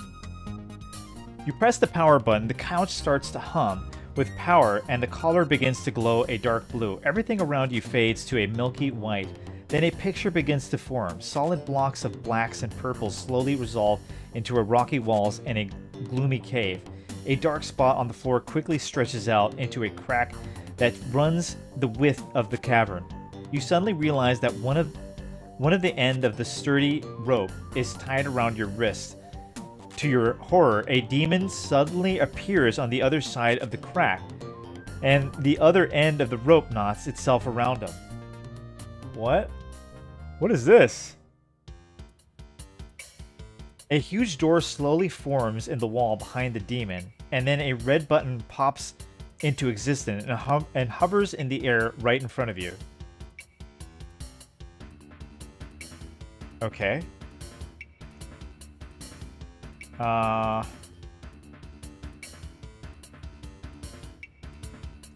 Jump the crack. Oh shit. You leap over the crack and land safely on the other side. The crack dividing the room opens with a shudder and continues to widen. The demon takes a tentative swipe at you. You dodge easily and notice that his follow-through leaves him wide open for a counterattack. Oh, what are we doing?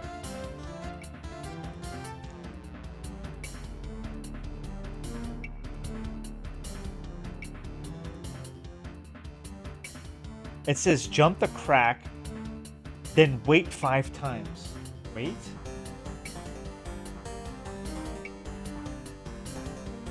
Two, 3, 4, 5.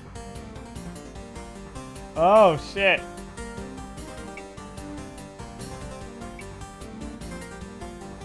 Not sure what happened there, but we win. It just says wait 5. I don't know how you're supposed to like know that. A lot of it is like you're just supposed to wait. I noticed they used that a lot, like way too many times in this one. Just pick up the demon.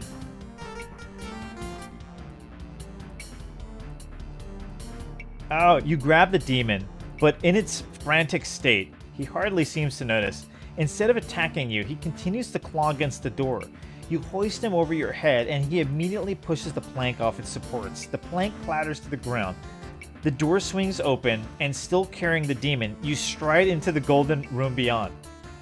The hues and colors from the virtual world swirl into a soft cloud and drift away. Soon you are back in the real world. But after images of the alternate reality linger in the back of your mind, a message is flashing on the small screen above the couch. The tech glances over to you from his alcove. Way to go. Not many people figure that thing out. Personally, I think the program's kind of subjective. But anyway, I've alerted the warden to your success. By the way, if this means you're shipping out, I might not see you again. I'm going Earthside for the worldwide VR conference. He smiles. I'll be back in a couple of months. Good luck on whatever you're off to. Okay, perfect. We picked up the demon. We passed the test. It says take off collar. Okay. We're headed to the last message. Oh, we gotta go sleep, right?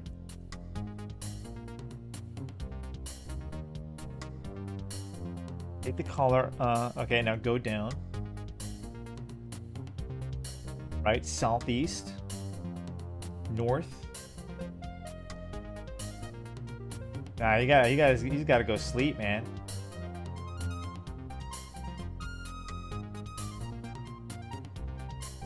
Save. 32.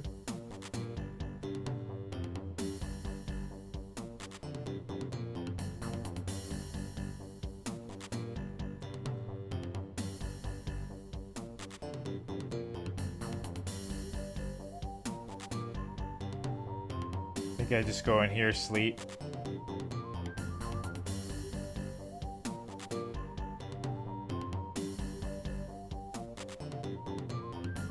Alright, take all.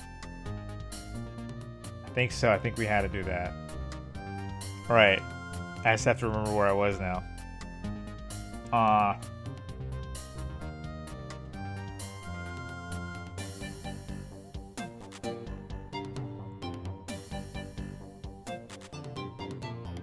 Wait. North. Down. I think we're doing it right. South. Oh no. Oh, south 3 times.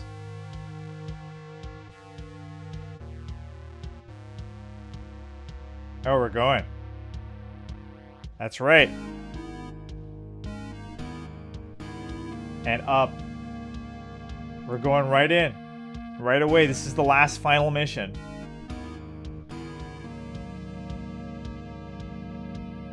We're gonna beat the game. You had to be Bob Lazar to beat this without a guy. Definitely. I'm sure Bob Lazar beat this game. Actually.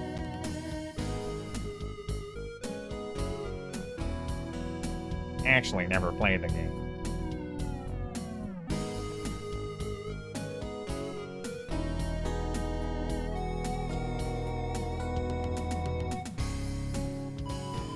Okay, let's see. We're sitting.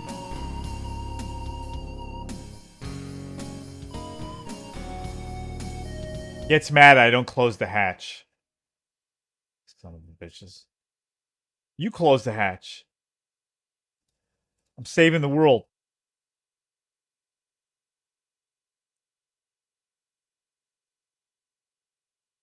There you go. Gotta get it right, keep it right. Right? 2 of the same there. And that.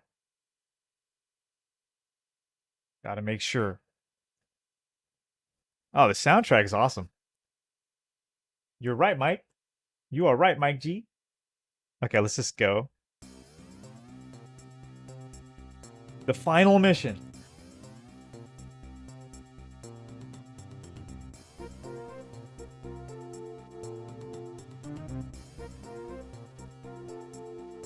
I love the idea, though. You know, it's an adventure game. You have these missions. You go and do. Some of the missions are a little like. Some of them are really good, though. Okay. Are we supposed to start where our...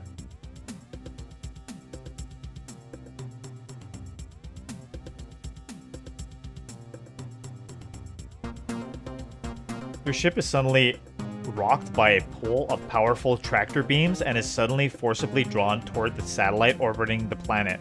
Metallic clanging echoes through the ship as the docking takes place. The controls of your ship go dead. Okay, this is different. Usually we have to land. I think this just sucked us in. Okay. Wait, do I have to wear my suit or no? It doesn't say. Okay, I'm just gonna open the hatch. You open the cabin hatch and the internal cabin pressure equalizes. I beg your pardon? I guess we just go down.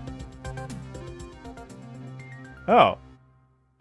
The oxygen atmosphere and the blinking lights around the room indicate that the Hichi satellite is still operational. The thick windows look over solar energy collectors. And in the distance, a planet hangs in the sky. The watchtower is nowhere to be seen. The small chamber is packed with Hichi technology. There is an engraved metal compartment in the north wall. It is closed, and on its face, you see a large button. A heavy metal door is set in the east wall. It is closed. Man. Man, this soundtrack's been buried for like so long. Such a great soundtrack. Okay, so what am I doing now? Okay. The entire room hums to life. Lights everywhere, flash and cycle. Before a minute has passed, however, the chaos dies back down. In the resulting quiet and lone compartment on the north wall pops open, revealing a silver globe and a metallic ring. 50 points. Well, actually, the Heechis aren't. Bob Lazar. Get out of here with your Bob Lazar.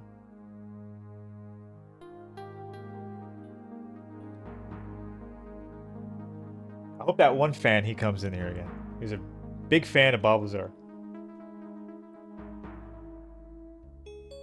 Okay, so after that, what am I doing?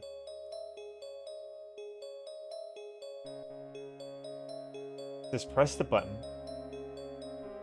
Okay, we did press the button. Okay, where? Collar?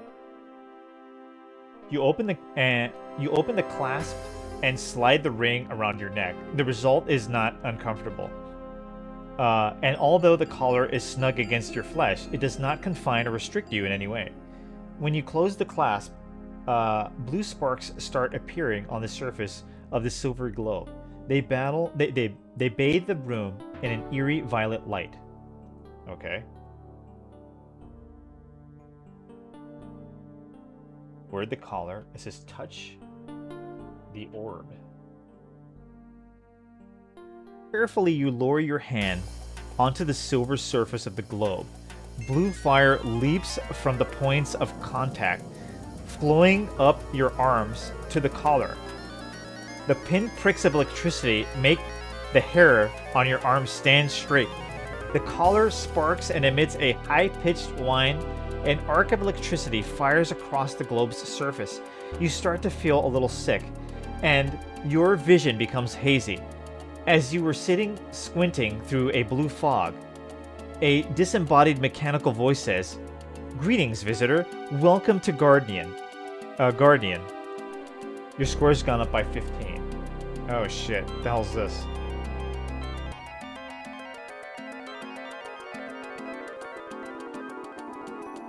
Hello?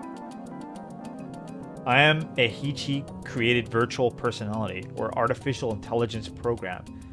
I am contained in the collar you wear. Please remain in contact with the globe, and do not remove the collar while I am talking. We have much to discuss. You are to be congratulated for completing the shielding sequence. Unfortunately, doing so has created a new difficulty. A living assassin resides inside the watchtower, and by activating the final component of the defense system, you have revealed your presence to him. By now, he will have composed a warning message that will alert his race to the existence of a new intelligent species that must be destroyed. This is precisely what the Heechee's been doing. Okay. In our favor, the message cannot be sent until the watchtower achieves another half orbit around the planet, at which time the transmission path will become clear. This will occur in approximately 23 hours. The collar that you wear contains a program that will alter the content, the warning message, to that of the standard all clear message. It can only do so, however, if it is properly connected to the watchtower system. This is something blah blah blah. The success of this plan relies on one additional step: the elimination of the assassin himself. If he remains alive, he will eventually find a way to inform others of his kind about the existence of the humans and the Heechee. If that happens, the destruction of both races will be inevitable. The assassin is not a meat intelligence like you. He is an electronic intelligence, as I am. You can think of him as a sentient computer program that lives inside the circuits of the watchtower. You cannot destroy the assassin, but I can. It is for this purpose. The plan is simple. A door will open from this room into a travel pod. Go inside. The pod will travel over the watchtower and attach itself to a special access port on the exterior. You will see a globe similar to the one here, as well as the hatch. While wearing the collar, touch the globe. If all goes well, the hatch will open and then reveal the indicate panel of the circular and blah, blah, blah, blah. Remove the collar, place it on the panel. The collar's program will modify the alert message when you have done these things. The controls to your ship will respond to your commands. You will be free to go. I know you are wondering why the Heechee did not carry out this plan themselves. The reason is that when the Heechee built the defense system, they didn't know where was a live assassin in the watchtower. Or there was, okay. When they learned of its presence, they became afraid that if they tried to kill the sentry and failed, the assassin would send out another warning. Okay, we get it. Blah, blah, blah. Thank you. Good luck. You're not going to let me read it anyway.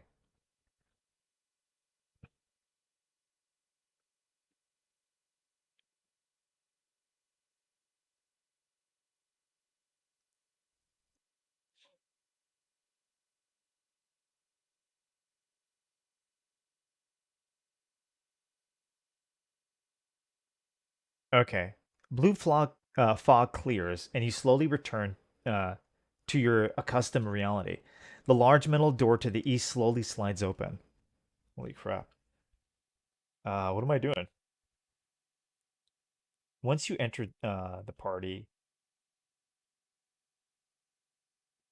once I enter the party,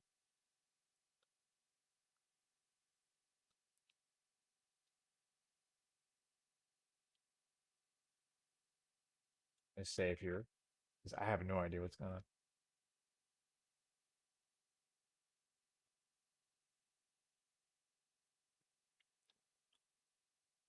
Go east. I see. We go east. Press the pedal. Okay, the walls are cylindrical and covered with Heechee symbols. A large plate window spans the upper half of the room, affording a view of the exterior of the satellite and the planet beyond. There is a thick door to the west which hangs open. The room is small and confining, and the only way you can fit inside is to lie on your stomach with your face nearly pressed into the north wall.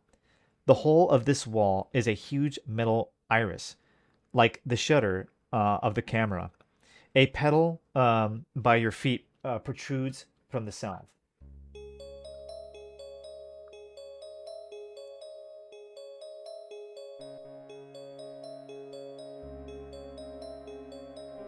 Okay, press pedal. You hear a hissing sound as a thick metal door clangs shut. A few seconds of silence pass, and then the pod lurches forward. Oh shit. Though the plate window you see the planet's surface whisk by, in just a few moments the awesome watchtower comes into view, a moon-sized satellite so large that it actually has a shallow atmosphere. The travel pod continues without hesitation. It approaches a large spire jutting from the watchtower's surface. Not long after, the pod breaks and attaches itself to the side of the spire. The north wall dilates open, revealing a small alcove lined with a strange black metal that you've never seen before. To one side of the alcove is a globe, and to the other is a hatch. Kojima definitely played this. He did. What do you need answers for? What do you need? He definitely played this. And then he made Snatcher. This should have been on the Sega CD. Nah, you have to type in this game. You need a keyboard, you know? I'm wondering if they ported this to the PC-98. I don't think so. It should have been.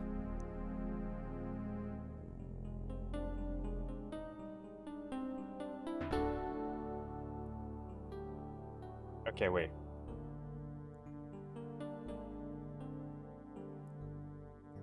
Press the pedal, right? Touch. Okay, touch. Orb. With great deal of apprehension, you lower your hands toward the globe. Upon contact, red fire shoots up your arm. The pain is a unique experience, worse than anything you've ever felt or even imagined. The agony becomes unbearable. Red flames dance in your vision. Just as the red haze threatens to overwhelm you, it disappears. Everything becomes clear, and the pain subsides. The hatch clicks and falls open. You crawl toward the hatch, but instead of the expected wall of metal, it seems to open, a conventional doorway. Beyond the door, you hear music and laughter. You shake your head, but no trace of the headache or fogginess remains. Suddenly, a young woman appears at the hatch opening. She smiles and says, "A new arrival. How wonderful." She sees your collar. "Oh, poor dear. Did the Hichi program put you through a great deal of pain? Let me take that." Before you can react, she reaches over and removes the collar from your neck. We all went through the same process. I'll just add it to my collection. She drops the metal ring into the box that contains at least 50 other collars. Oh, shit. Just like it. We also can't have lethal weapons floating around. I'm afraid I'll have to take your gun as well. With an apologetic shrug, she gently lifts the gun away with 2 fingers, as if it were a smelly sock.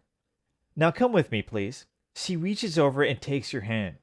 As she guides you through the hatch, you are too shocked and mystified to even think of resisting. This room is immense. The vaulted ceiling rises almost out of sight, and the towering windows that look out on the star-filled galaxy create an illusion that the room never ends. The scene is graced by an artificial waterfall that feeds a large barbling stream, and a crystal bridge leads north across the stream to a secluded bar.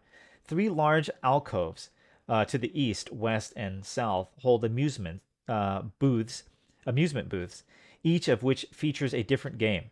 The center of the room is dominated by a large marble fountain around which people are gathered in what appears to be a spontaneous party. A serving robot wheels around serving exotic treats to those who ask. To the southeast, you see a closed hatch. The room's decoration is rounded out by a small plotted plant. To the southeast, you see a closed hatch. Your beautiful young guide notices your puzzled expression. "You must be curious. Allow me to explain." Like you, we are all prospectors here.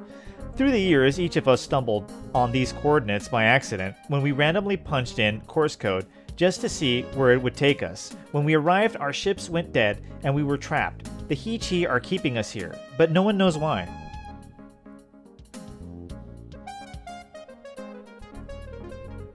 Now it's letting me. The Hichi have made things comfortable for us. However, they've seen to all of our needs, including food, drink, and entertainment. You must look around and decide for yourself if this truly is a trap or if instead it is an ultimate reward that Gateway Prospectors has always hoped to find.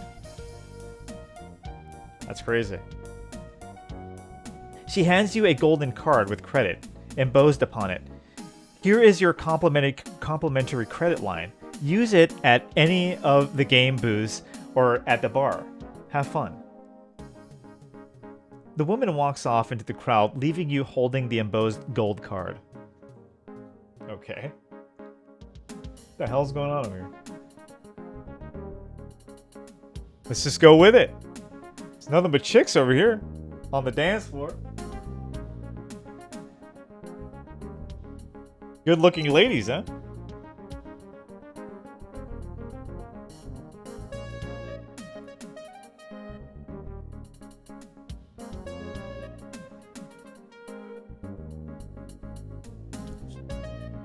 Crazy shit.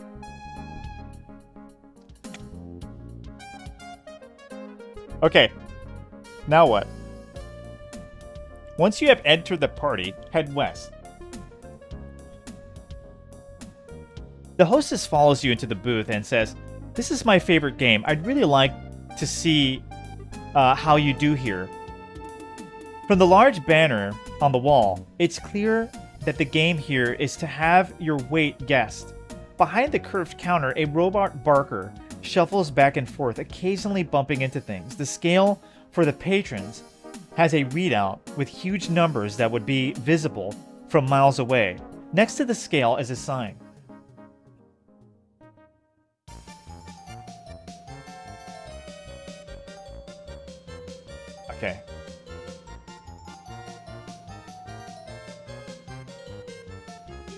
Okay. The gamebot trundles up, peers in your direction through inch-thick, virtually opaque glasses, and says, "Ah, a customer." He squints a bit more and asks, "Would Madam like to try her luck? Just insert your card into the slot. Only $5 a guess." Hey, thank you, Mike G. I appreciate it, man. We'll be playing tonight. I don't know if you stay up. You can watch us. The guys, we're going to play some lag.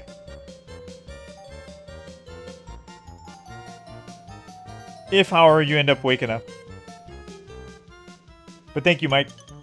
That's my sure lag a lot. Okay.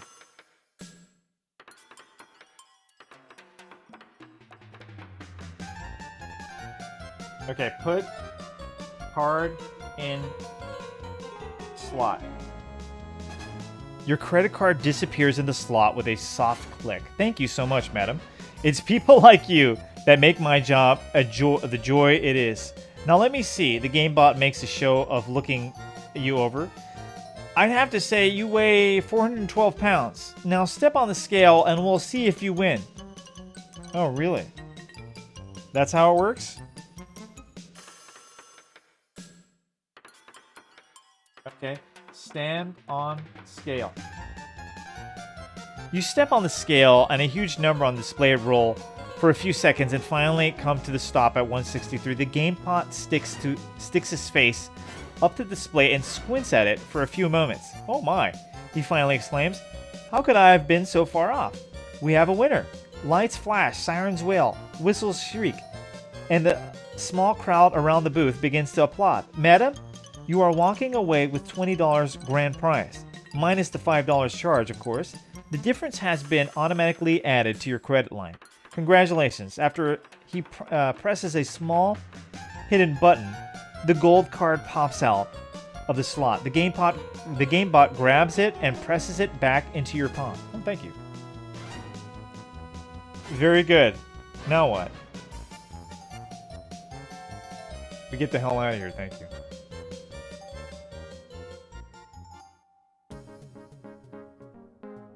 Go east twice. Oh, okay. Ball throw booth. Another one of these. We get it. We're playing games. Let's just go through it. I want to get to the good stuff, you know?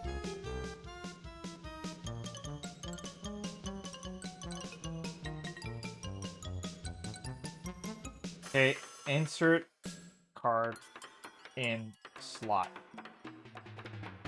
Right? You gotta just play the game. Okay, throw ball. Boom, winner. Got it. Oh, we get another chance?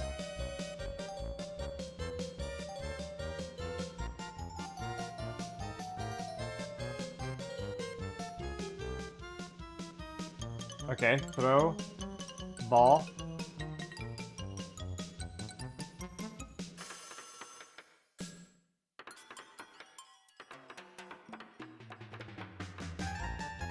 Okay, we gotta do it 3 times. Okay. Insert card. Right?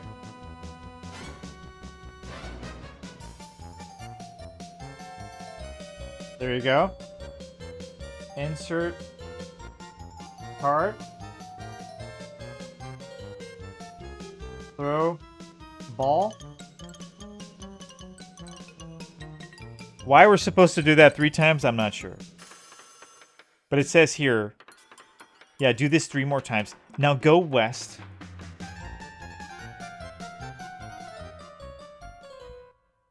South.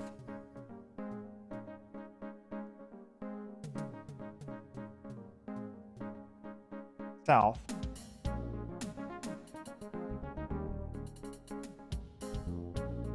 Why? Why should I try again later?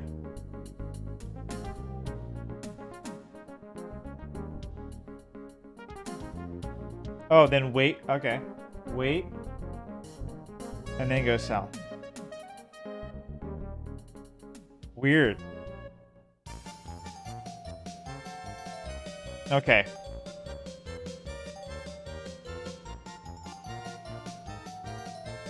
Okay, insert card in 1. Card into the slot labeled 1. Then insert card in 2. Just gonna run through these. And it says wait.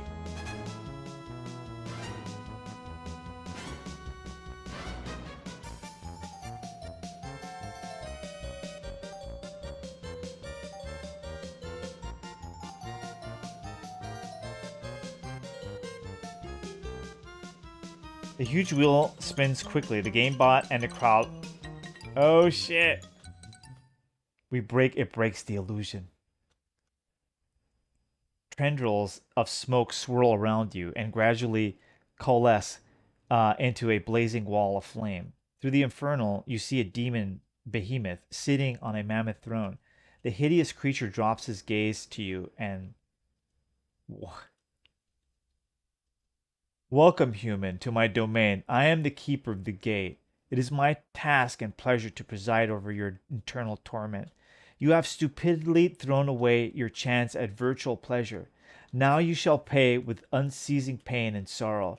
Escape from my realm is impossible. Even your uninvitable death will provide no release, for it will only bring a new cycle of agony and suffering. For torment shall you have, and 4 times ways to die. I will delay you no longer. Go into my world and taste its fruit. I am sure it will find you appetizing. Satan! I knew it! I knew it. Oh shit! Piles of thick gray ash cover the rocky mountain like a threadbare carpet. Scattered flames dance around the porous rock ledge that drops off into the inferno. From the depths of the flames rises a nightmare vision. A writhing, multi-headed hydra. Pairs of eyes dart back and forth, taking you in with a disturbing, sinister intelligence. A pair of blue portals indicate egress to the north and south. You see a rusty sword here. After regaining your senses, you notice that most of what you were carrying has disappeared, leaving you only your coverall. No way.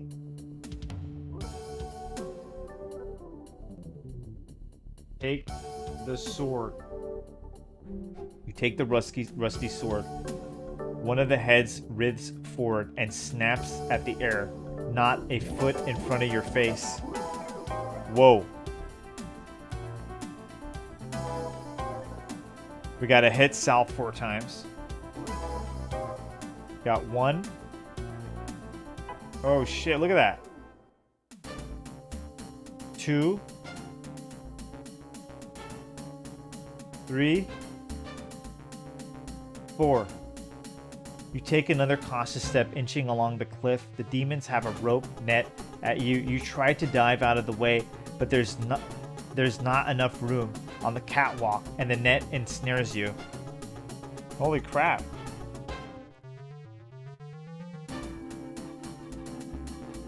Okay, cut net with sword. You start to hack the rope net with the sword. Some of the rope falls away, but quite a few remain. Some of the demons, seeing your plight, start to pull their ammunition. One of them produces a makeshift sack, and the rest load it up with stones, dead animals, and other items you don't recognize.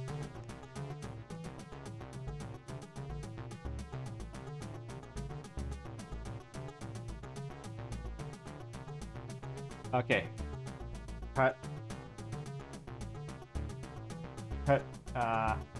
Net with sword. Okay. The loosened net falls around your feet. The largest, meanest demon you've ever seen, although you don't really have all that much experience with them, grabs the sack, rolls it around your head, and releases it straight at you. Freed from the net, you take a swipe at the sack and knock it onto the catwalk, spilling most of the garbage into the pile. getting crazy. It's getting crazy.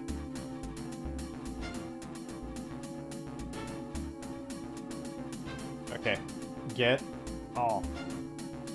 We pick up all the stuff. Head back north 4 times.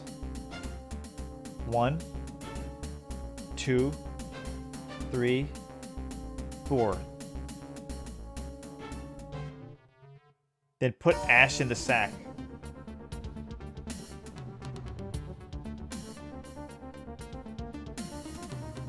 You scoop a pile of ash into the sack. 2 heads start snapping back and forth, fighting over the privilege of taking the first bite at you. Damn.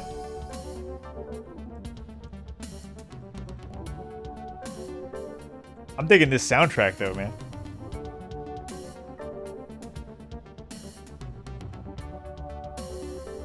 Wait a minute, wait a minute.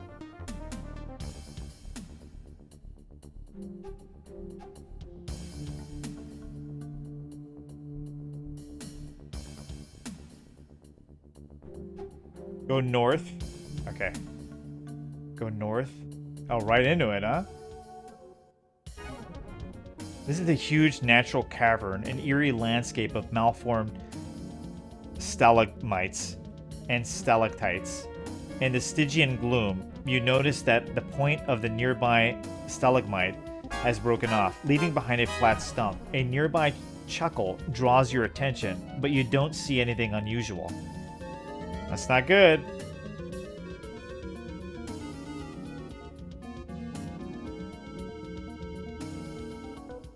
Okay, throw ash on stump.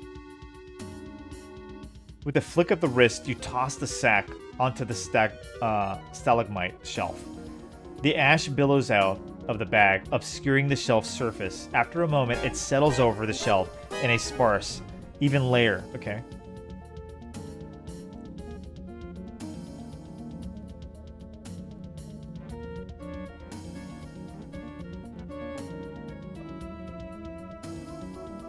Wait a minute, wait a minute. Throw ash on the stuff. Take the sack. Take sack. You take the sack from the stalagmite stump. A disturbing giggle floats in the air around you.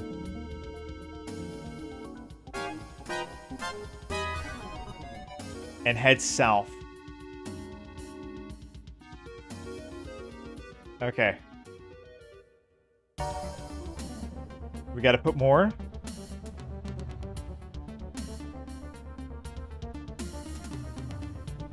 Okay, put ash in sack.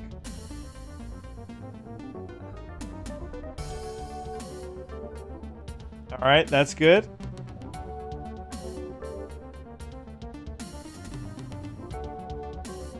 Now what? After that, I think we go back north, right? I just want to make sure. Put some more ash in it, then go back north again. Okay. Wait here until you see footsteps in the ash. Okay, save here. Save. Okay, wait.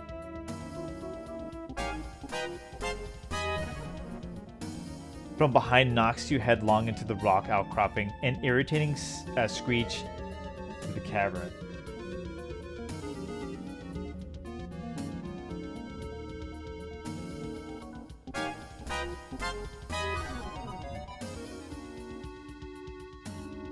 Ah, did I get this right?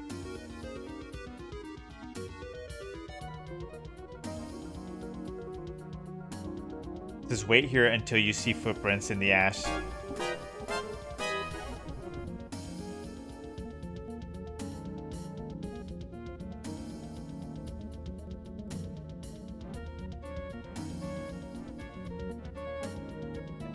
Oh man.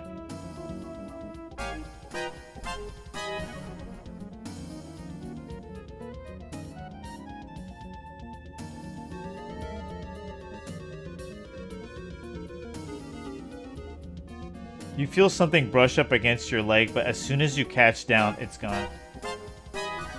You hear scuffle upon the stalagmite shelf, accompanied by a giggle. Tiny footprints appear on the thin... Okay, this is what we're supposed to do it. I think. Just wait here till you see footprints in the ash, then throw ash on the stump.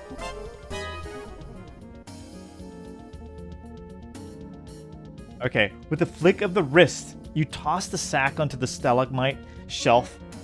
The ash billows out of the bag, obscuring the shelf's surface. As the cloud settles, it reveals a short, skinny demon on the shelf, bent double in a fit of coughing. He carries a wicked sharp-bladed axe, and upon one of his hands he wears a ring. Crazy. It's turned into demons. I'm thinking like aliens, you know? This is like demonic.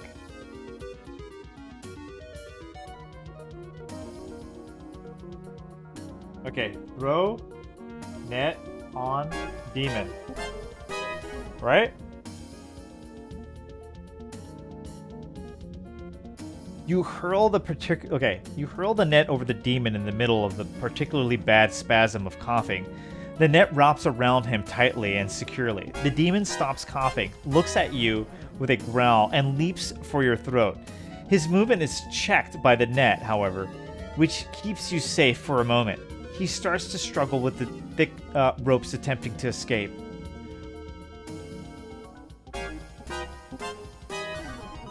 While the demon is concentrating on the net, you slip the ring from his hand. He immediately ceases his struggle and yells, "Precious! My precious!"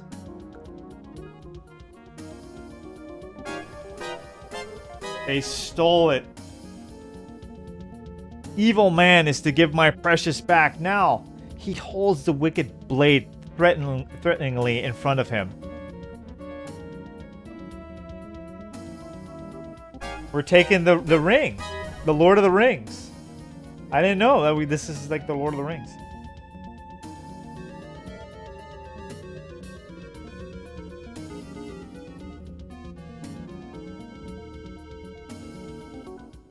Okay, take sack. You take the sack from the stalagmite stump. Suddenly, the demon gets an idea. He begins to swing at the net with his nasty-looking blade. Some of the ropes fall away, but he still has a ways to go. Yeah, isn't it? That's crazy. All right.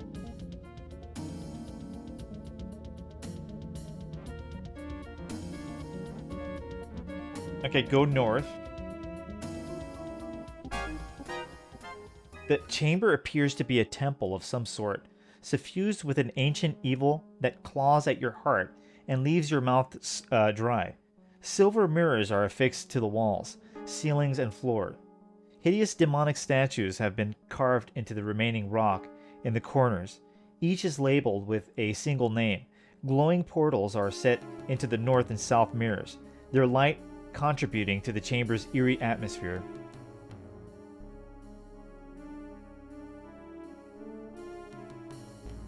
We're waiting.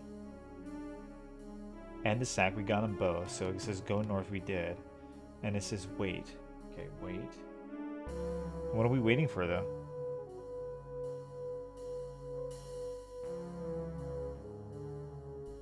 The statue of Asthma moves a little. Then the features begin to reorient themselves, changing the demon's expression. It just says wait. Then put the sack over. Okay.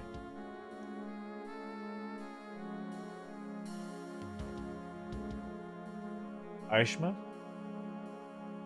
You place the rotting sack over Aisha's mouth and hook it over one of the many jagged edges of the statue's face. The carved face Ashma animates in an obscene sneer. It appears to take notice of the bag draped over its mouth. With an expression of disgust, it draws a great breath and then blows with such force that it seems the stone itself will crack. A torrential flow of glowing dust shoots from its maw into the sack, but the fabric holds together and you obtain quite a collection of it. Okay, we did it right. I was afraid we did it wrong there. Okay. Get sack. Wear ring.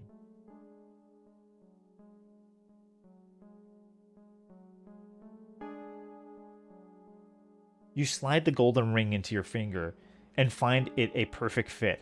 As you admire it, your hand begins to fade from view. Your arm follows, and soon your entire body has disappeared. With a shock, you realize you are invisible. Holy shit. Okay, so we're invisible now. After we wear the ring, we go south twice. 1, 2.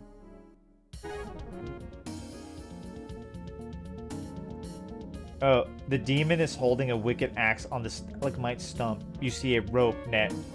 The demon wanders about the cavern, looking distracted and angry. He keeps mumbling something about regaining his precious periodically. He brushes ash from his body.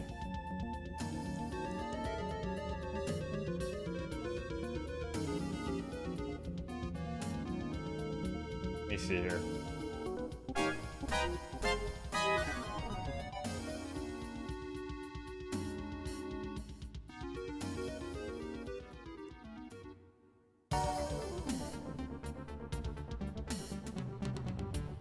Okay. Now here, throw dust on Hydra. You heave the sack filled with magic dust at the Hydra. One of the heads snags it in midair and tears it open. The Hydra waves it back and forth, spilling the red dust over the other heads. The Berserker dust immediately does its work. Blind with rage, the writhing heads search for the target upon which to vent their bloodlust. Seeing no one is in the room save themselves, they begin to bite and snap one another, wounding and, in some cases, decapitating the head around them. Holy crap. Suddenly, 2 of the heads start appearing for every one that has been destroyed. This only seems to enrage the existing heads more, driving them into an even greater frenzy. Flashing teeth and claws are everywhere as the Hydra's tear into itself. Growing by leaps and bounds as the carnage continues, soon the sheer mass of squirming heads fills the cavern and starts to strain at the walls. The pressure of the infinite progression builds and builds until reality snaps. In the distance, you hear a wail of agony, and the scene dissolves around you. Holy crap.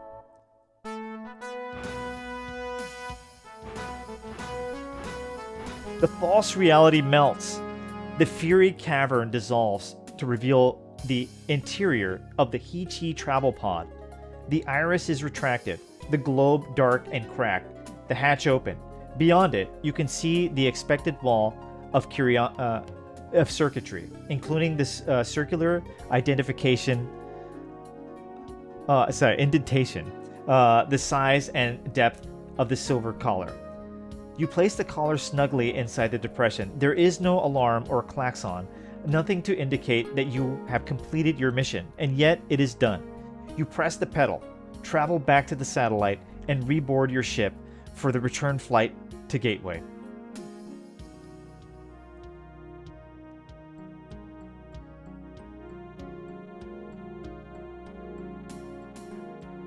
There, you are greeted as a hero. Your days are spent in exhaustive debriefing sessions with corporation scientists, and your nights are spent in revelry at Blue Hell Bar. After a week of this, you decide to schedule a final blowout, and then return to Earth. The party at the Blue Hell turns out to be a record bash during which you consume far more alcohol than can possibly be good for you.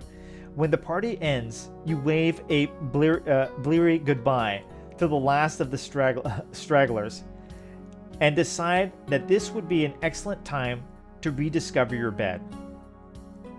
You're right.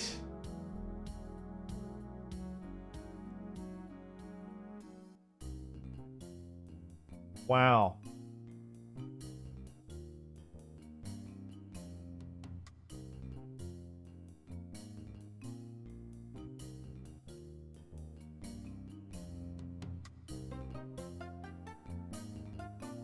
We should save here.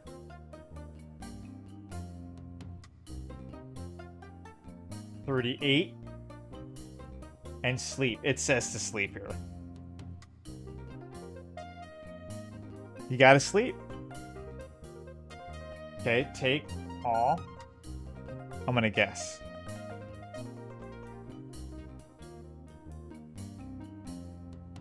Take all. Yep. Okay, enter slot.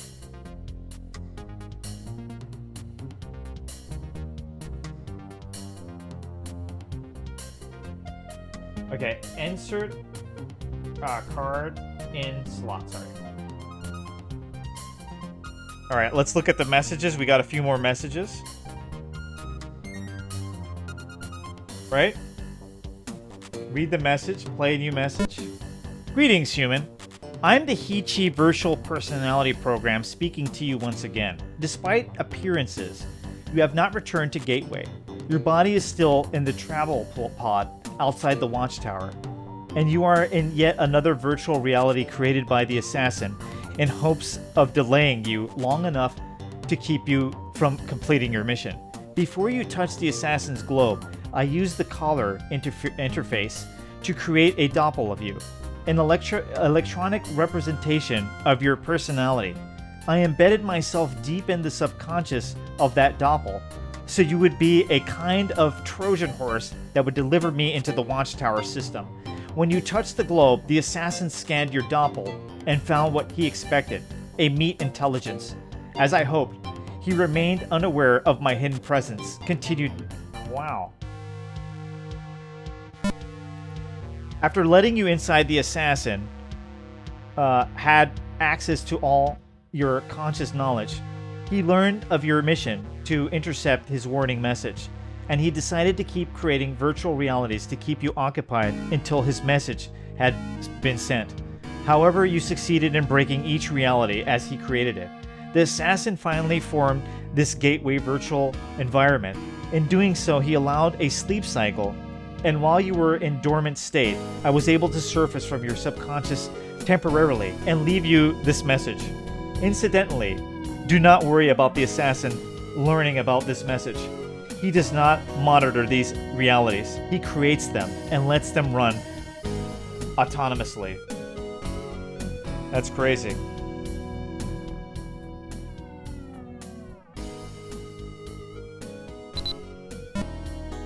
His only alternative would be to enter the realities himself, and thereby become subject to their rules. Theoretically, it would be impossible for you to force an encounter with him and perhaps kill him, a risk he cannot afford to take. In creating this gateway reality, the assassin has made a potentially fatal mistake. I have scanned the environment and discovered a virtual reality terminal. One of its programs, Deep Psyche, is designed to draw out deep subconscious images to make them real. Here inside the assassin's VR, that program has the power to transfer me from the depths of your subconscious to the fabric of this reality that the assassin is maintaining. Once I am brought into the system, the viral part of my programming can destroy the assassin. Therefore, all you have to do is enter my VR terminal and enter the Deep Psyche program as you have done before. If you can do this, there will be, then I will do the rest. Good luck. Holy shit. Are we done reading this? That's it, right? Read the messages from the Hichi, and then that's it. Okay. Yep. Alright, save. We're getting close. We're almost done. We're very little left. Hey, what's up, Dazed? How you doing, brother? My good man? I'm just trying to beat this adventure game. It's a classic. The second one is much more, I'm telling you, the second one gets crazy. It'll leave goosebumps on you. This one has its moments, but the main story, I mean.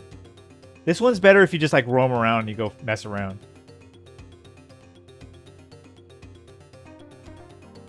But I like the story still. I think it's really, it's you know, it's one of those deep ones.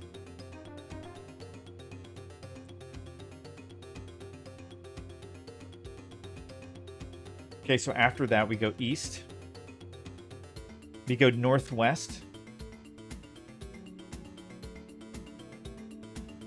We go up. Oh shit, where's the guy? Oh yeah, he left. He's on vacation. That's crazy. He said he wasn't sure he would see me again.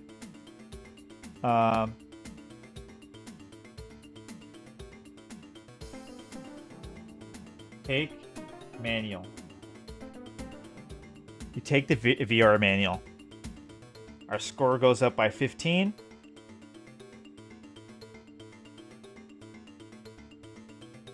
Does then go down. Okay. I guess we're just supposed to grab the manual. Go southeast. East 3 times. 1, 2, 2. I love the music. 3.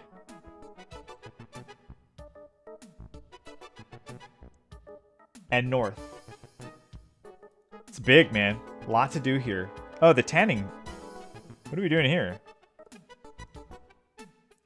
Oh, read the manual and write down the password for this day and month. Okay, read manual. Why do we have to read it in here? It has a few sentences about each virtual reality program. The section on Deep Psyche is printed in red. Activate only by prescription. Password lockout is date dependent and uses the following list. Okay, how? Oh no, this is gonna be weird. I'm already confused.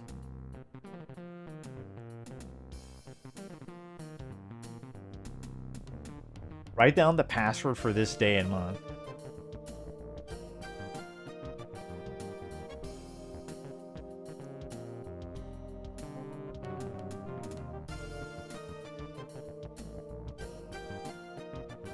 What do I know? Oh, it says right there, right? 31 is... Oh, we're in 13? We have to look in the manual, right?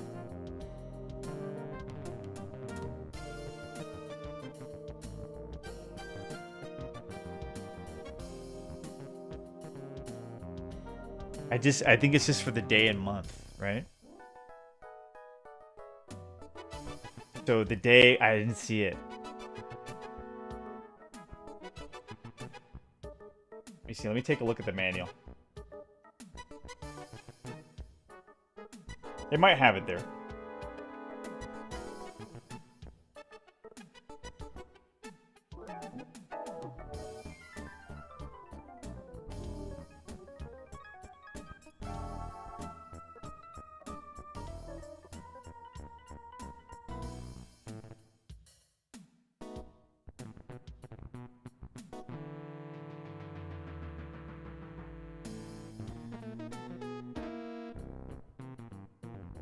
I'm looking.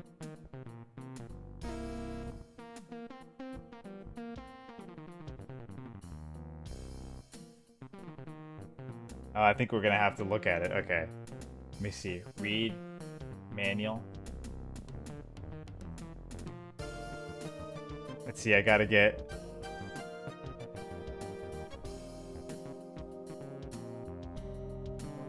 Let's get 13.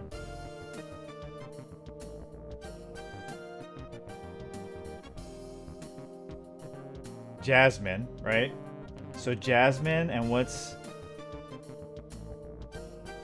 I actually write it down.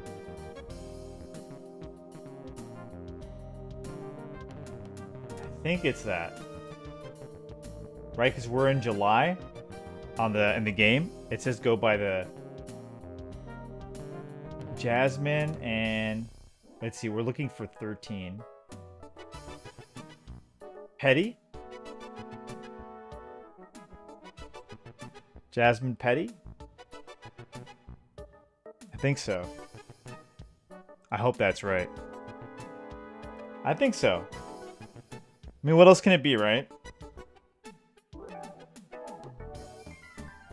What else can it be?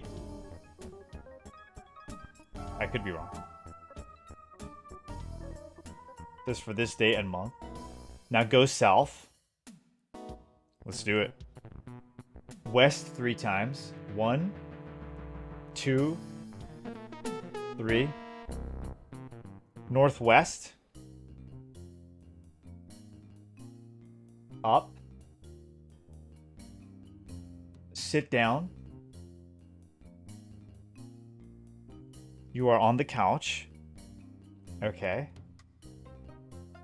Wear collar. You snap open the collar's spring clasp and settle into it. The pads around your neck keep you from moving your head, and the collar itself seems a little tight. All in all, a very unpleasant experience. Okay, now what? Type the correct... Okay, so we're typing in... Is it all together, or is it separate? Okay, type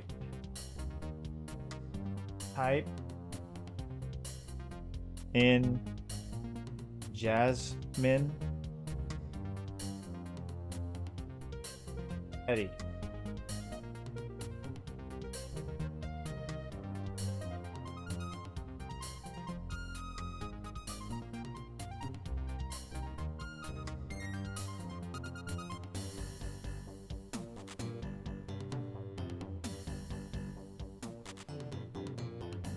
Did I get it wrong?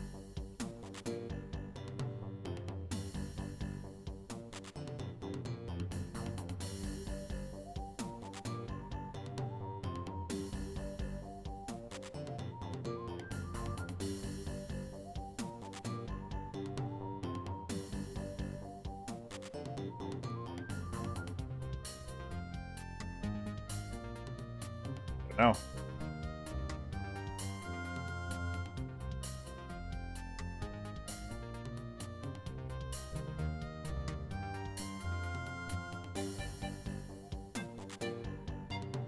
Why do I have to read the manual in there? I don't know.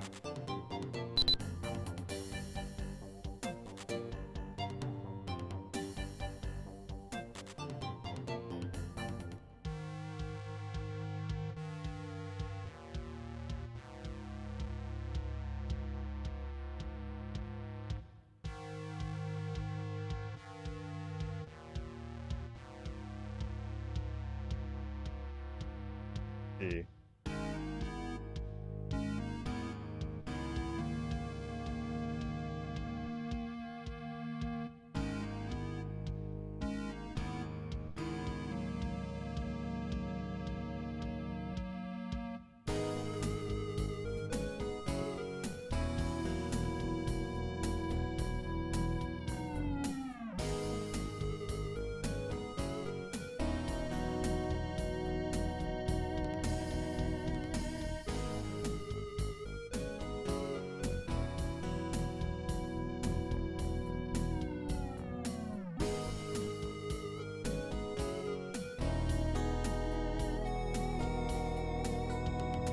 I'm looking for it here.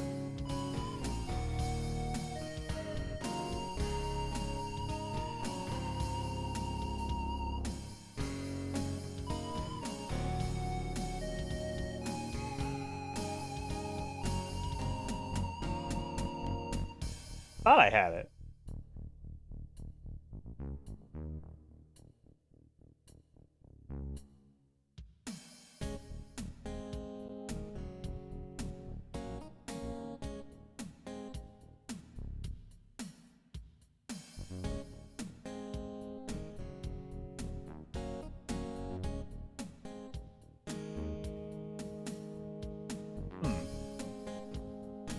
Let's see, read manual.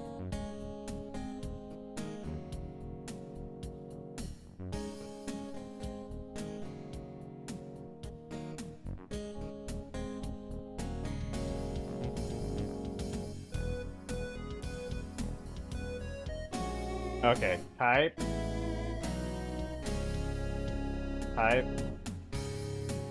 Jasmine. Maybe like that. Type Petty. Like that. Did we get it done? Think so. Press button. You press the button, the couch starts to hum with the power. The collar begins to glow a dark blue. Your score has just gone up by 100. Everything around you fades to a milky white. Then the picture begins to form. Murky block and black and brown begin to coalesce into the familiar walls of the gloomy cavern. Then suddenly a small spinning pyramid and blue slashes across your field. Just get to the damn thing.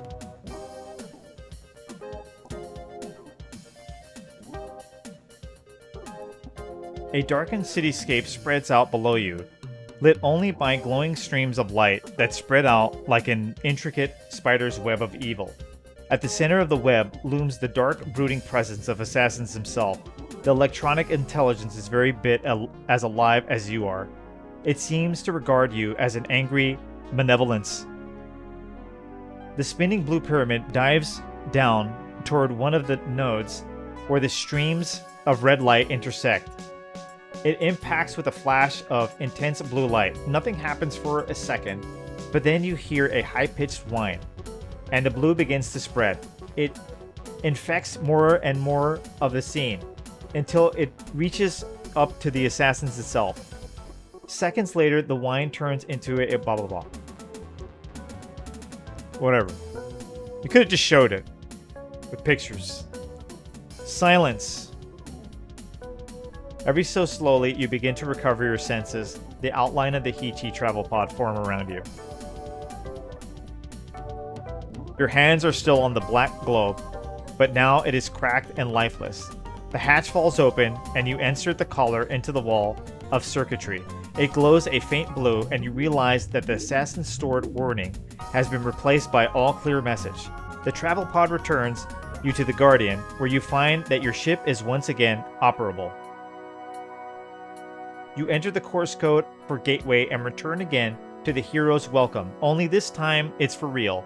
After your debriefing session, word of your mission gets out, and you become the toast, not only the galaxy, but the entire Earth.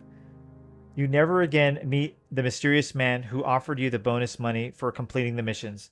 But 1 week after you return, you wake up and discover that overnight your account has been quietly credited $25 million. You have attained the dream of every Gateway prospector. You're rich, you're famous, you'll never have to work again. But when the parades stop and the cheering fades, and you have time to reflect on your adventures, it occurs to you that the virtual personality talked about the Hichi as if they were still alive. Although the assassin sentinel is dead and the Earth is safe for now, the realization slowly sinks in that the watchtower itself is the only outpost, an active probe sending back daily reports to the most destructive race in the universe. Somewhere.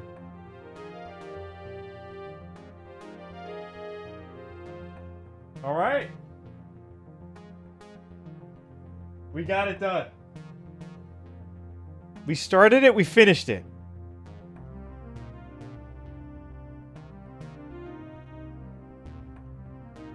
Whee!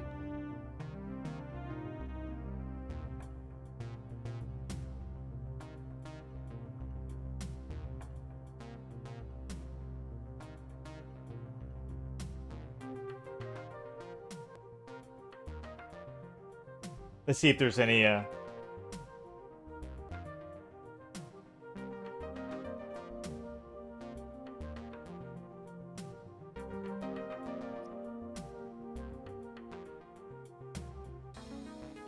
great soundtrack.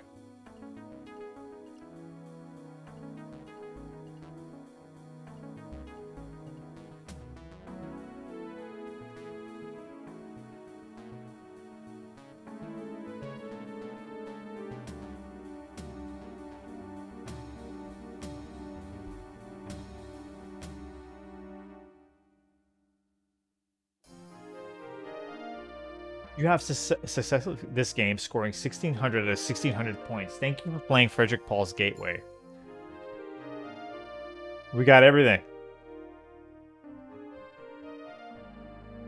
Thank you to Walkthrough King and YouTube for their walkthroughs, or the